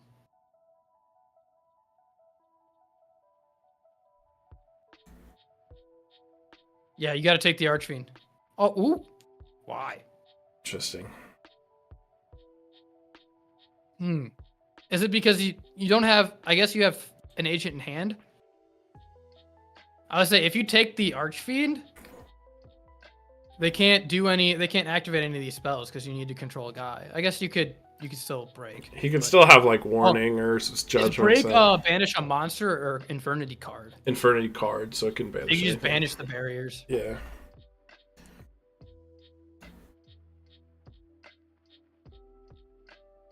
Doro. So that's like the counter. I remember like Hat Mirrors of Infernity is like it's so boring. Like somebody goes full combo and like sets 5, and then the other guy like you either have Book of Moon for the Archfiend to force the 1 barrier, or you just like lose. It's like, all right, cool. I'm glad this is happening. Cowboy for game. Sorry, I got excited when I saw 700 life points. Hey man, I love September 12th. I think that format's awesome. You can also play agents in it because you get 3 Call of the Haunted. True. I think the Call of the Haunted build works in this format too with Trooper. I think it still works. I mean, it's seen success for sure. I think it's actually pretty. I think it's pretty good. Gives a lot of options. Oh, that's cool. Does he have another barrier? Oh, no, okay. But he did have to pitch a Hyperion for that, which feels kind of bad. I mean, he hasn't seen a single agent yet. I also don't like Reckless in this deck. That's just my opinion, though. I'm not a Reckless guy. Yeah, I don't like Reckless in a lot of decks. Like, I don't like it. I'm not a Reckless fan either. Gonna go for break.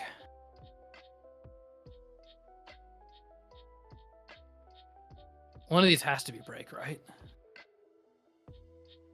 Oh! Wow! Wow. That's crazy.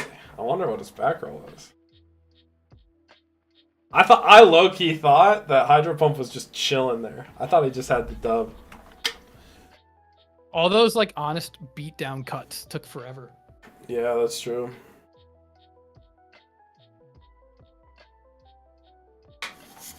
That and Herald of Orange Light is like what makes agents good, in my opinion. I think that like that card is like broken. Everything else is fine for me. It's just Herald of Orange Light is such a pain. Because you can like not see it coming. Yeah. Well, it's just like, for example, in that game, that option already played one, and so for Hydro Pump, it's like a impractical read that they drew into a second copy, and they just did. And so it's like, it's possible, but it's like less probable, and he just had it, which sucks.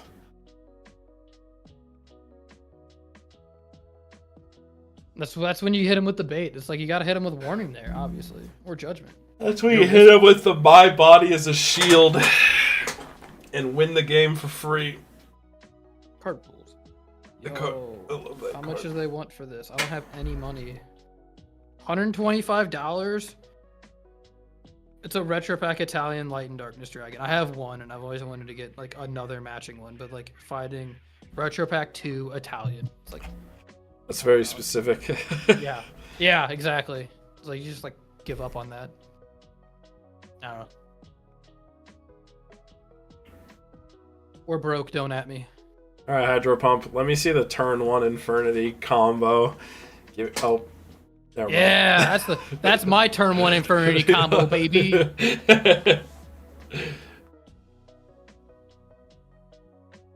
This is when you just like have to not fear anything and just like I'm just gonna push. Just like play as fast as you can.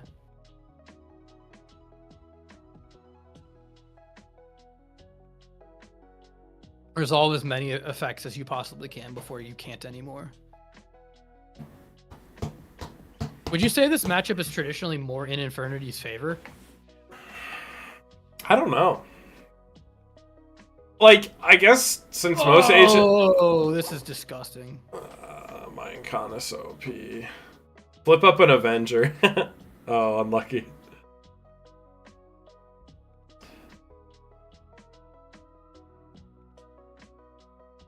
I mean, honestly, I think agents can deal with it because of Herald of Orange Light. Like, I think Herald of Orange Light is, like, what swings the matchup. Because, like, the difference between if my opponent has, like, a Necromancer and they go into, like, they start trying to combo a New Veiler, like, there's additional extenders, but Herald of Orange Light destroying it kind of sucks. Ooh. There it is. Another Emptiness. That's rough.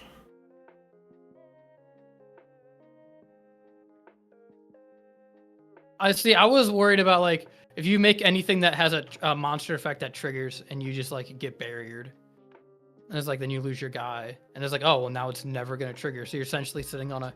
I was literally thinking I was like dude a 2400 vanilla would be better because you don't want any effects to trigger. I also don't like setting extra cards with emptiness around. Yeah, I don't like it either. The space is a 2-for-1 now. Yeah. He's technically, like... Well, I guess the only thing is if your opponent top decks... Well, I guess if they top deck space, you're cooked either way, right? If they go space into combo. So, like, yeah, you're right. There's just no point.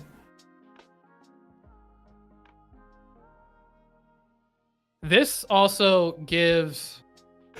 Torrential? Archfiend a crash. Oh, true. Which is pretty nice. So that's another 2-for-1 trade here.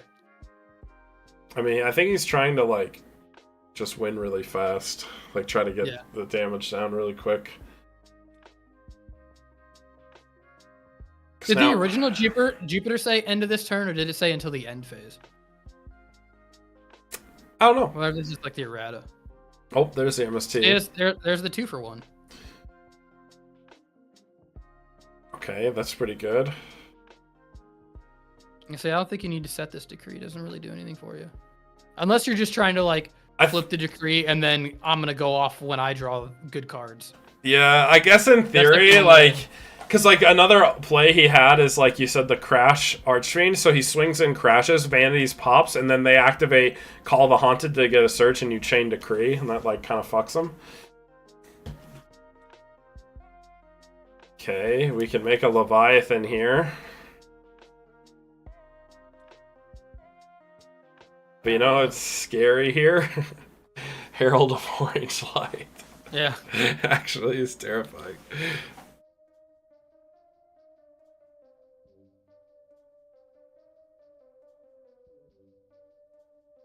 Drop a I wonder track. if you just go. I wonder if you just like go over the Jupiter there, because the Jupiter, I guess, it's also, yeah, it's 26 if you get a light fairy in your graveyard. Yeah. I don't know if it was worth banishing the Earth for the Jupiter swing. Like, I mean, I guess it puts him under warning, which means like Hyperion Yeah. could for sure summon, but you don't have a grave for it anyway, so.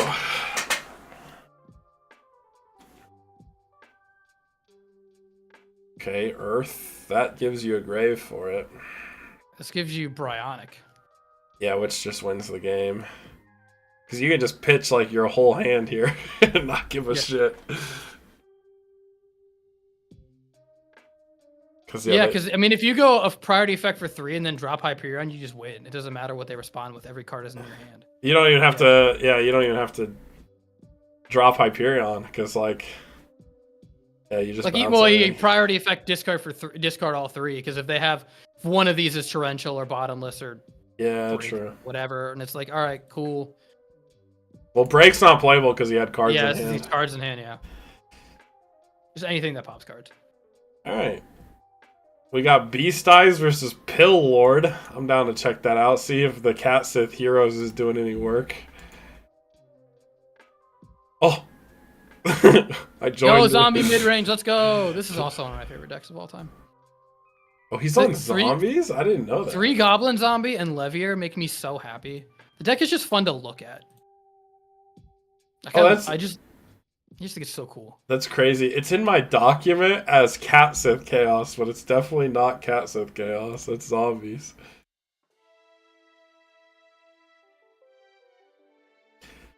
So here I was ignoring Pill Lord, not realizing that he's just playing zombies.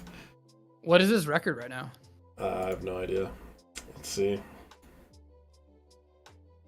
This is...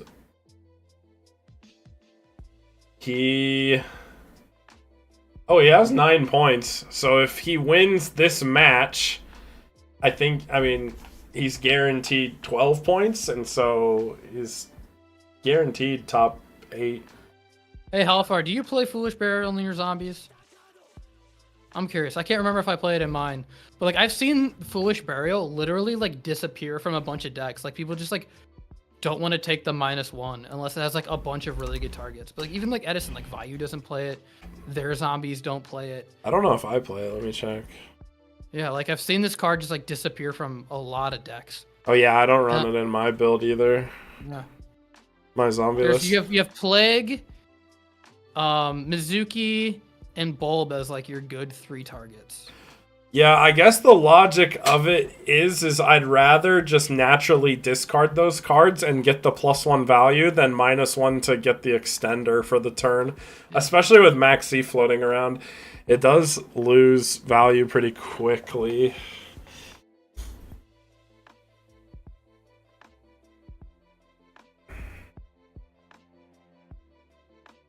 Dang, I guess next match we're watching Pill Lord. I didn't know he was on zombies. I want to see zombies go on the tear. It's a deck I like. I think it's cool. I like Bulb. True. I like that you can force Nat Beast with it and Turtle. If you like really want to like work for it.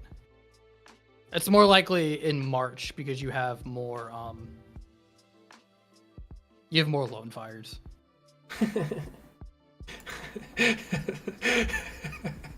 Slapgod changed Pill Lord's list to say zombies don't at me in the document. I'm trying to look at his list. I want to see what this looks like. Oh wow. This is a unique take on zombies. Are you a BLS slam into every deck that you can kind of guy? Me? I mean, it just depends on the deck. Because I would say no. Because, like, I also play a lot of non-chaos decks, right? Like I play a lot of Earth decks, like because I play like Sabers and Curries and Psychics and stuff like that. I think it's like for example, if we're talking like, is it good in zombies? I'd say yes. Like, were you slamming BLS in your Dino Rabbit deck?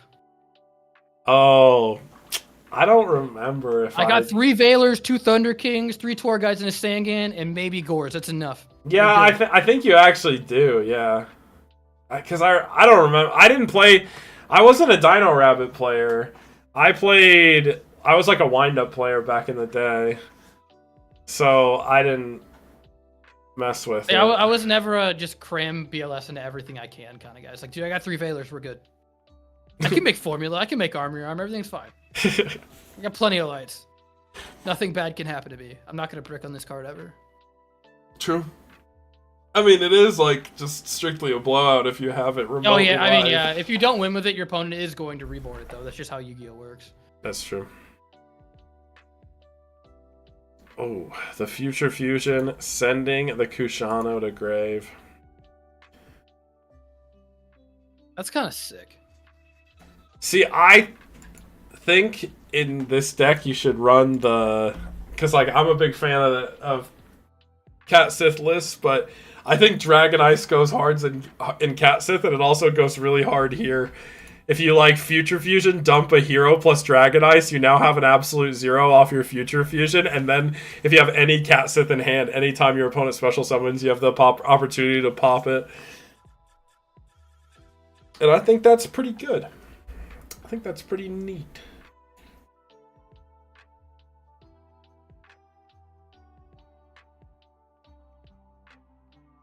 Phantom Skyblaster is a cool card. I have one of it. I want to play it in something. Phantom Skyblaster. The deck I've seen that card be played in the most, like with relative success, is Fabled. It goes pretty hard in Fabled. I say Slapcat put it in Jirax, and it's like, I could screw with that, you know. This is going hard right now. This is Trish plus Sangan. Yeah, the foolish paying dividends. Get rid of Kushano, you get rid of Future Fusion, and you get rid of a card. Or you get Valored. Well, you tag with everything first. True. Well, this is 20. I guess you're playing around Gores by keeping the Future Fusion on board. It's 300 damage difference because you can't attack with the alias. Yeah. I like it. It's smart.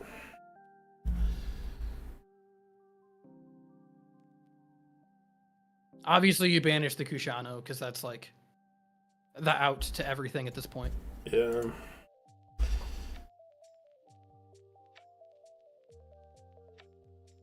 Now, do you banish everything simultaneously, or do you have to banish? Because like if I see what I hit in the hand, that might change what I hit out of the graveyard.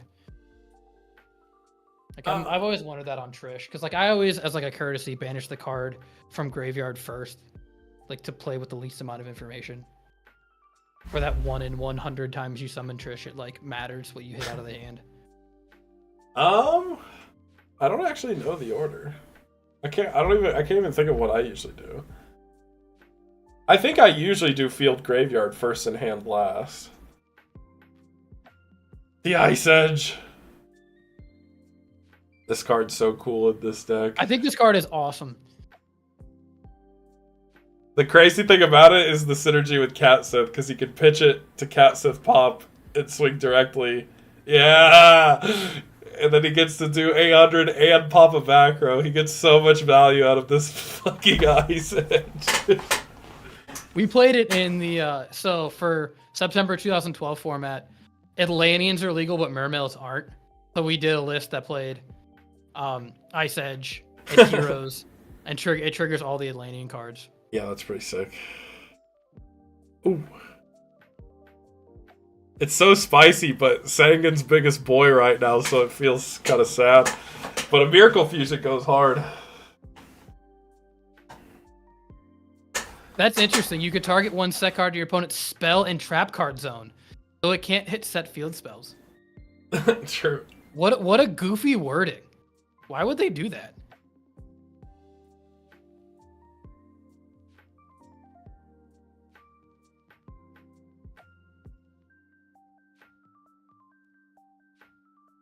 God, that's such a weird thing.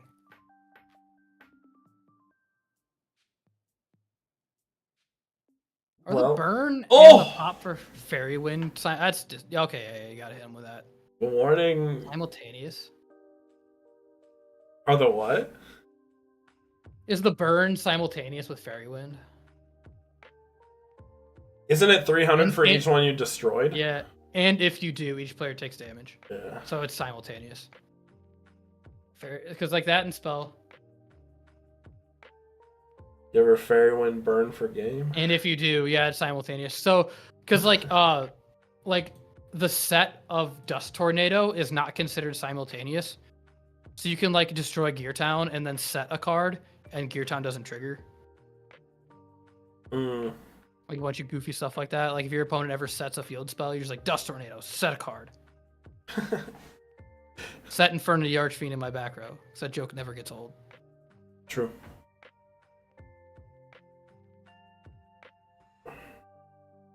Wait, what did he search off of Sangan? Was it Spirit Reaper? What we got? Yeah, it was. Shiro's. Just one. This is a very simplified game state. Spirit Reaper walls for a while. Yeah. I miss Kushano. Need to get it back. That's what I was asking any like Vayu players if someone had ever activated like Return from the Different Dimension and someone chained Burial and put them all back. And I was like, has that ever happened? I was like, I want to know if that I want to see that interaction one time. Oh, I actually had like the, because it was like one time I was playing in an Edison tournament and I had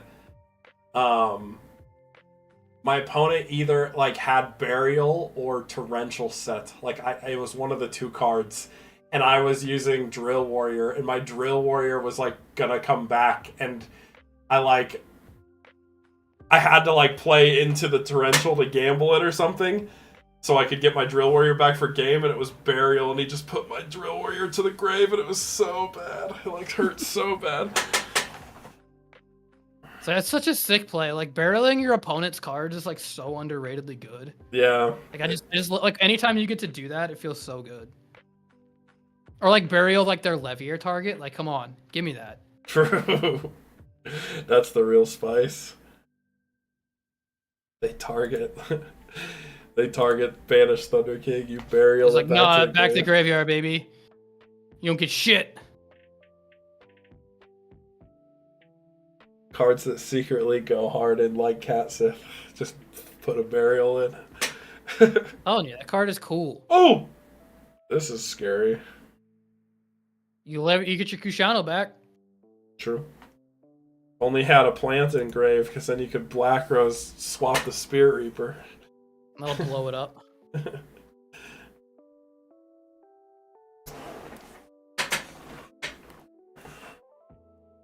I say Burial is worthless in this format because Levier is just infinitely better. True.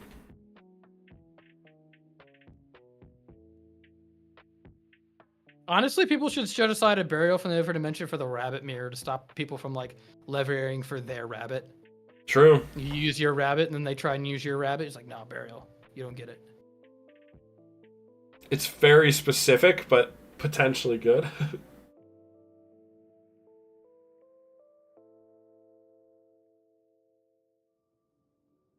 Oh my god. Yes, I own this card and I've never seen it summoned.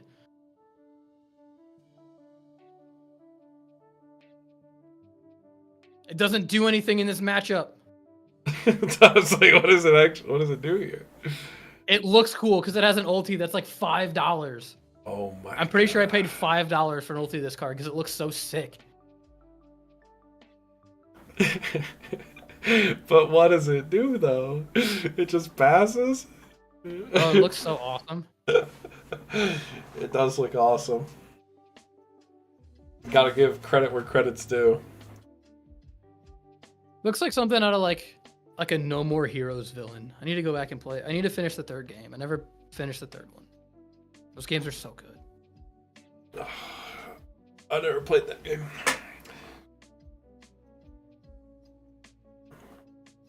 This card does cook Leviathan. But he also looks neat. That's the important part. We're here for the aesthetic. He's there for the Leviathan. There's like a bunch of like AI, like any chance they get, like we'll just flip continuous trap cards. Like it's like just want to look at the art. It's like it says no application for you right now. It's like, dude, I gotta flip this decree. You don't have any set, but I don't care. Flipping this, I'm standby phase flipping this decree, baby. Nothing you could do. Sure, that's that Yu-Gi-Oh AI special where if you have a card that can be played, you have to play it. Like you can't let AI have Max C because they'll just play it. And then Valor's debatable because they'll either instantly Valor the first thing you summon, or they just normal summon Valor in attack position because it's a monster, if they have nothing better. The amount of times I've been like, sync Stardust, and the AI is like, chain DD Crow, and it's like, why? And then the other times where it just like blows you out, it waits for the perfect moment to hit like your Mally, and it's like, oh my god, why are you here? It's like you just like DD Crow'd a random Armageddon Knight for no reason, but you've also cooked me like by banishing Mally at the perfect time. True. AI... You draw Caius for turn, and they're just like, standby phase DD Crow, and it's like, piss off. Reading my hand. There's been many losses to AI, you know? Sometimes AI just gets...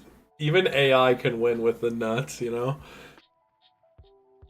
Bro, sometimes they just top that Dark Armor, you just feel so bad.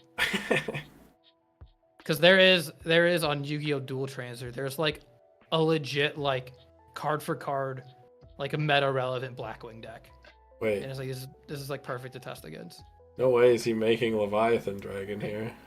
Oh, Levier, that makes sense. Makes way more sense. What do you Levier back though? The Plague? I think you might need it back. Just so you can like use it later. Oh wait, he hasn't normal summoned yet. Okay, so you just take the tuner. So he summons Pyramid Okay. Turtle. Okay. Go Catastor, but Catastor gets cooked by this Chaos King Archivy. So I'm telling you, you gotta think 7 turns ahead. Holy shit. Is this even worthwhile? So you definitely Ram Ranch here. Yeah, you Ram Ranch, but then you give your opponent back an alias, and they still have board control. And then they summon into Torrential, and you're fine. That's cool. Everybody knows you're just gonna summon into Torrential.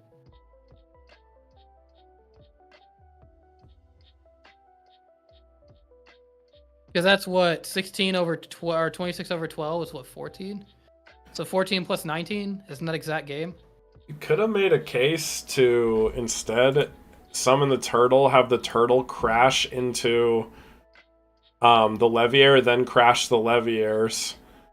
Then like turtle goes into Goblin Zombie, and instead you Levier back the Plague Spreader, and you could synchro to make Bryanak, search Mizuki, pitch to bounce one of the cards.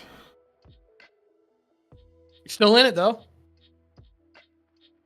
He's still alive, but he's barely breathing. Okay, no, he's not. Nope. No, he's not. Sometimes we just gotta pick up our cards, you know? Yeah. Beast Eyes on the down paired run.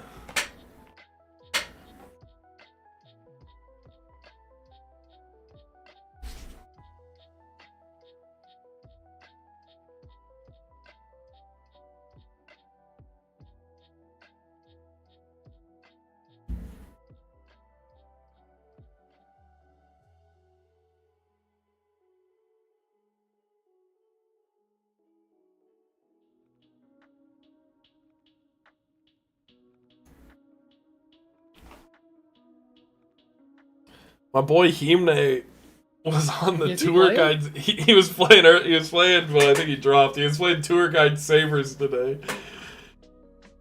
which is a whole new level. That's another thing. People just like, I need to ram tour guide into everything. It's like, it's good.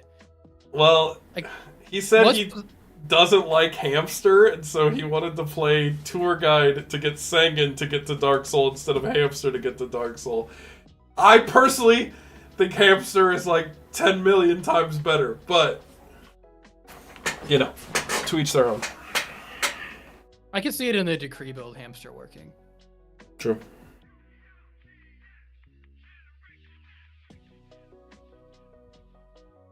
Also, if it makes you feel better, there is an Edison X-Saber deck that's like doing relatively well, and it is main decking Level Limit.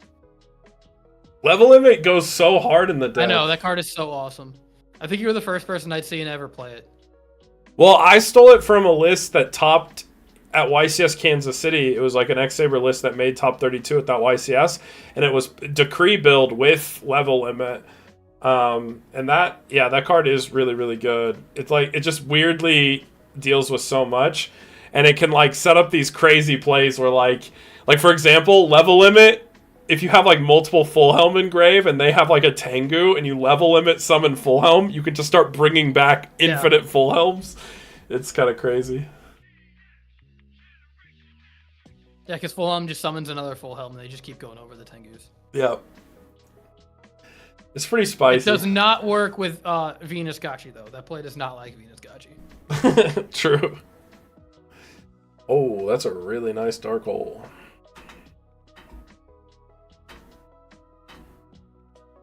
You Zombie Master? Or you go for Plague?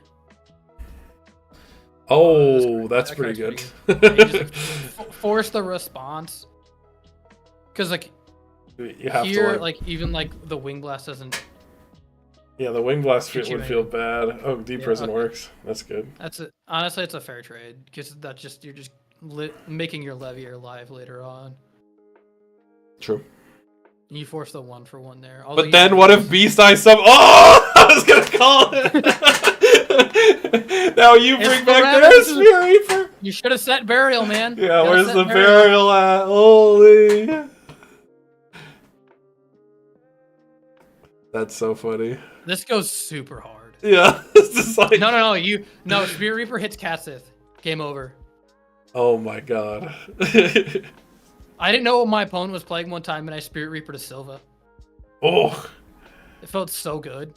I bet it did. Oh, that feels so bad, man. Cat Sith. Hit Cat Sith.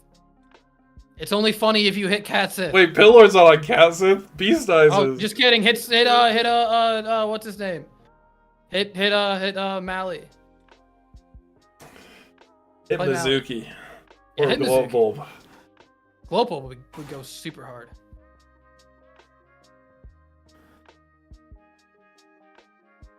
Uh-oh. What is it?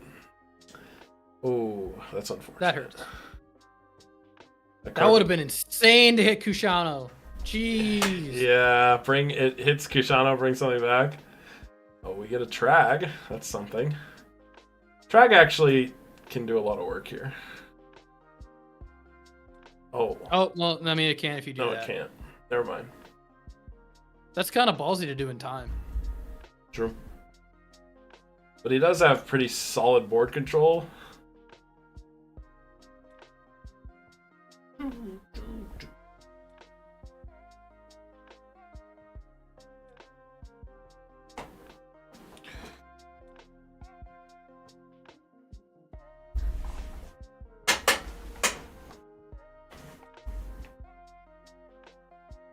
And Dark Hole is gone, too.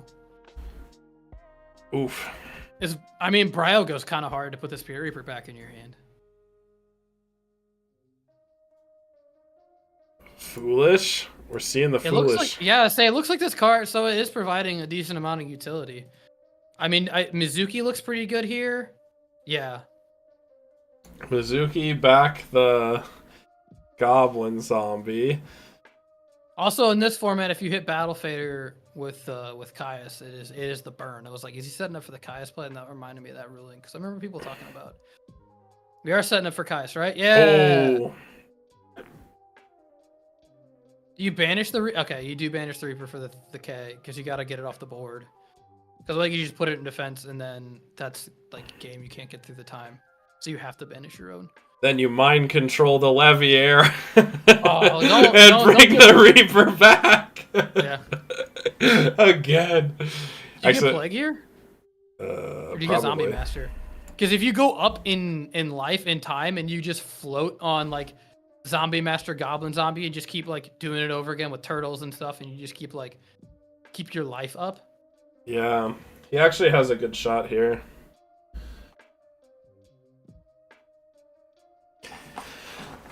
Dude, that's like setting the extra card is always dangerous. Because it's like you give them Wing Blast Catsith. Like that always that's my fear. Yeah. Anytime I get Wing Blast Catsith, I feel immense amounts of pain. Still, that's multiple that's like still like a full rotation of turns just to out the board. Yeah. Cause I mean, the life is so close; it's 1,500 between them. We're going to turn 5, yeah. Yeah. Future Fusion, Chain MST. That's what I was thinking it was. It's like, okay, if it is, you just end phase space it, the Wing Blast. Oh. That's pretty good. Wait, what does he discard? Oh, yeah, it's the Cat Sith, okay. Oh! That's really good. Drop Gores. That's the Goblin Zombie. Big sad. Oh, yeah, true. It's the Goblin Zombie. Let's say because you can't summon the Kushano and attack because Goblin Zombie just trades so well with it. Book of Life goes hard. Nope. Turn 3. Pass. He gets one more turn. He has to do 400 damage in this next turn.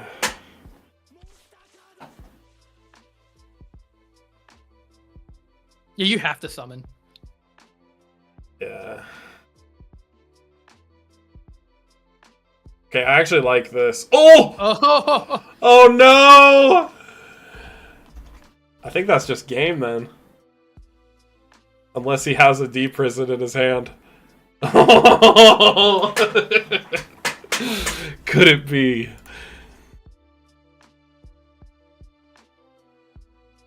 Highest target itself? True, that's actually best play here. This is the last turn, right? Yeah, this is last turn.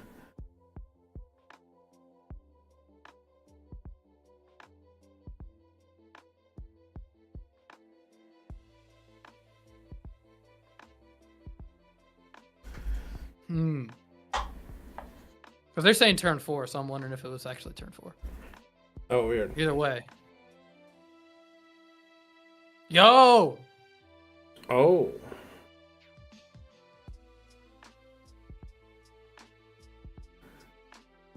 Is he playing it? Yeah, I don't know. Because if you put it in the grave and not banish.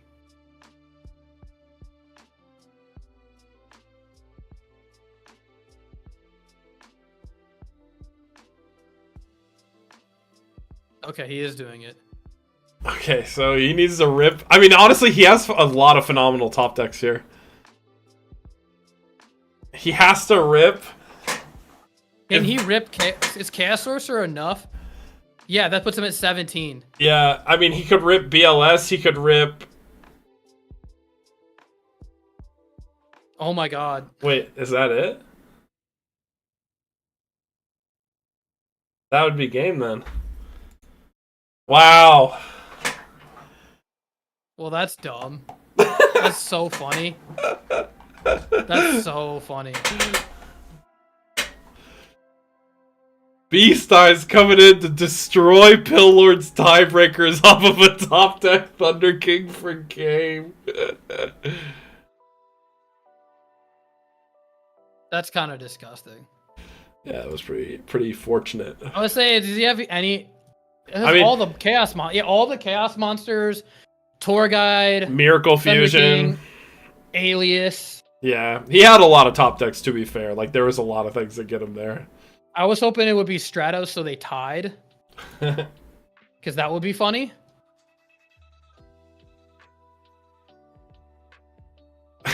Stratos tie.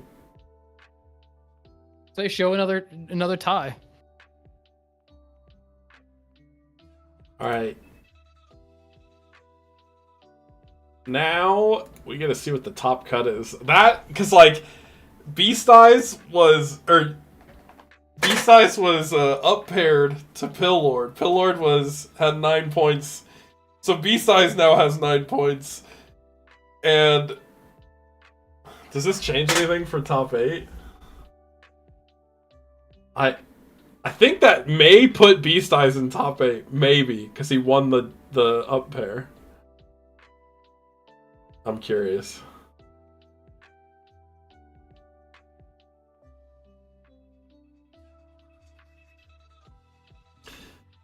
I mean, I don't know who won between Guari and Alex Lennon in the TG mirror. That was whatever. It's cursed. Yeah, I did not want to watch that mirror match. That sounded awful. I've never played it, but I feel like it's just Unga Bunga. It's like D Prison is the most valuable card. I guess Horn of the Phantom Beast also goes pretty hard in the match. Horn goes so hard. Yeah. Damn, low-key, I kind of wanted to watch it now that I think about it, just because I don't know how it works, but it also sounds really boring.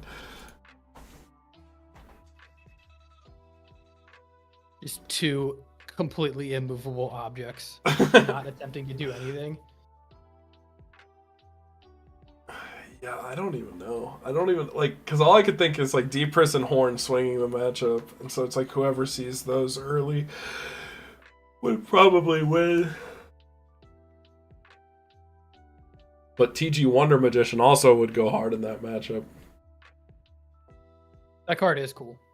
Does that have the formula effect where it could sync on your opponent's turn, or is it? I think it does have the formula effect. I just know it pops Decree, and that's like the important part of it. It is a tuner. If this card field destroyed, draw one card once per chain to your opponent's main phase. Yeah, Sacred Summon. Oh, it got the same. Oh my god, errata as a formula. Immediately after this effect resolves, Sacred Summon. There's the whole if it was Chainlink 1, can you warning the summon of a monster summon off of Formula Synchron? And from like 2006 to 2013, you can't. 5-minute break, says Slap God, and then we will start top 8. But you can view the standings. Interesting. Now I want to know what the standings are, because I don't have the standings.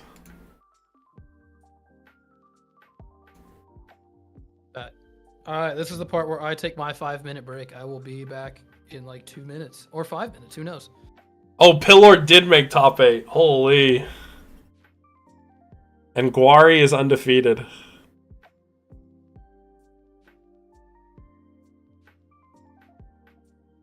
Interesting. Okay.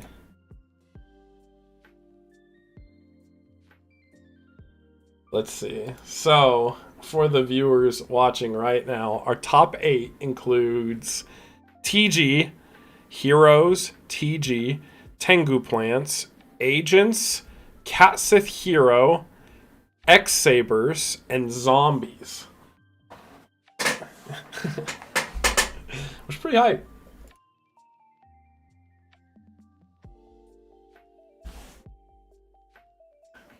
Don't talk like that, Gory.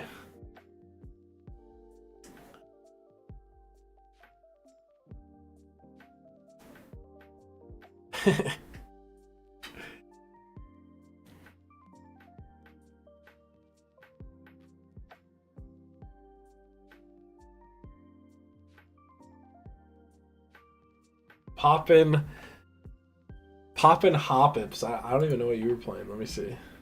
Oh, okay, Agents. This is hype. I'm definitely rooting for the lower bracket here. We're rooting for the Sabers, the Hero Cat Sith, and the Zombie run. That's what I want to see. TG is a disgustingly good deck in the format, low key. Like, it's so strong.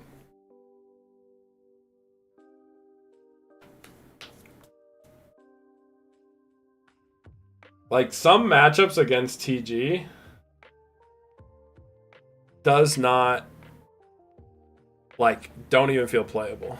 They're so bad.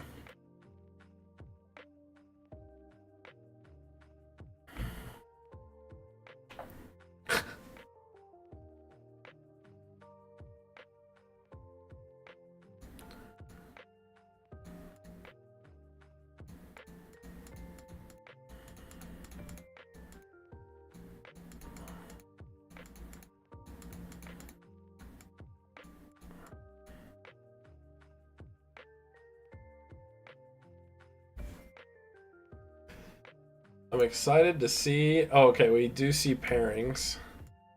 Wonder if they're...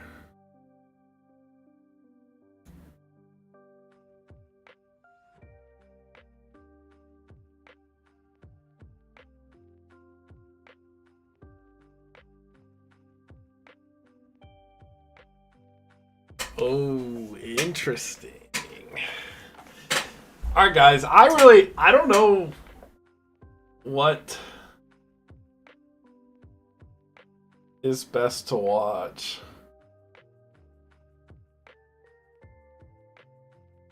Can I make a poll that big? Let me see.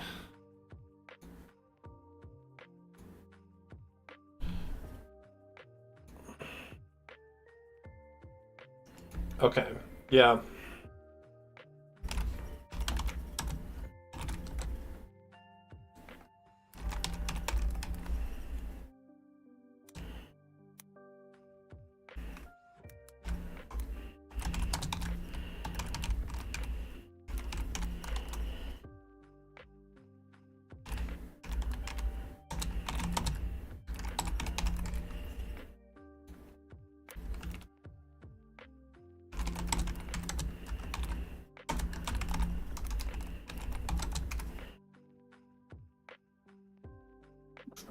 All right, what's the pairings?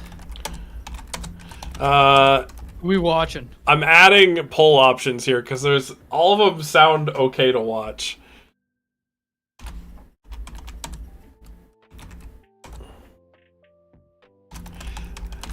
Okay, here, chat. You guys decide what we watch here.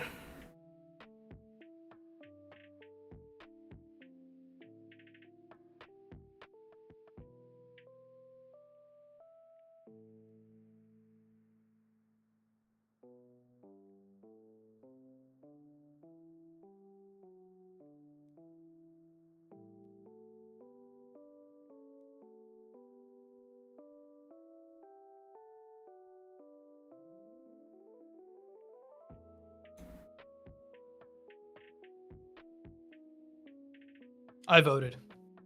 Nice. We're in favor of Heroes versus Sabers. I'm down for that. I voted for Saber just so you could feel at home. Thank you. That's what I want to watch. But I didn't want my bias to come through, you know?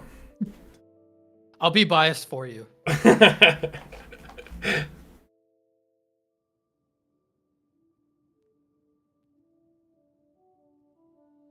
That's also the only match that isn't up yet.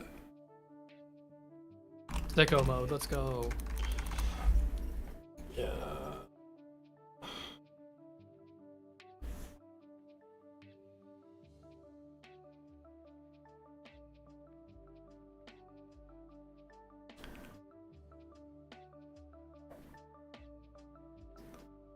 All right.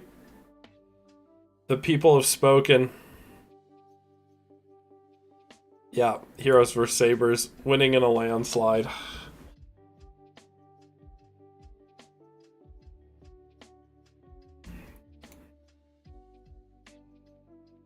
So, we need to see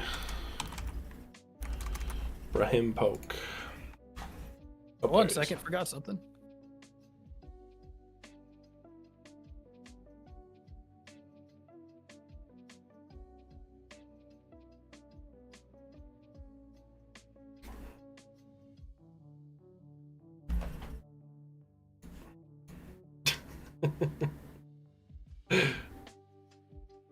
You ever played Pazak before from Knights of the Republic?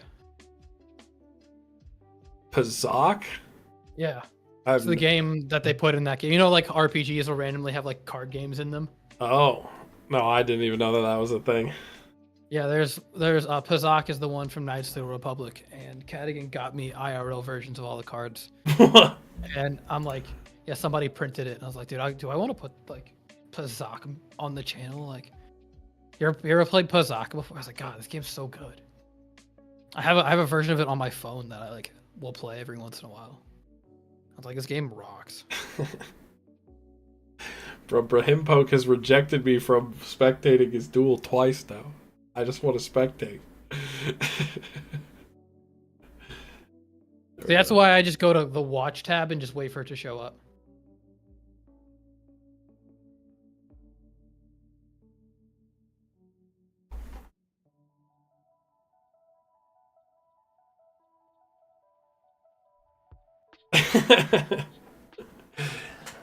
Yeah, if you want to reject me, that's fine. I'll just reject messages, with prize payouts,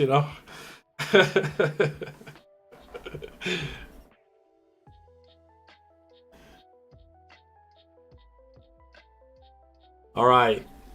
Top 8, here we come.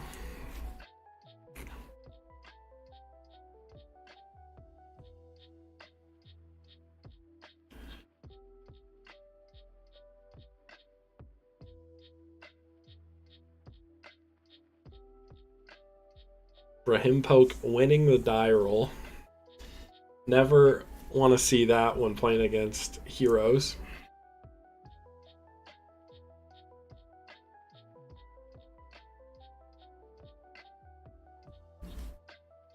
Man.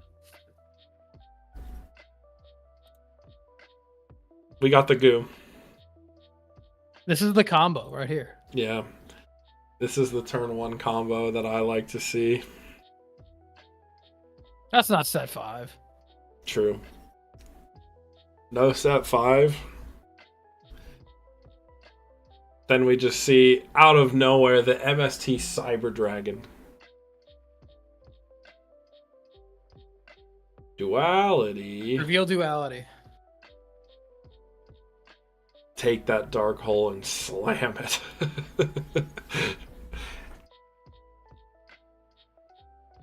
Oh, he took the dark hole. I didn't expect that. It's so much less threatening when you're like your opponent has it. Yeah.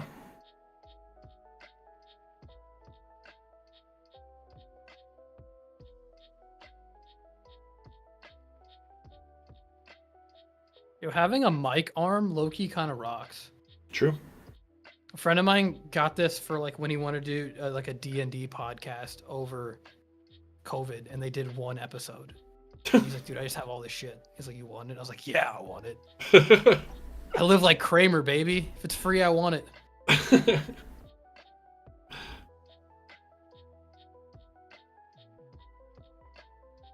Yeah, I realized like looking around, like I didn't pay for a single thing in my home. Like this desk was found at an estate sale by my mother for like $10. I didn't pay for this microphone, this mic arm. I didn't pay for any of the soundproofing in this room. I've been a big abuser of Facebook Marketplace lately. Facebook Marketplace goes hard. It really does. You get like some of the cheapest stuff. And it's always something I randomly need the day of. I just shoot someone, can I pick it up today? And they're always like, yeah, it's amazing. Okay, so we got the hamster, my goat. If only it had 1900. True. If only it had 4,000 defense. They should print a version of it that's 1200, 1900 called Ultra Nibble Mega Hamster. Oh, I like that. I like the sound of that. I think they just need to reprint a version of it that says X-Saber Nimble Mega Hamster. And they just need to add the effect of, it's kind of like that Madolche card where like if you have nothing on your field you can special summon it and then special summon an X-Saber from your deck. I think that would be healthy. There's a Madolche card that does that? Well, for Madolches. There's a Madol. I don't know. Dude, that's one of the decks that I had that I played religiously when it was like current. And I didn't buy it again. I did buy one ulti first queen, but it was for a buddy and it was $12 at the time. Damn. Now they are not $12. Yeah, I don't even know what those are at. Like 60, 70 bucks. It's ridiculous. That's the only card in the deck that's expensive too. Well, you can get the secret rares now, because that's what I have. I have secrets. But oh yeah, Medulce Pedicessor. This one. Yeah, that card. That card is the one that X-Sabers need a version of that card. It would make the deck so disgustingly broken.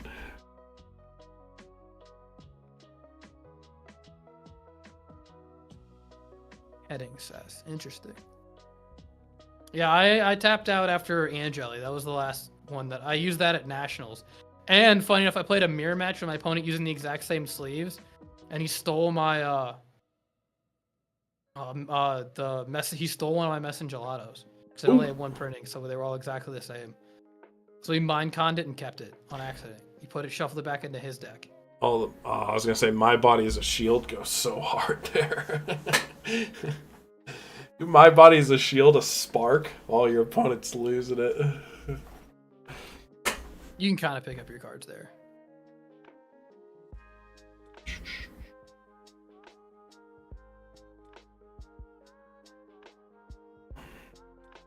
Yeah, see, I want Mega Hamster to just become X-Saber petting cess. That's what I want. Damn! That's okay. Oh, okay. You yeah. have a warning. Yeah. Have to warning that.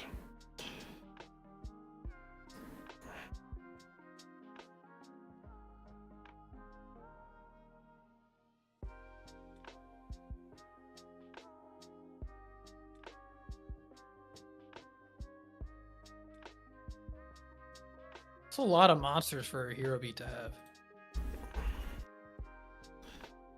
Yeah, I'm gonna, like, I haven't looked at his list, but I'm gonna assume it's like the exact same list he's played in like the last like 2 tournaments. It's like that in like Ultra Plant. You see like the cat deck, and it's like, oh, that's the exact same cat deck that you play in every hat tournament. That deck is so cool. Yeah, unfortunately, well, I guess we're only down 1 card. We're not even down a card, because he draws for turn. Okay, search Embers, that seems fair. Then you just end phase Decree. Win the game. Oh, I get to Hyperion as many times as I want. Let's go. With that field spell. With the field spell. Gotta have that field spell. True. I want to see someone sign in an agent. Steal my idea. With what's that? It's Zeraldius? Is that the searcher? The yeah. guy? It pitches. It puts a fairy in grave for free, and he's a 2100 beater. He can swing over Thunder King. If he is 2100, but you have to have the field spell. Doesn't he die if you don't control it? Yeah. But still, like, it's not bad. Is it if you control it or on the field? Like, can your opponent have it? Your opponent can have it, I believe.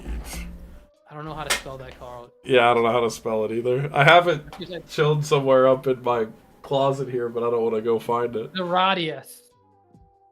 If Sanctuary Sky is not on the field, destroy this card. It's 2100, 800.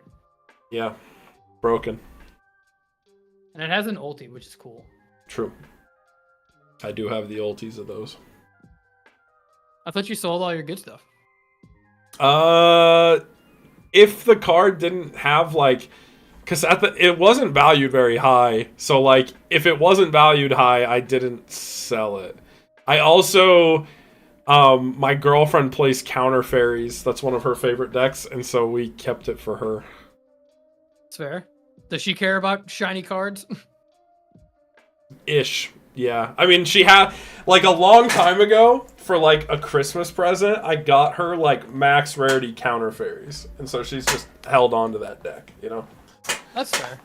But this was back when Max Ready Counter Fairies wasn't like really expensive. Now it's. Did you get the DR04 Bountiful Artemises or the ulties? Ulties for sure. See, I love the supers. I love DR04 stuff though. I think it looks neat. I think those supers look so good. Like the macros look insane. True. Oh, and I have the DR04 Banishers. I think those look awesome too. Yeah, I love Banisher though. Anything that plays Macrocosmos makes me happy. True. I think the DR4 ones might be more expensive now. Ooh, what are we doing here? Oh, if he has Econ, this goes really hard. Is it no entry that puts every card in defense position? No entry. Yeah, you gotta use no entry and then summon it. It's a trap card? Yeah. Change all attack this monster's defense position, yeah. Wow. It's broken. I think I have one in my cube. Like your opponent goes to battle phase, and then you use that, and then you use your full helm on your turn. You put an attack, and you start taking them out. Okay, so here's the Econ, I'm assuming. Yeah. Change it to defense. Good targets. Plenty of good targets. Do you get the Ember's Blade, or do you get Dark Soul? Well, he's under Max C, so I think he has to get Dark Soul. Oh, wait. Now he's under Max C. I would say that was last turn. He was under Max C.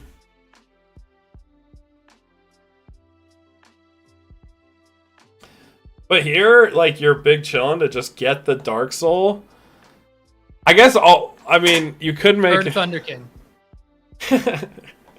You could make a case to go Hyunlei and give him the draw, because you're clearing the back row, but I think it's better to just go Dark Soul pass. Because Dark Soul can get Dark Soul and you could do it again. He hasn't used the full helm negate yet. Yeah, exactly. Although if they have a second monster, then that will get rid of it.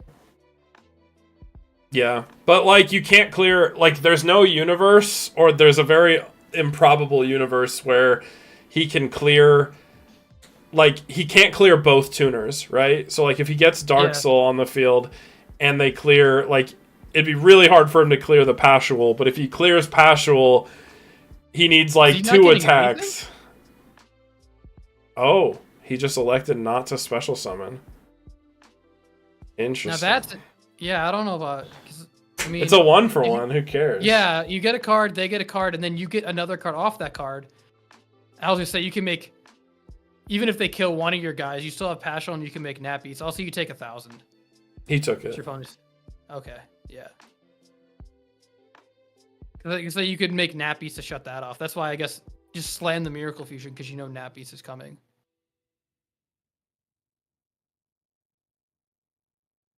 Okay, so that... Yeah, you don't negate it. Yeah, you're just going to take more damage if you do.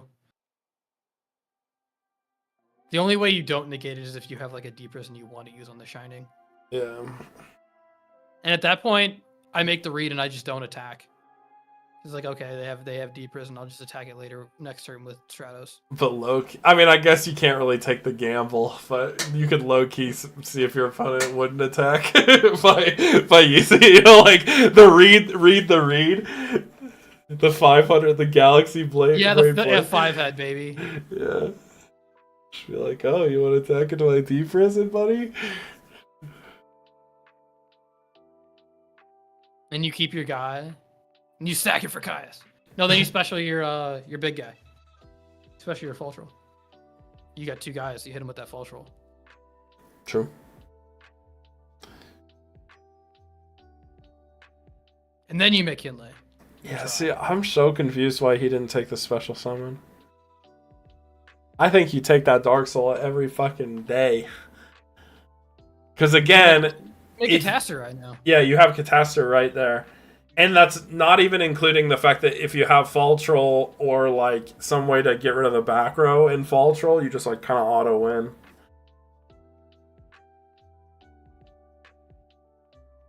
Okay, I'm assuming he has Fall Troll. Nope. Guess not. That's so bizarre to me.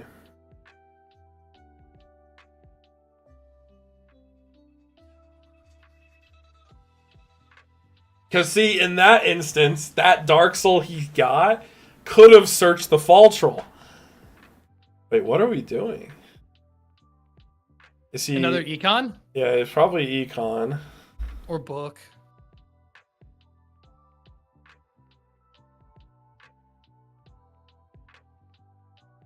You type in battle... Yeah, okay. Yeah. Okay, there it is. So, Econ... Get a Dark Soul.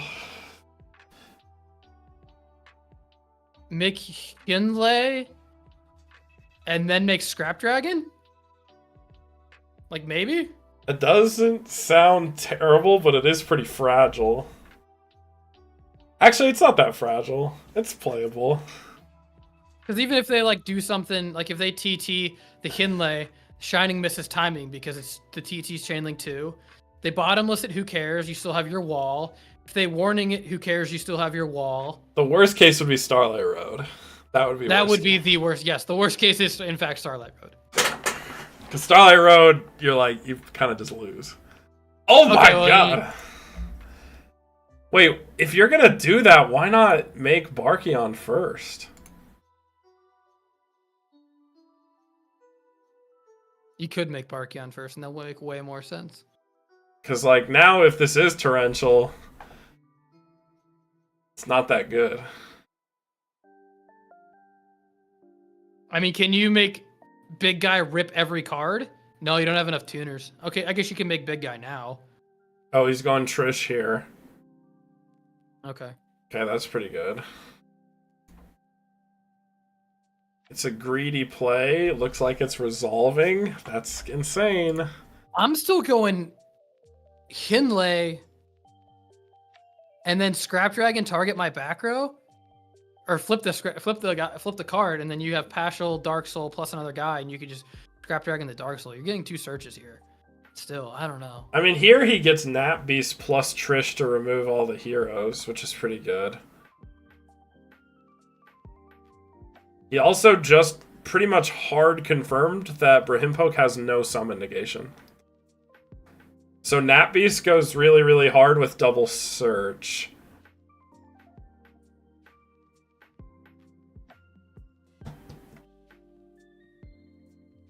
This is why I love Sabers, though. There's so many, like, weird options. Like, there's, like, 3 different ways he could have played his turn here.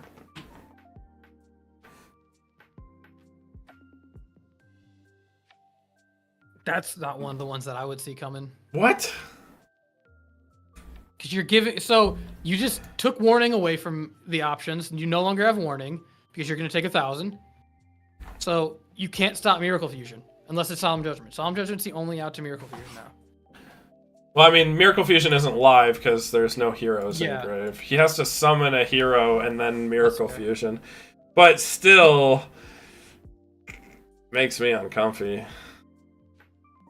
Maybe he has Judgment set now, and that's, like, gonna just win him the game here. Because, like, you can go Bogart into Hyunlei. Oh, actually, what's insane here is if he brings back Full Helm. Oh, okay. He could actually do it here. Still, you synchro into Barkion.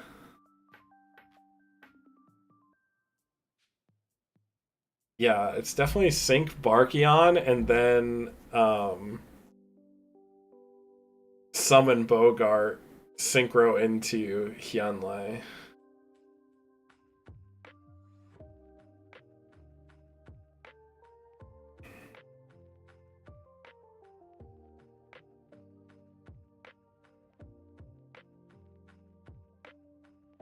But I wouldn't, because Hyunlei's up to 3. Top 2, play around Gores. Yeah, but you could also just make a case to pop nothing. You have enough to, like, yeah. He just has game right here. Okay, yeah. My goat Lenel, taking X-Sabers to new heights. That's risky leaving that Pastoral up on board as long as he did. Yeah, true. That scared the fuck out of me. Just Pastoral yourself to death. I mean, low Honestly, key, I've never seen it. I'm surprised he didn't use it to make, what's it called? Make Barkion before doing the play. But I guess if he wanted to go Trish, he kind of had to do it that way. It's just a big gamble. Like, if you get torrential, you're, like, cooked. But, hey, respect. Take big risks, take big rewards, you know, and that's what he got out of it. Summon Unga Bunga guy. Wait, Pill Lord's spectating right now. Is that match already over?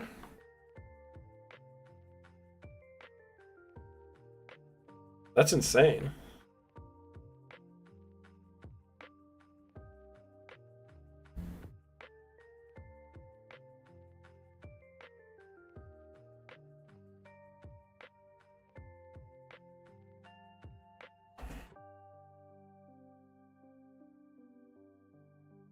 Yo, the combo.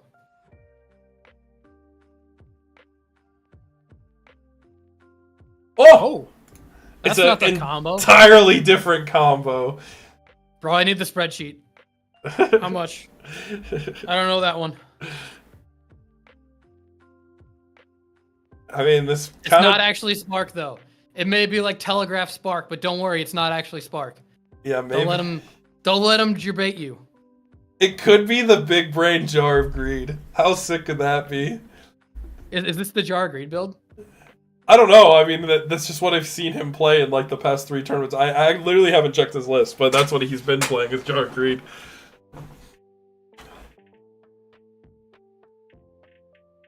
We just set and pass. He didn't get sparked in end phase. We Rhoda.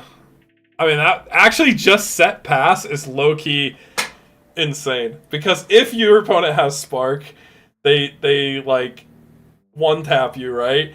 But if you set a Dark Soul to read, then it's like not good for them. But since you didn't set back row, then he's Stratos and he's just going to search another hero, which doesn't really accomplish too much. Oh, it was Hamster. Unluck. That's like the best case scenario. Because if that's just Dark Soul, that's like the hugest minus. Yeah. See, for me, yeah, it's like attack and then save your Spark. Yeah, the smart read is set Dark Soul there. It's like another Galaxy Brain play, because normally I think setting Dark Soul's bad, but there it wasn't bad because of the fact that we went turn 1, summon Alias into set 1, like search Alias set 1, not summon Stratos, essentially means that had to have been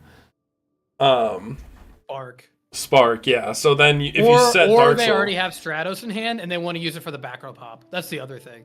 Yeah. Is if you already have Stratos and you want to use the back row. Oh, see, and there's the... See, but setting Dark Soul there is a little more risky because then your opponent could just summon Thunder King. Like, you basically could almost guarantee your opponent's next summon was Stratos with that first turn.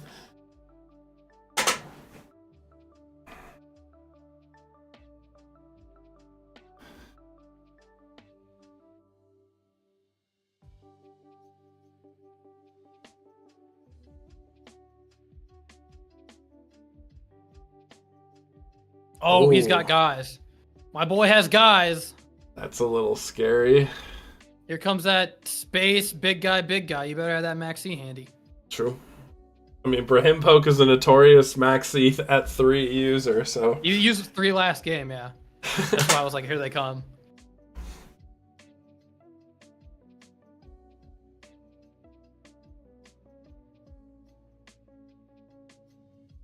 Hit the next turn button, my guy. Okay, lagging. Okay. Makes me feel alive. Okay. Here it comes. The set card was trap dust shoot the whole time. The bait. Oh, is he just gonna kill him? Do you get Max CG? There's no MST, there's no nothing. Hero Blast. Oh, Hero Blast would be a punish. Yeah, so you chain that and pop the guy, and then they can't summon the big guy. Barkion, activate. Low key, if you want to just risk it for the biscuit, which he absolutely shouldn't, you go into the what's his name, Urabellum, and swing in for the to put the card on top. Oh my god! Oh my! What the hell is happening? My man's cooking.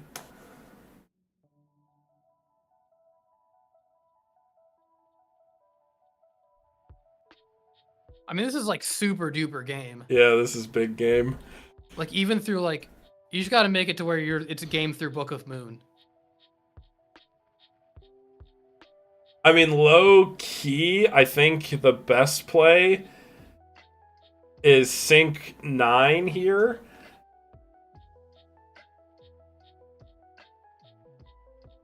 Yeah, that was okay.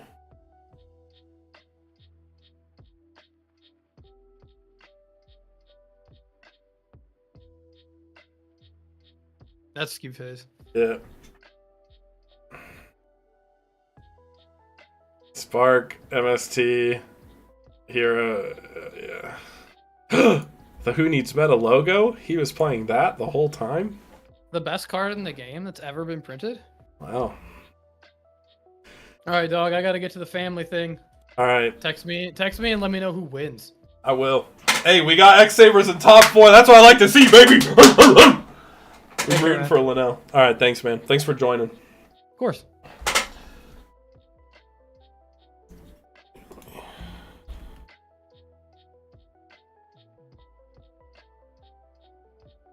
Alright. Well, let's see if anything else is going on. Okay, looks like Tia versus Pro Storm. Is that the only one?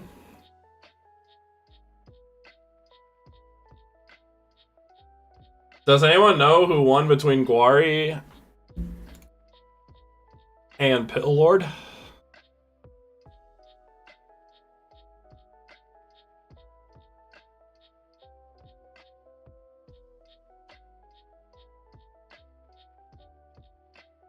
Hey, Jaden Yuki, top 4. Good to see.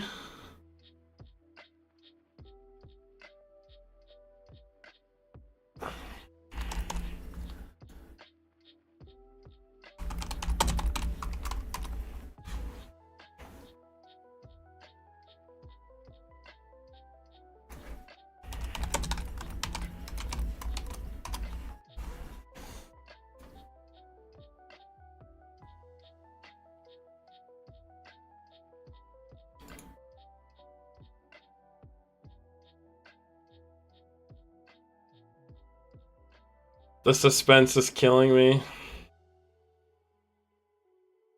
I just want to know who won between... Did Guari actually lose? Somebody tell me.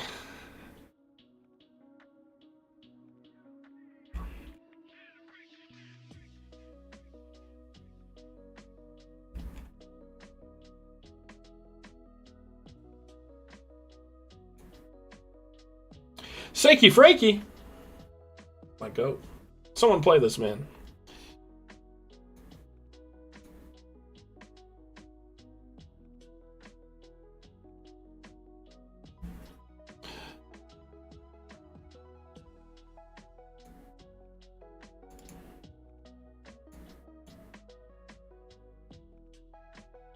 Wait, did it like not go through? What the hell?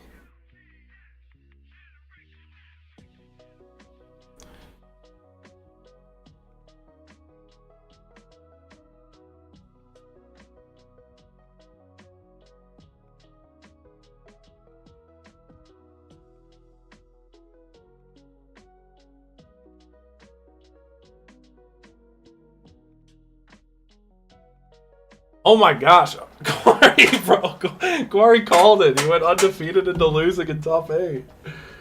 Alright, guys. Oh my god. Bro, everything crazy won. Literally everything crazy. We gotta do another poll here. I want to know what you guys want to see.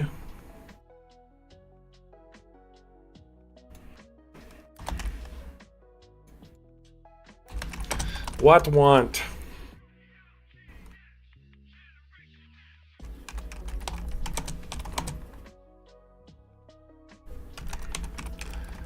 That's actually funny. And then...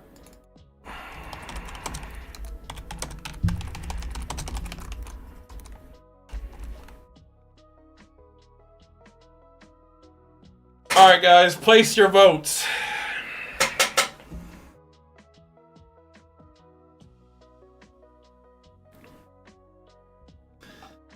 Bro, how did all the stun decks just lose in top 8? That's crazy.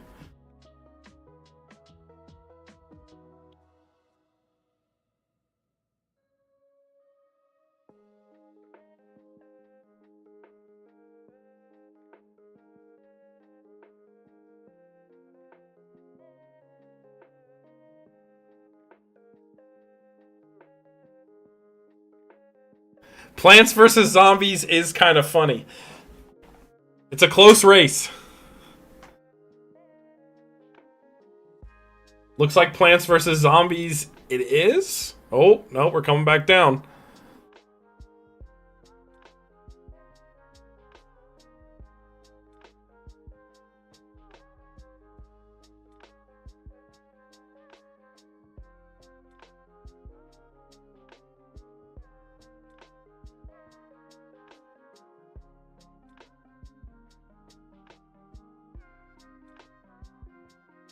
Beast Eyes Linnell are in game.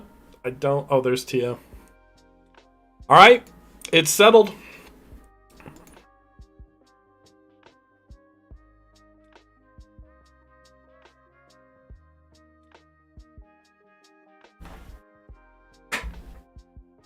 All right, guys, top 4 right here. Our top 4 is wild this tournament. This is a hype one.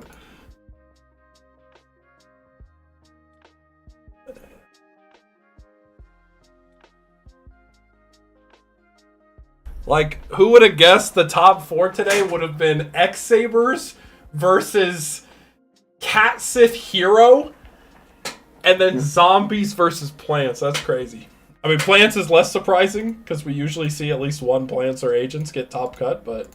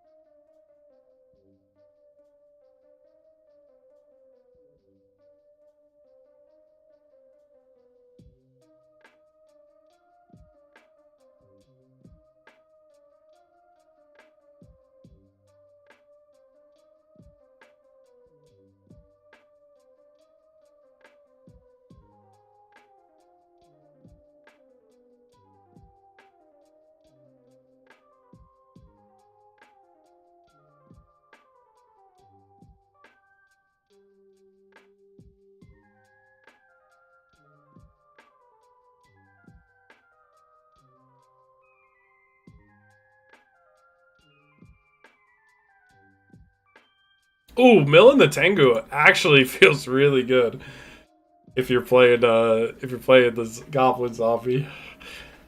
Like, that's like one of the best case scenarios. Oh, Caius hurts here. That hurts. We need Warning or Veiler.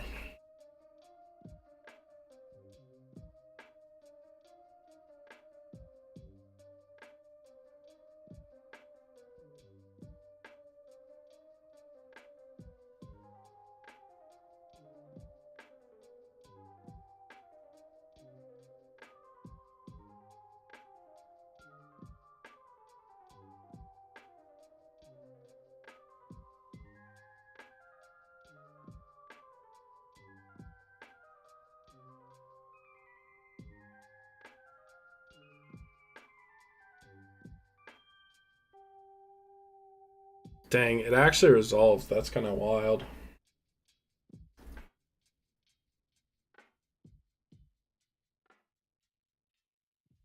Pillord on the tear right now. Oh! Somebody help me.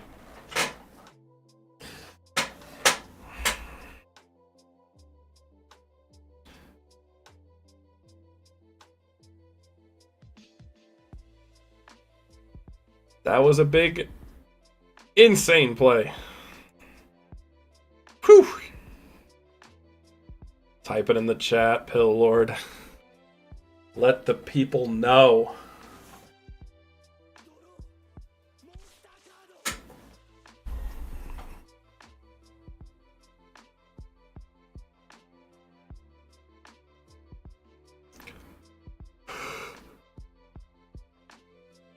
Maxi, Foolish, Mind Control, Pot of Avarice. Ooh, that's actually a really rough hand. Holy. So yeah, you put the Thunder King back. Jesus. You have to, like, Foolish into Mind Control. Oh, wow. We're blind controlling the set. I don't know if I agree with that. I actually think... So now you Foolish the Glow-Up Bulb. Maxi, Foolish, Mind Control, Pot of Avarice.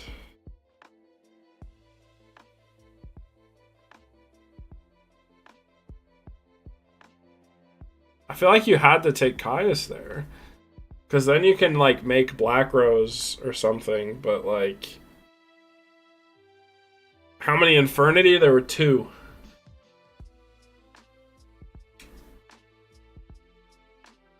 Two Infernity, neither made top.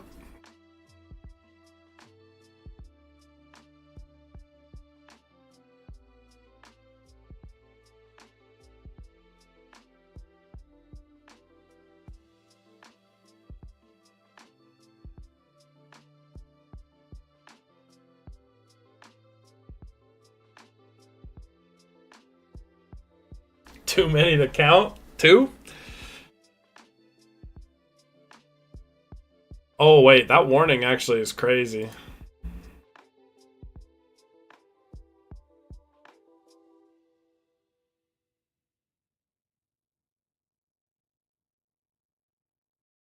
Oh. Oh. That's a pretty good adaptation.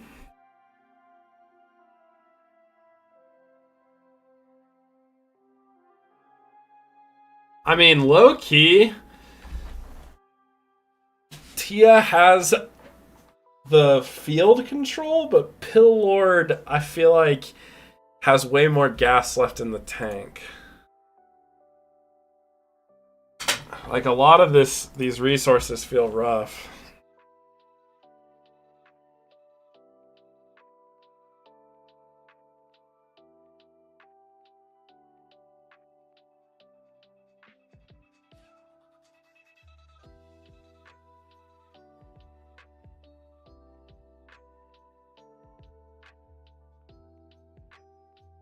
Wow, okay. The sea! We knew he had Max C. You could literally just go Sengen Pass. You don't actually need to make Leviathan here. I mean, you can, and give him the draw too, but I think it's just strictly worse.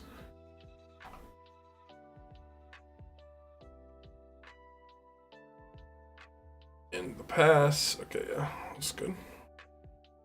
So let's see, we know... Oh my god, but that rip was huge.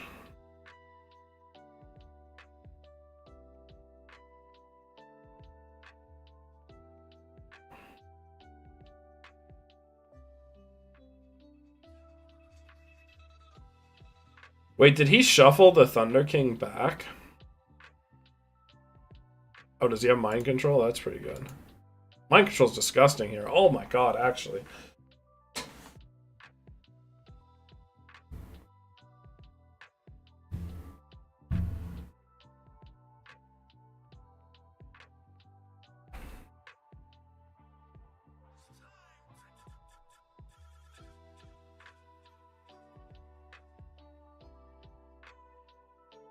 Oh! That's crazy because the dead call means Gores can't be played. That's pretty sick. The tour guide top deck goes hard. Oh wait, we have enough for Avarice. We know he has Avarice. 1, 2, 3. Yeah.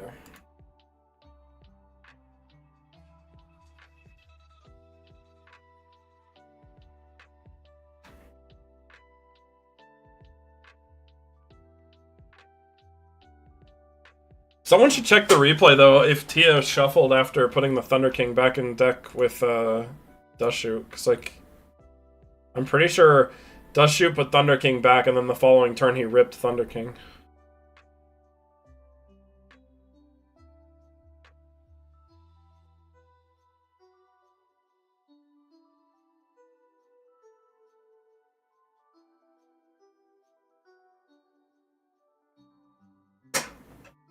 I don't know if Pillord's on Econ, but how hard does Econ go right now?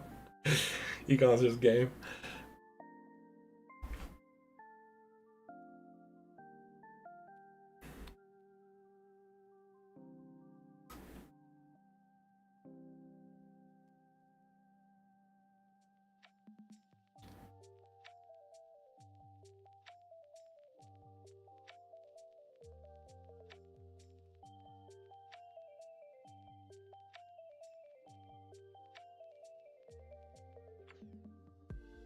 Oh, smart. That's just game.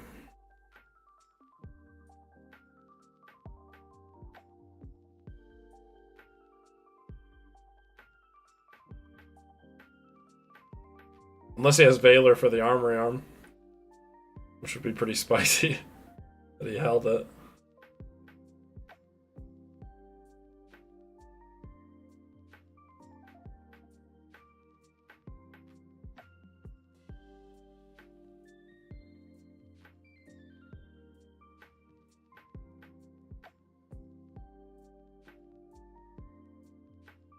I mean, equip the Brio and just swing for game. Now that's 33 plus 17. Yeah. Okay. Yeah, that's game 2. Alright, I gotta take bathroom break before we start the next one.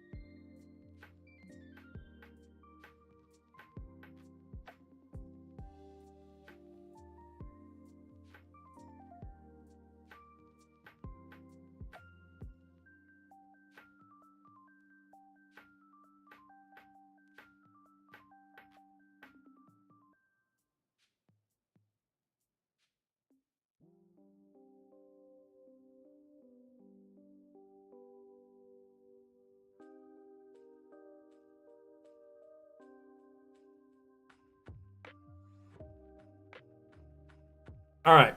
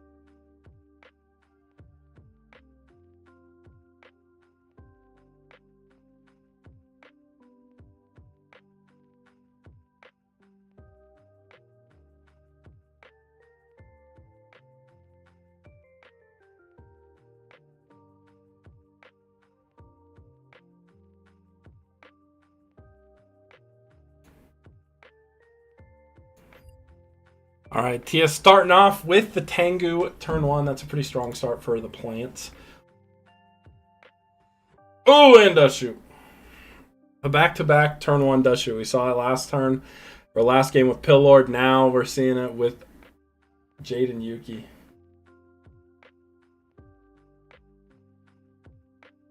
You played both Infernity players? Yeah. There literally were only 2 Infernity players.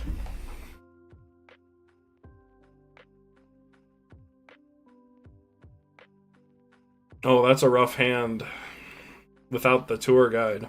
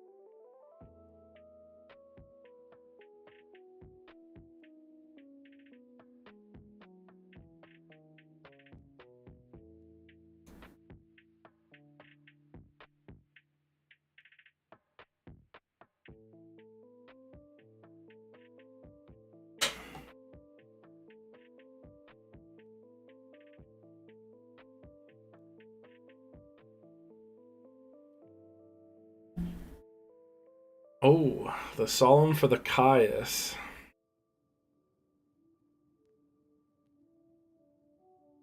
It's probably a turtle or a goblin zombie. Or Solomon Caius. I mean, hitting the Caius either way is probably pretty good, but... Oh, Sangan. Okay, that makes sense.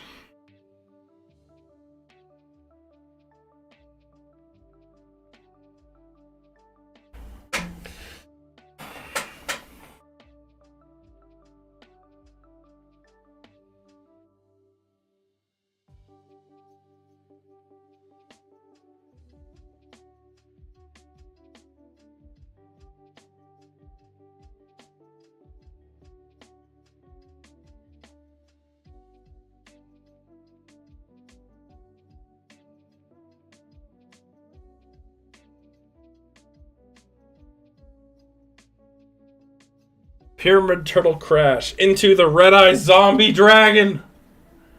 I wish. Oh. Into the Trigodia. Into the Goblin Zombie.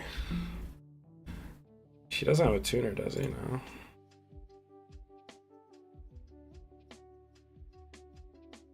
Oh, I see. This is actually sick. Because now he searches Mizuki.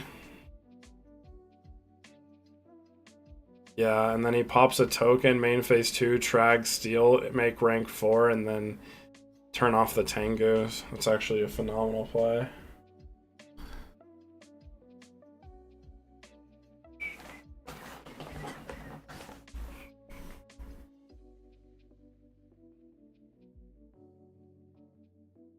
God, Trag goes so hard in zombies. It's insane how good that card is.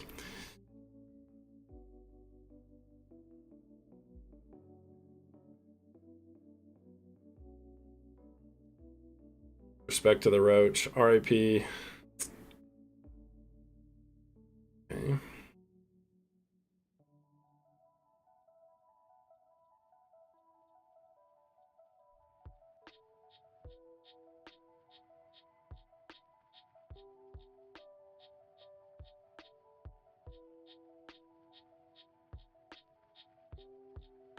Why is Trag good in zombies? You literally just saw it. It's like the level modulation effect, like its ability to steal monsters, like its works really good with floaters in general.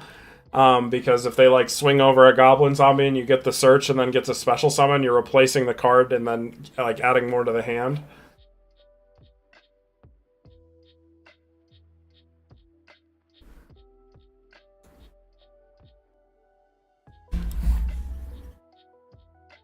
Oh, interesting. Don't want to give him that formula.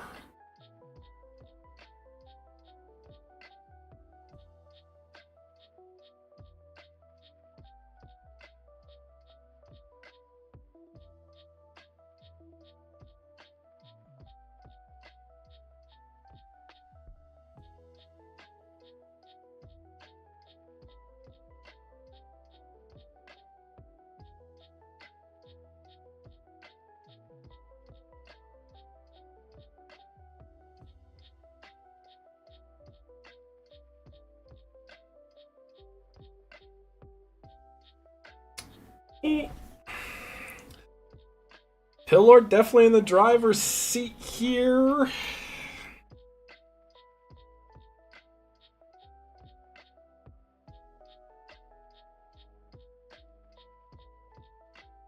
Yeah, Trag's just so versatile in the deck.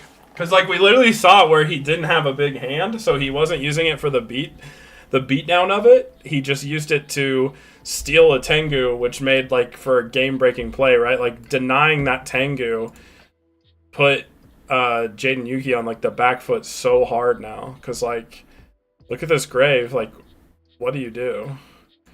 And this Caius play was actually Galaxy Brain, because banishing that Valor means there's no BLS play either. Like, we're just slowly removing all of Jaden Yuki's options. It's kind of crazy.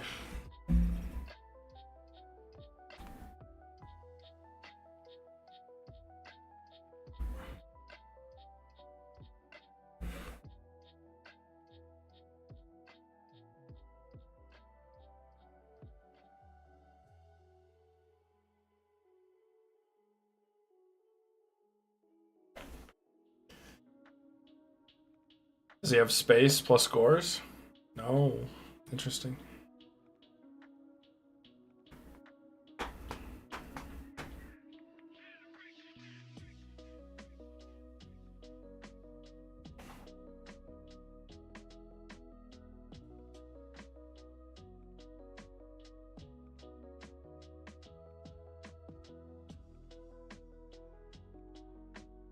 Oh. Oh, that hurts.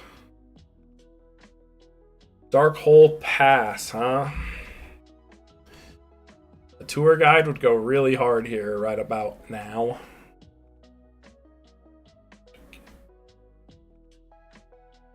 Or a set and pass would go hard too. Uh-oh, that's scary.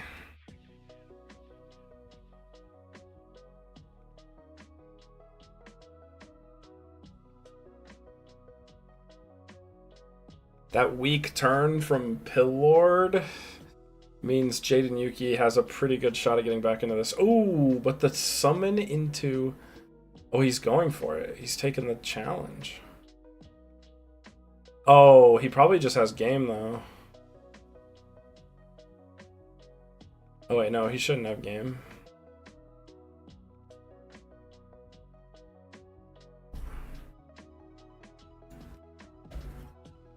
Three, four.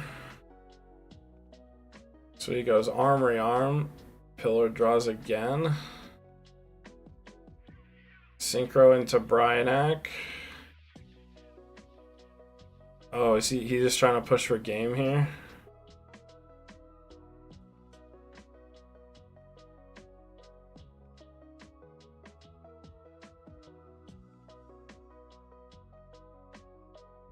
Baylor? Wow. Game 3. That was a ballsy Max C challenge from Jade Yuki. That was scary.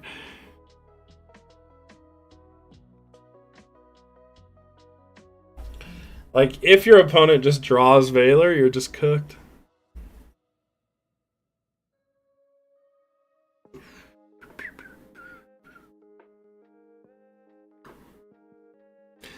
Alright, game 3. I'm also simultaneously watching the Beast Eyes versus Linnell game.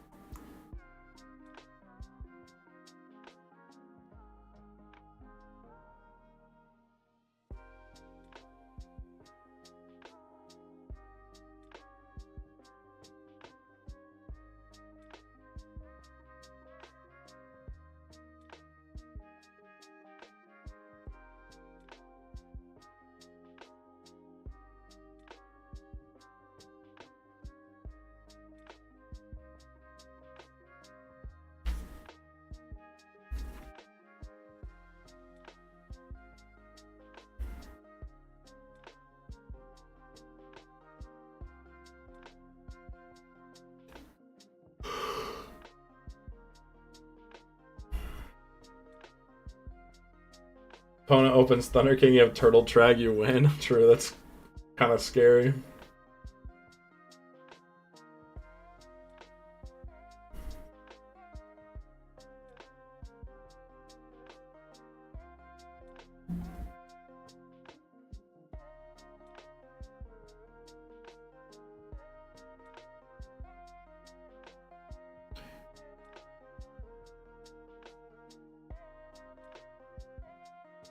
Oh my god. That's actually crazy. He didn't side out the dust shoot going second and then opened it again.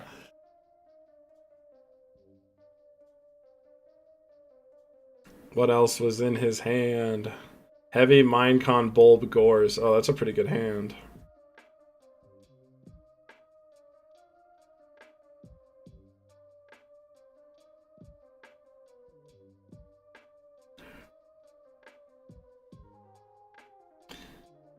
Necro, where were you? This could be you playing zombies right now.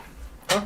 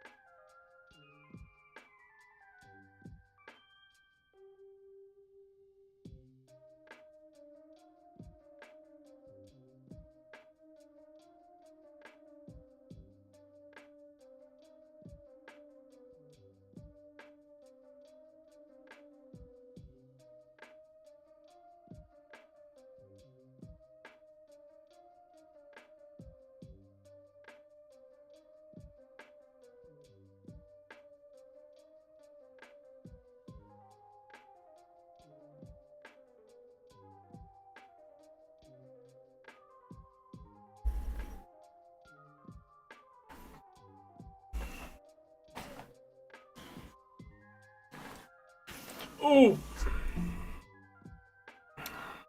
Wait, does he have... Oh, the Thunder King. That goes crazy here.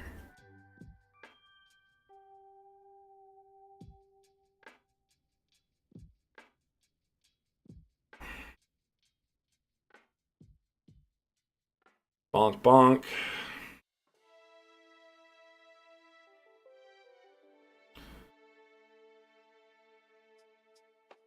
The only sad thing is, it's like a Tengu top deck is actually like pretty good here because you just swing over the Goblin Zombie.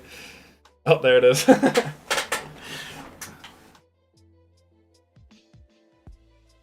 But it still saw some value, so it's okay.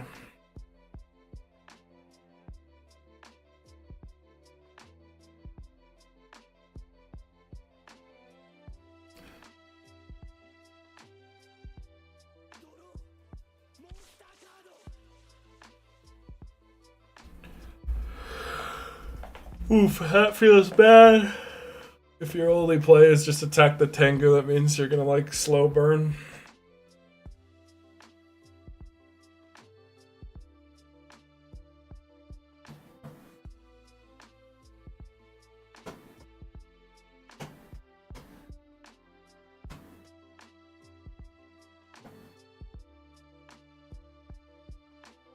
Wait, why is he summoning a second Goblin Zombie?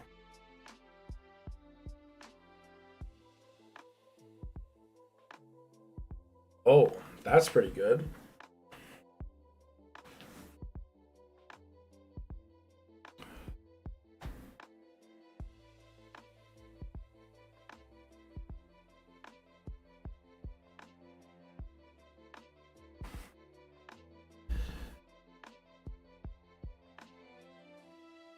Dang, that goes hard.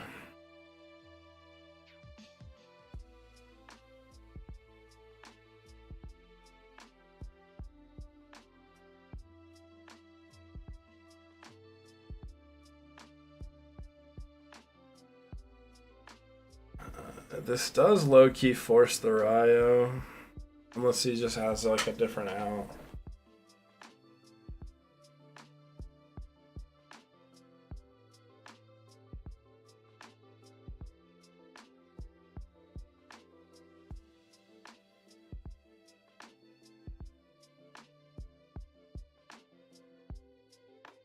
Yeah, bro.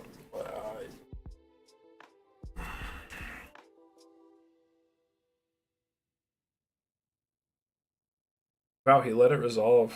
He must have an out. It's got to be a good out, though.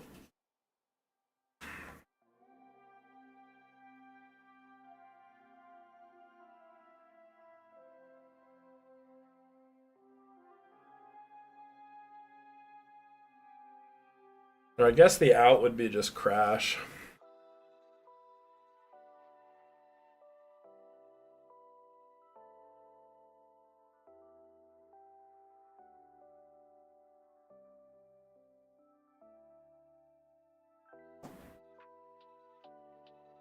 Oh shit, guys, this just in.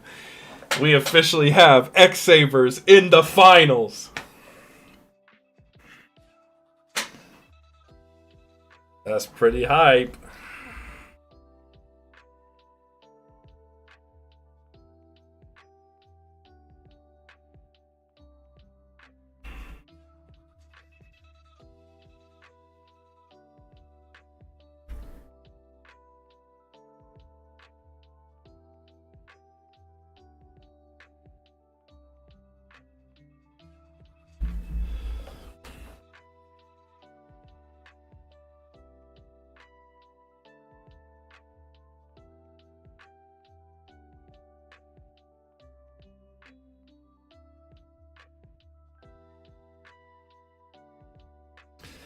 The Thunder King heard around the world.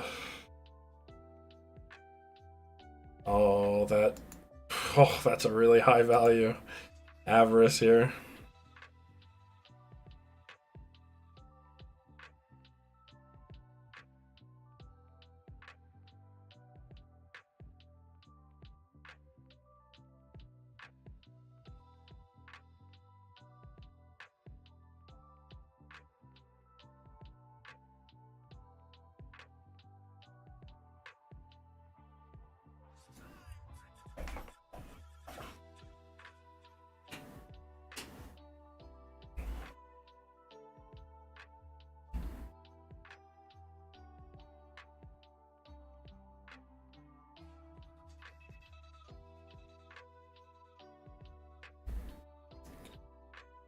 Oof, that doesn't feel good when it's a T set.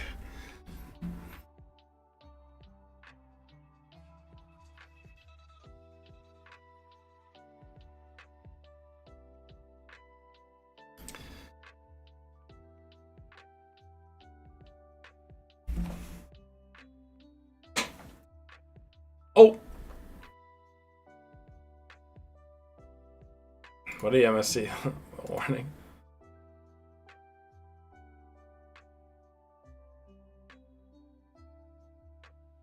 At some point, Jaden Yuki will see the plant engine, and this will make this Thunder King not worthwhile. But if he doesn't see the plant engine, it's not great. Or Caius would go hard, too. But I feel like Pillord's on a timer. Could go bad.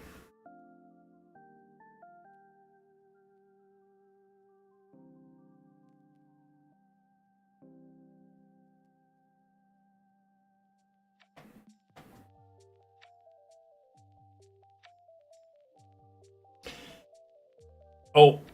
Oh, that's not ideal. You need Max C here. I don't think he has it.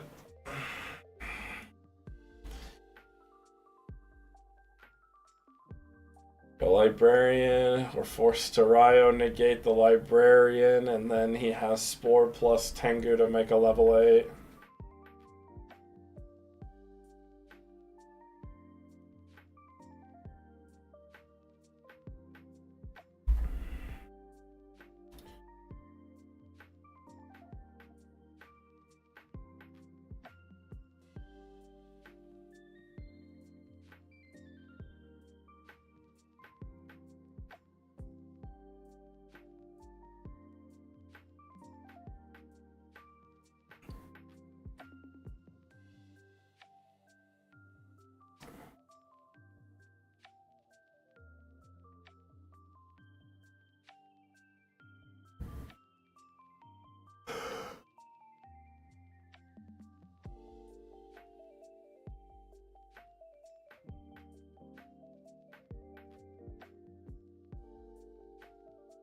Oh, he didn't go for the Spore play.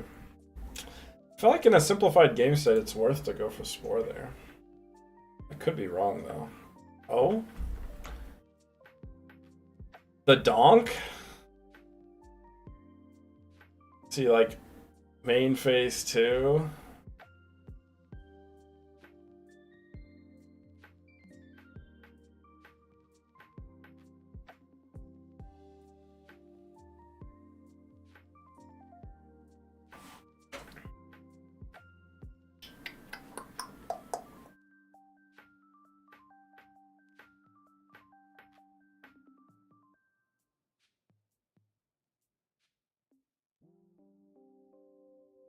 I'm actually pretty confused why Jay and Yuki didn't go for the synchro play. Like, yes, I get it. Like, you have board control with Tengu, so you can pass, but the game state's so simplified.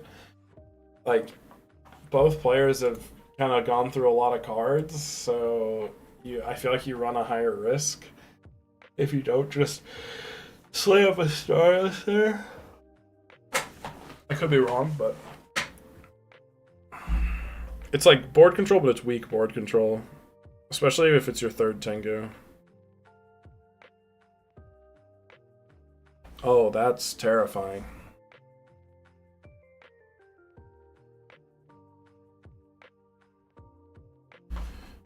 This makes a Leviair.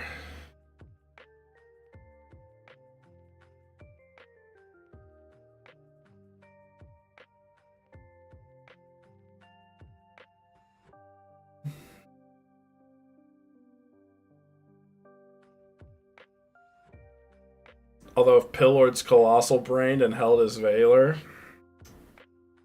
Shee! Because they make Leviair and then detach and you Veiler, and the next turn you just go off.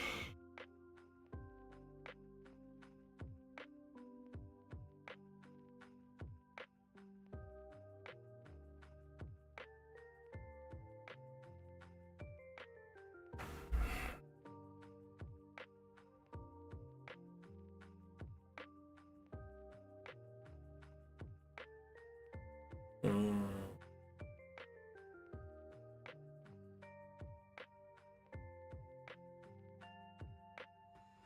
$500 in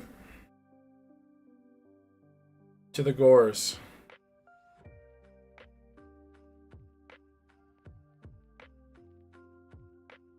We knew he had the Gores, right? Yeah.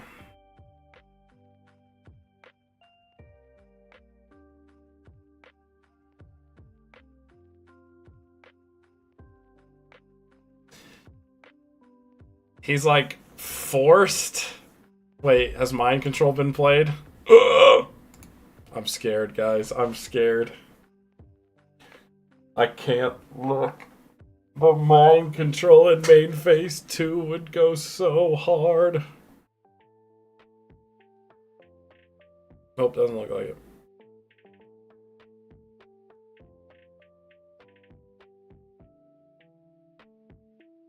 Oh, that goes pretty hard too.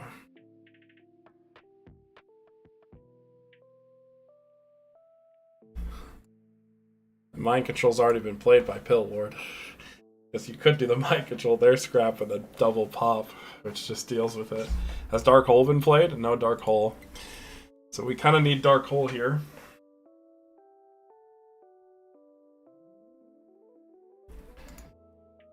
Bro, yes. He does have exactly 3 Darks. I mean, there's a lot of good top decks here. Like, Caius is also a phenomenal top deck with a live Mizuki. Caius is great. Even if he makes... He kind of has to make Stardust here to play around... Yeah, it has to be Stardust. Because you have to play around the Dark Hole top deck. Oh, we're going Scrap Dragon Pass. Wow. You're giving... Because, like, if he has, like, Glow-Up Bulb himself...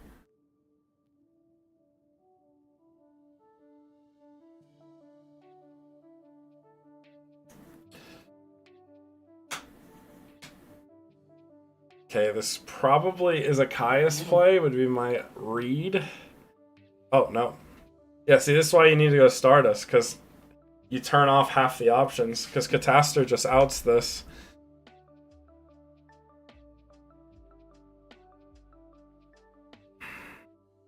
We search off of Goblin Zombie.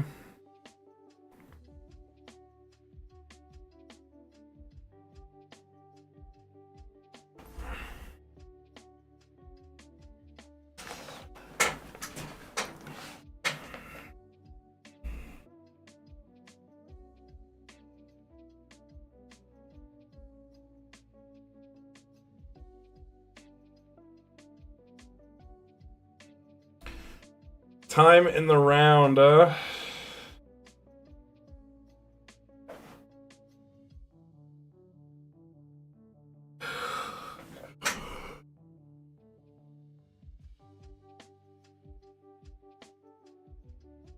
mean, even if you leave the Leviair and he's forced to, like, bulb in, like, take your Mizuki, bulb, sync 5, crash, that feels so bad.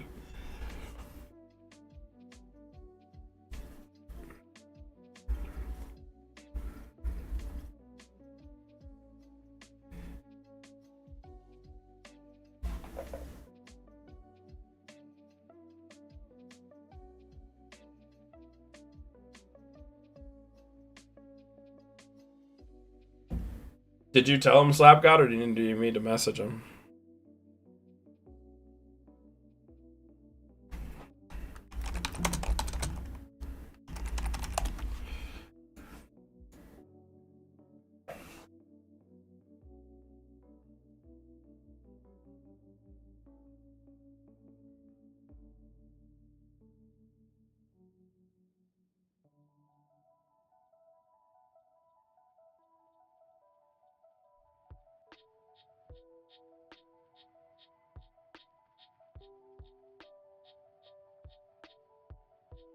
Okay.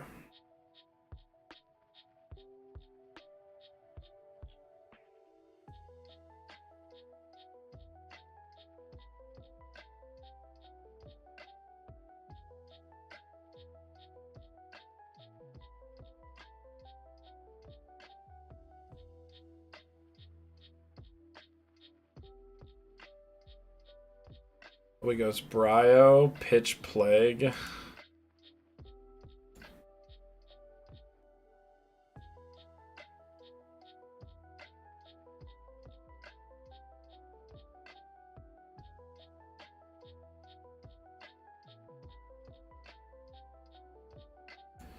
This does turn off a lot. All 3 Tengus are gone too. He needs to top, like, exactly.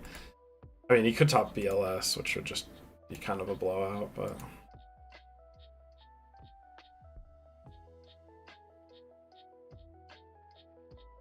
Unless we can somehow get there. He also, Pillord could also have BLS as his last card. Nope, we're just attacking.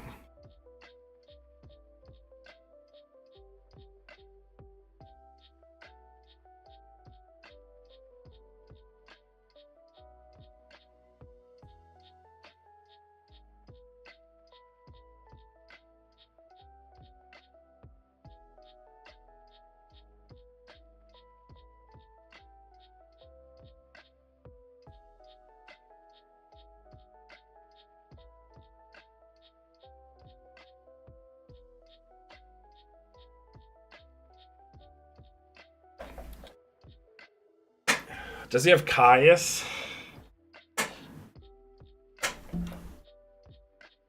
This has to be a Caius play, yeah. Wow, that's insane. Damn, this is a really crazy match. This is really close. Set, pass.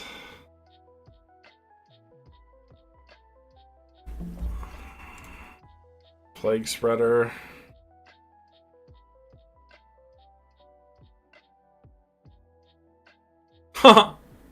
Is it warning? No way that resolves. 34 to the dome, unless that's a deprison. Which you probably do deprison it. Oh, wow, okay. What's the back row?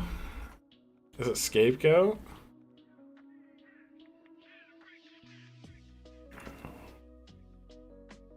He has no tuner to top deck, so it could be a scapegoat. He just leaves set and passes. Yeah, this has to be scapegoat. This has to be.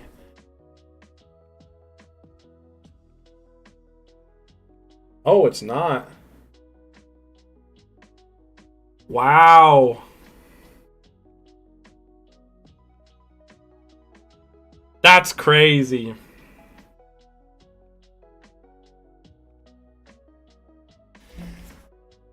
Our finals is zombies versus X-Sabers. That's insane.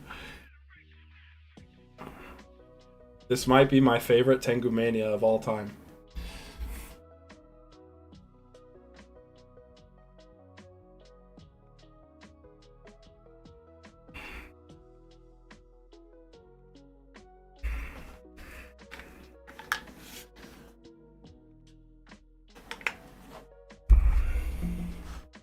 But low-key, I think it could be favored zombies.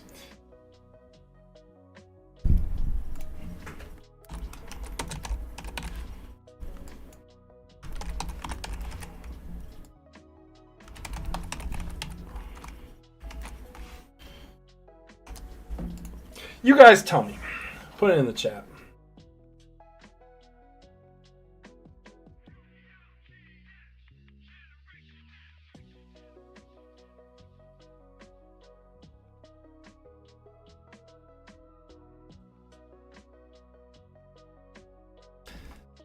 So, like, there's benefits to both sides of the matchup, right? Like, zombies kind of has to set a lot of their monsters, so Full Helm can go kind of hard versus the deck.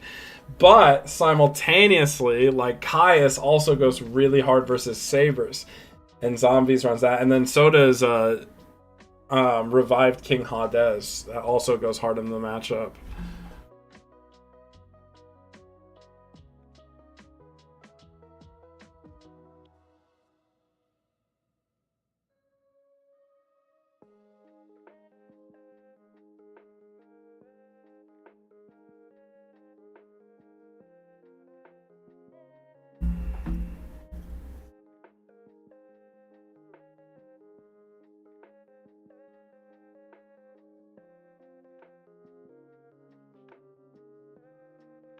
I'll give the poll until the match starts.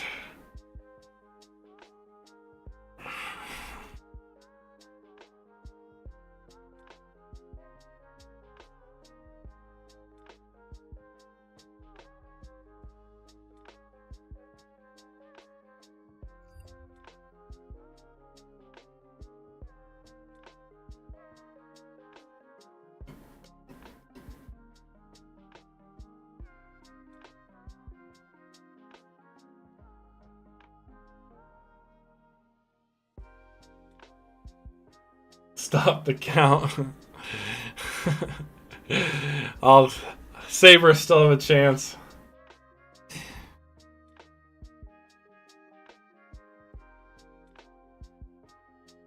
The poll.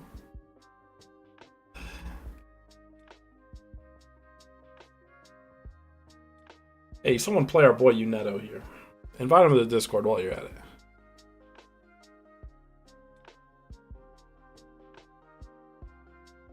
There is no match for third place.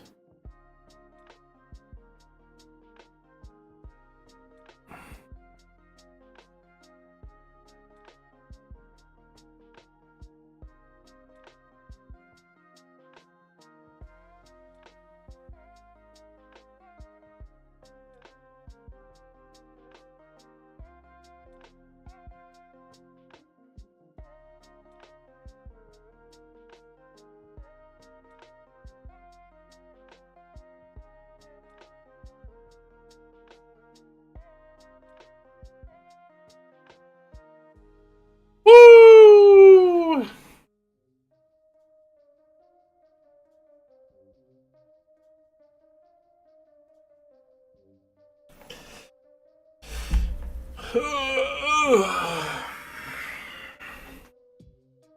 Will they do it?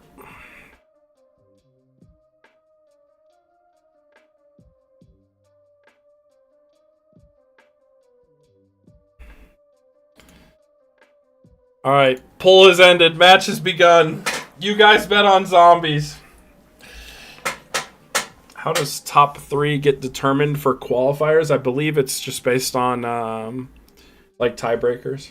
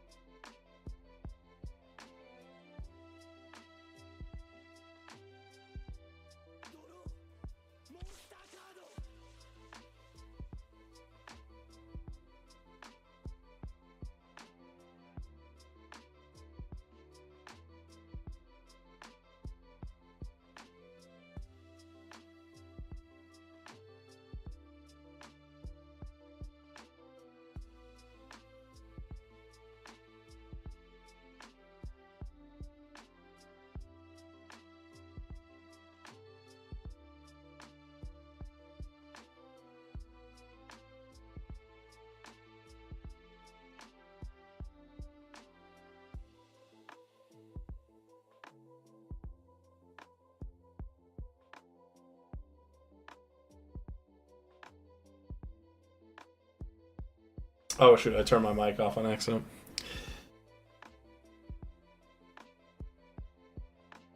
Good to know. Oh, the Mirror Force. That's actually big.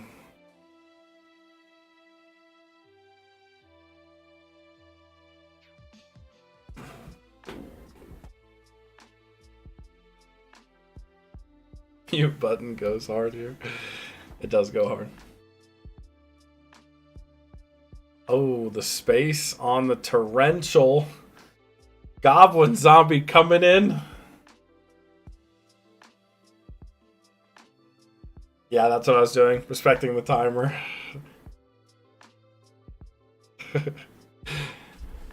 Oh, milling Faltrol's actually kind of sad.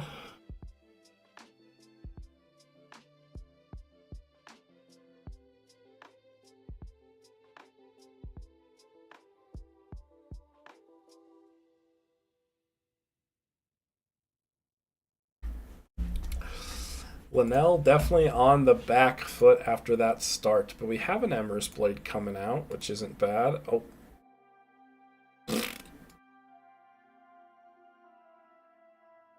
Duality. Dark Hole, that goblin zombie. Oh, Mind Control is pretty good. That card is the best card in Tengu Plan. Did you know that?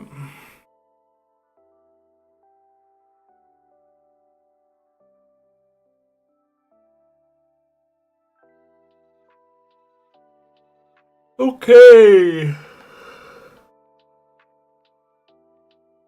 Now you want to know what goes really hard? If he happens to just have Bogart plus any X-Saber plus Faltrol.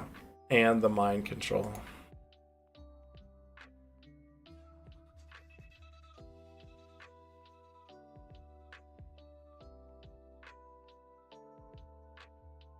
-1 econ. It's the Goblin Zombie beatdown. Roger Smith! What's he doing here?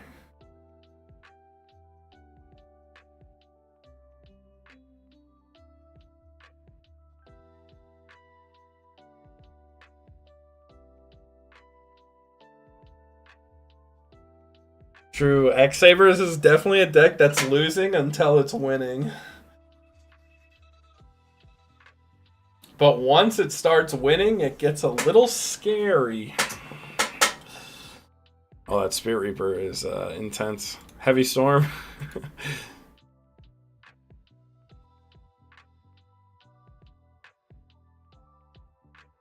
Got a warning the Reaper? That feels bad, low-key. What is Tengumania? It's one of our qualifier tournaments for Tengu Worlds. So it's like a free entry tournament with a cash prize, and then like the top X amount of people, depending on how many entrants we have, get a Worlds qualifier spot. So it's the biggest event you've ever seen in your life, basically.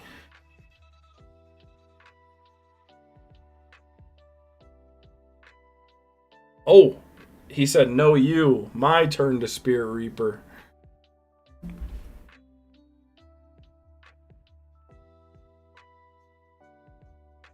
I hate this card.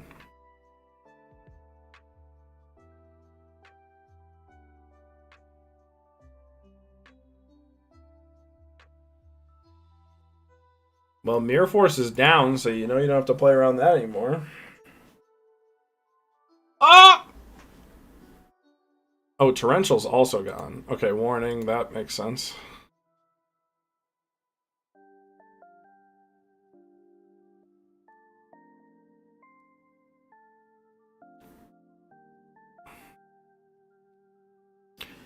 So like today's tournament you didn't have to qualify for, it just like is a qualifier tournament. If you go to the description, so the description of my stream or like any description of all my videos, there's a link to the Tengu Plant Discord. And in the Tengu Plant Discord, they announce like regular tournaments. So they'll do like single days like what we're doing right now, and then they also do multi-day events. All are free entry, and most of them have some type of prizing.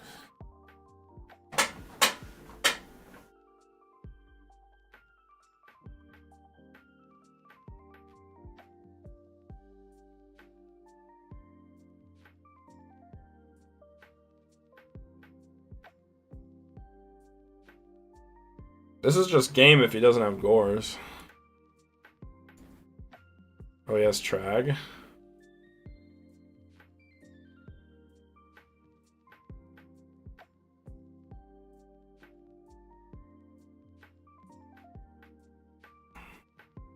But here you just make him top deck.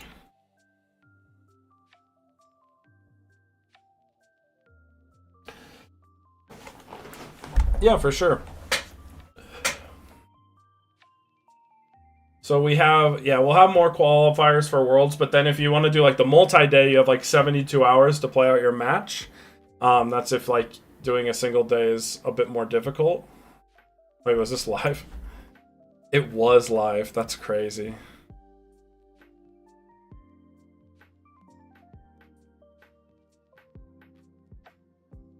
Okay, so according to Slap God, next multi-day is $100 prize pool. And it will start next weekend. That's pretty big.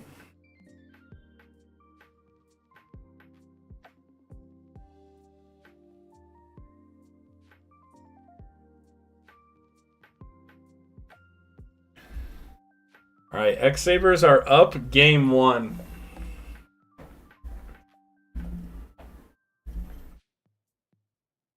In grand finals.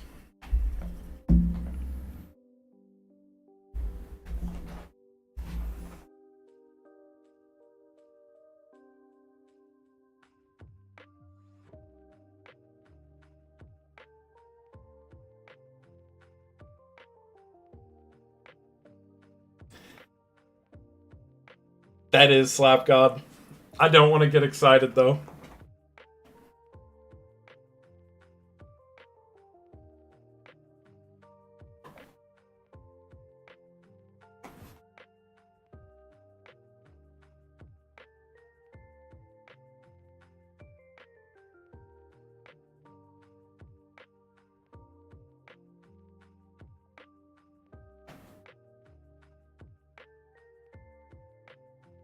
True. This was, in general, a base tournament. Our top 4 was crazy, too.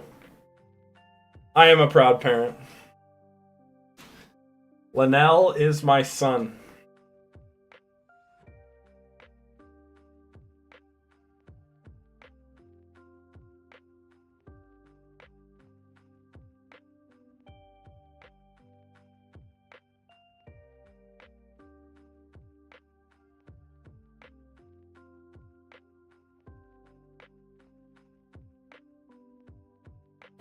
The set and pass.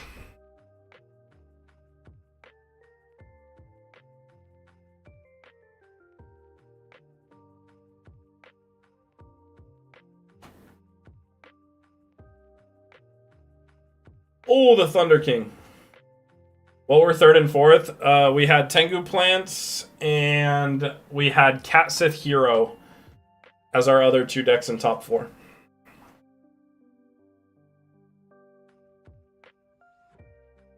Dang, but he had the Thunder King into the Sangan plus set 2?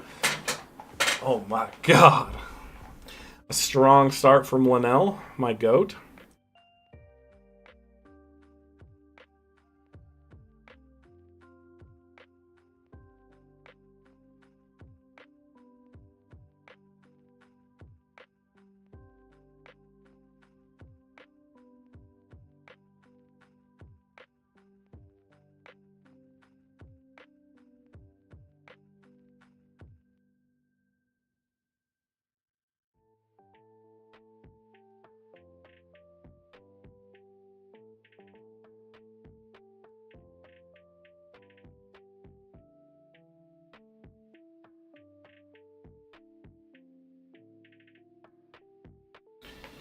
Ooh, the Mizuki Summon.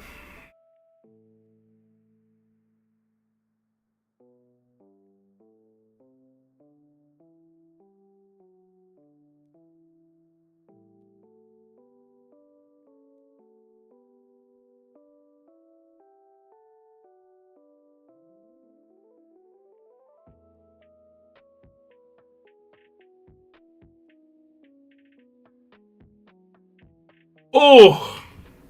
The big bonk.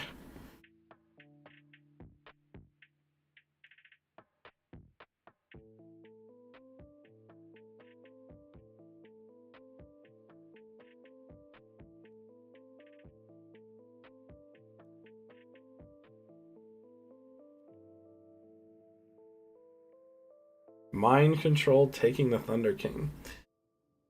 I mean, at this stage, that doesn't even feel that bad.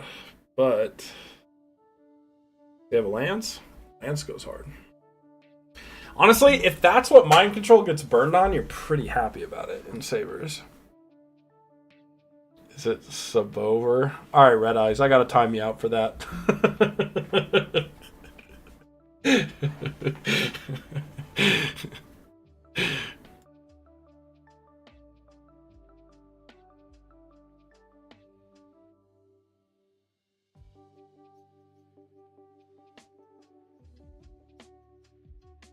You've been timed out for 10 seconds.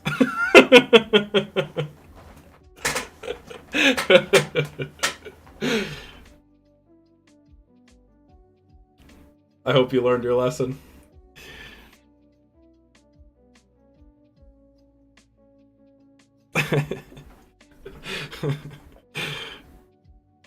Oh, this is the Trish play. That feels pretty good.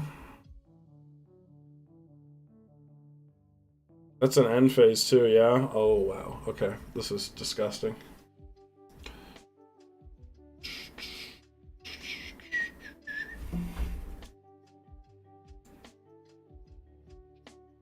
Flip. Now, special summon the Fall Troll. Ah! Somebody help this man.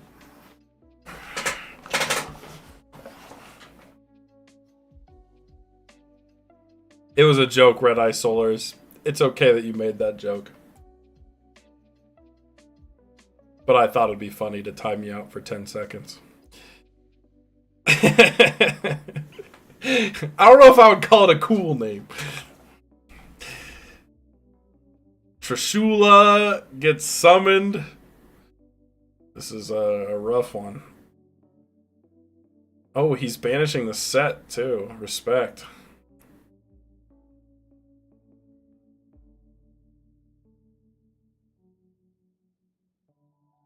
Oh!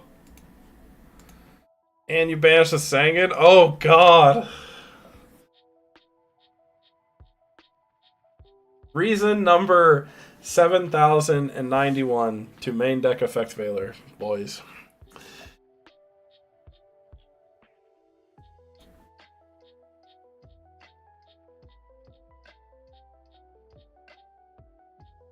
Oh, if he has any set card, he can just scrap Dragon and go for game.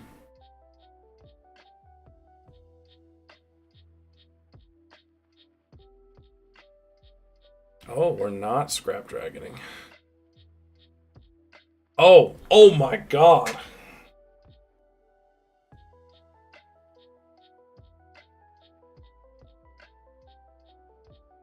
There best be a Gores here. Oh, he has the Gores, holy shit. Okay.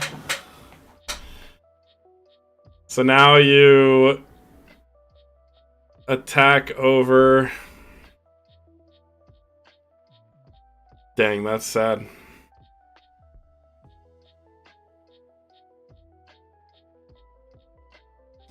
Respect, and then you attack token. I don't hate it. You get an end phase search. It's a nice adaptation.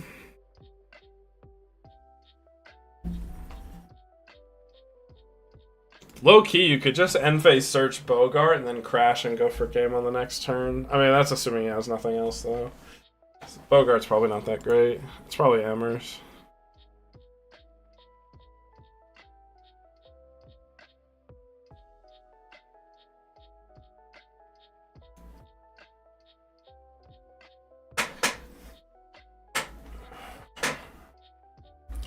I mean, Linnell's still in a pretty damn good spot here. Pillord has to kill Fall Troll through a back row with 2 cards. No graveyard. Okay, he searches. He decided to search. Interesting. Oh wait, did he have 2 searches? He must have.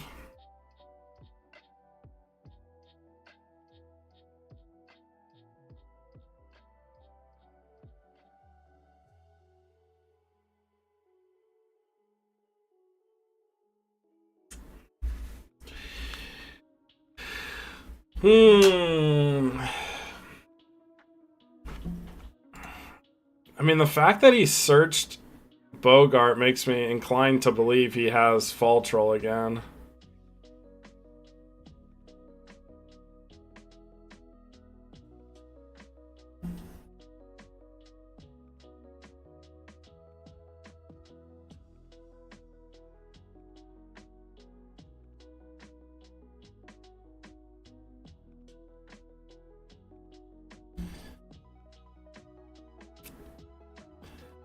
Okay, crash.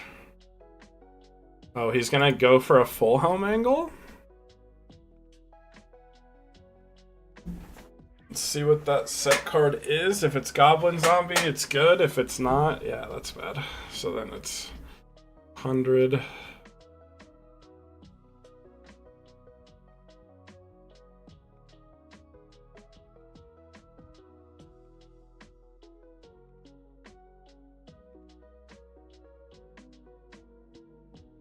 I feel like you have to crash the Gores.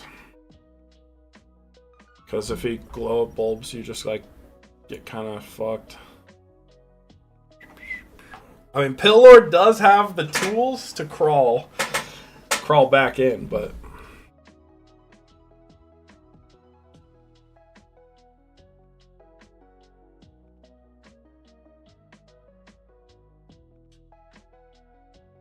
let's go.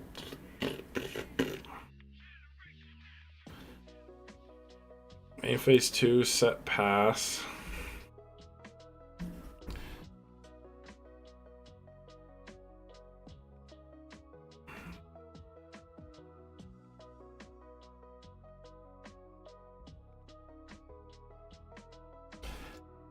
Where's our boy Fall Troll?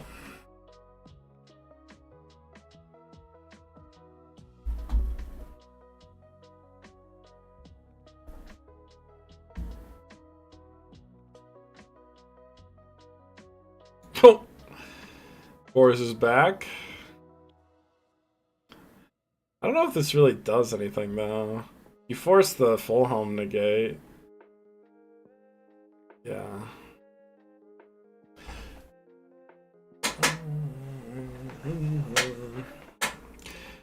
Now, oh, we go Truth. Okay, Truth can get to Gothams.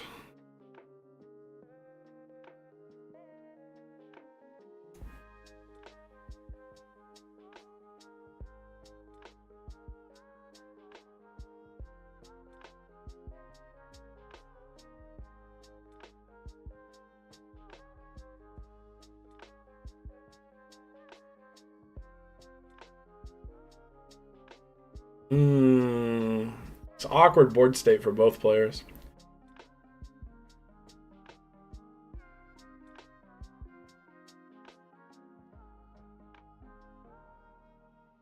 Viewing opponent's public extra deck.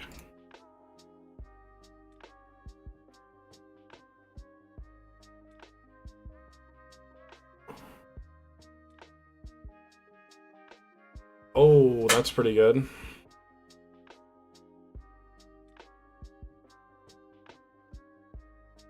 You go Bryo, bounce the Gores, swing for attempt game.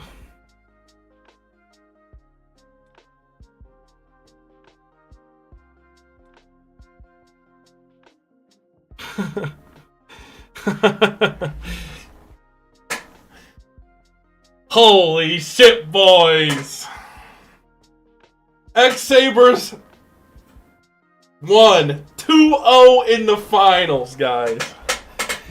I would like to take this moment to bring up all the players that ever said this deck was mid and tell them how stupid and wrong they are. You know what I'm saying? My fucking goat. Linnell, congratulations. Getting the dub. Qualifying for Worlds with X-Sabers. Super sick grand final matchup. But damn, chat was wrong too. Y'all voted saying Zombies are going to win. X-Saber's kind of cooked. Tyler's very happy. Correct, I am happy.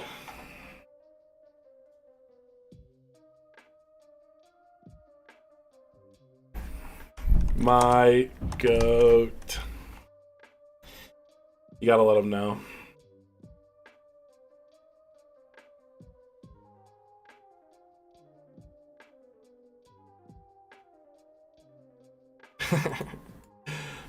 Alright, guys.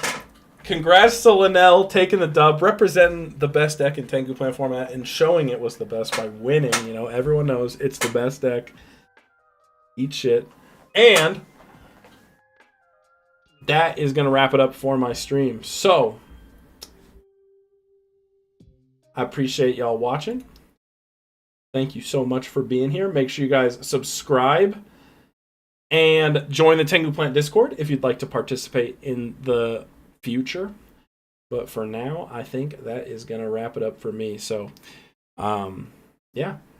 See you next time.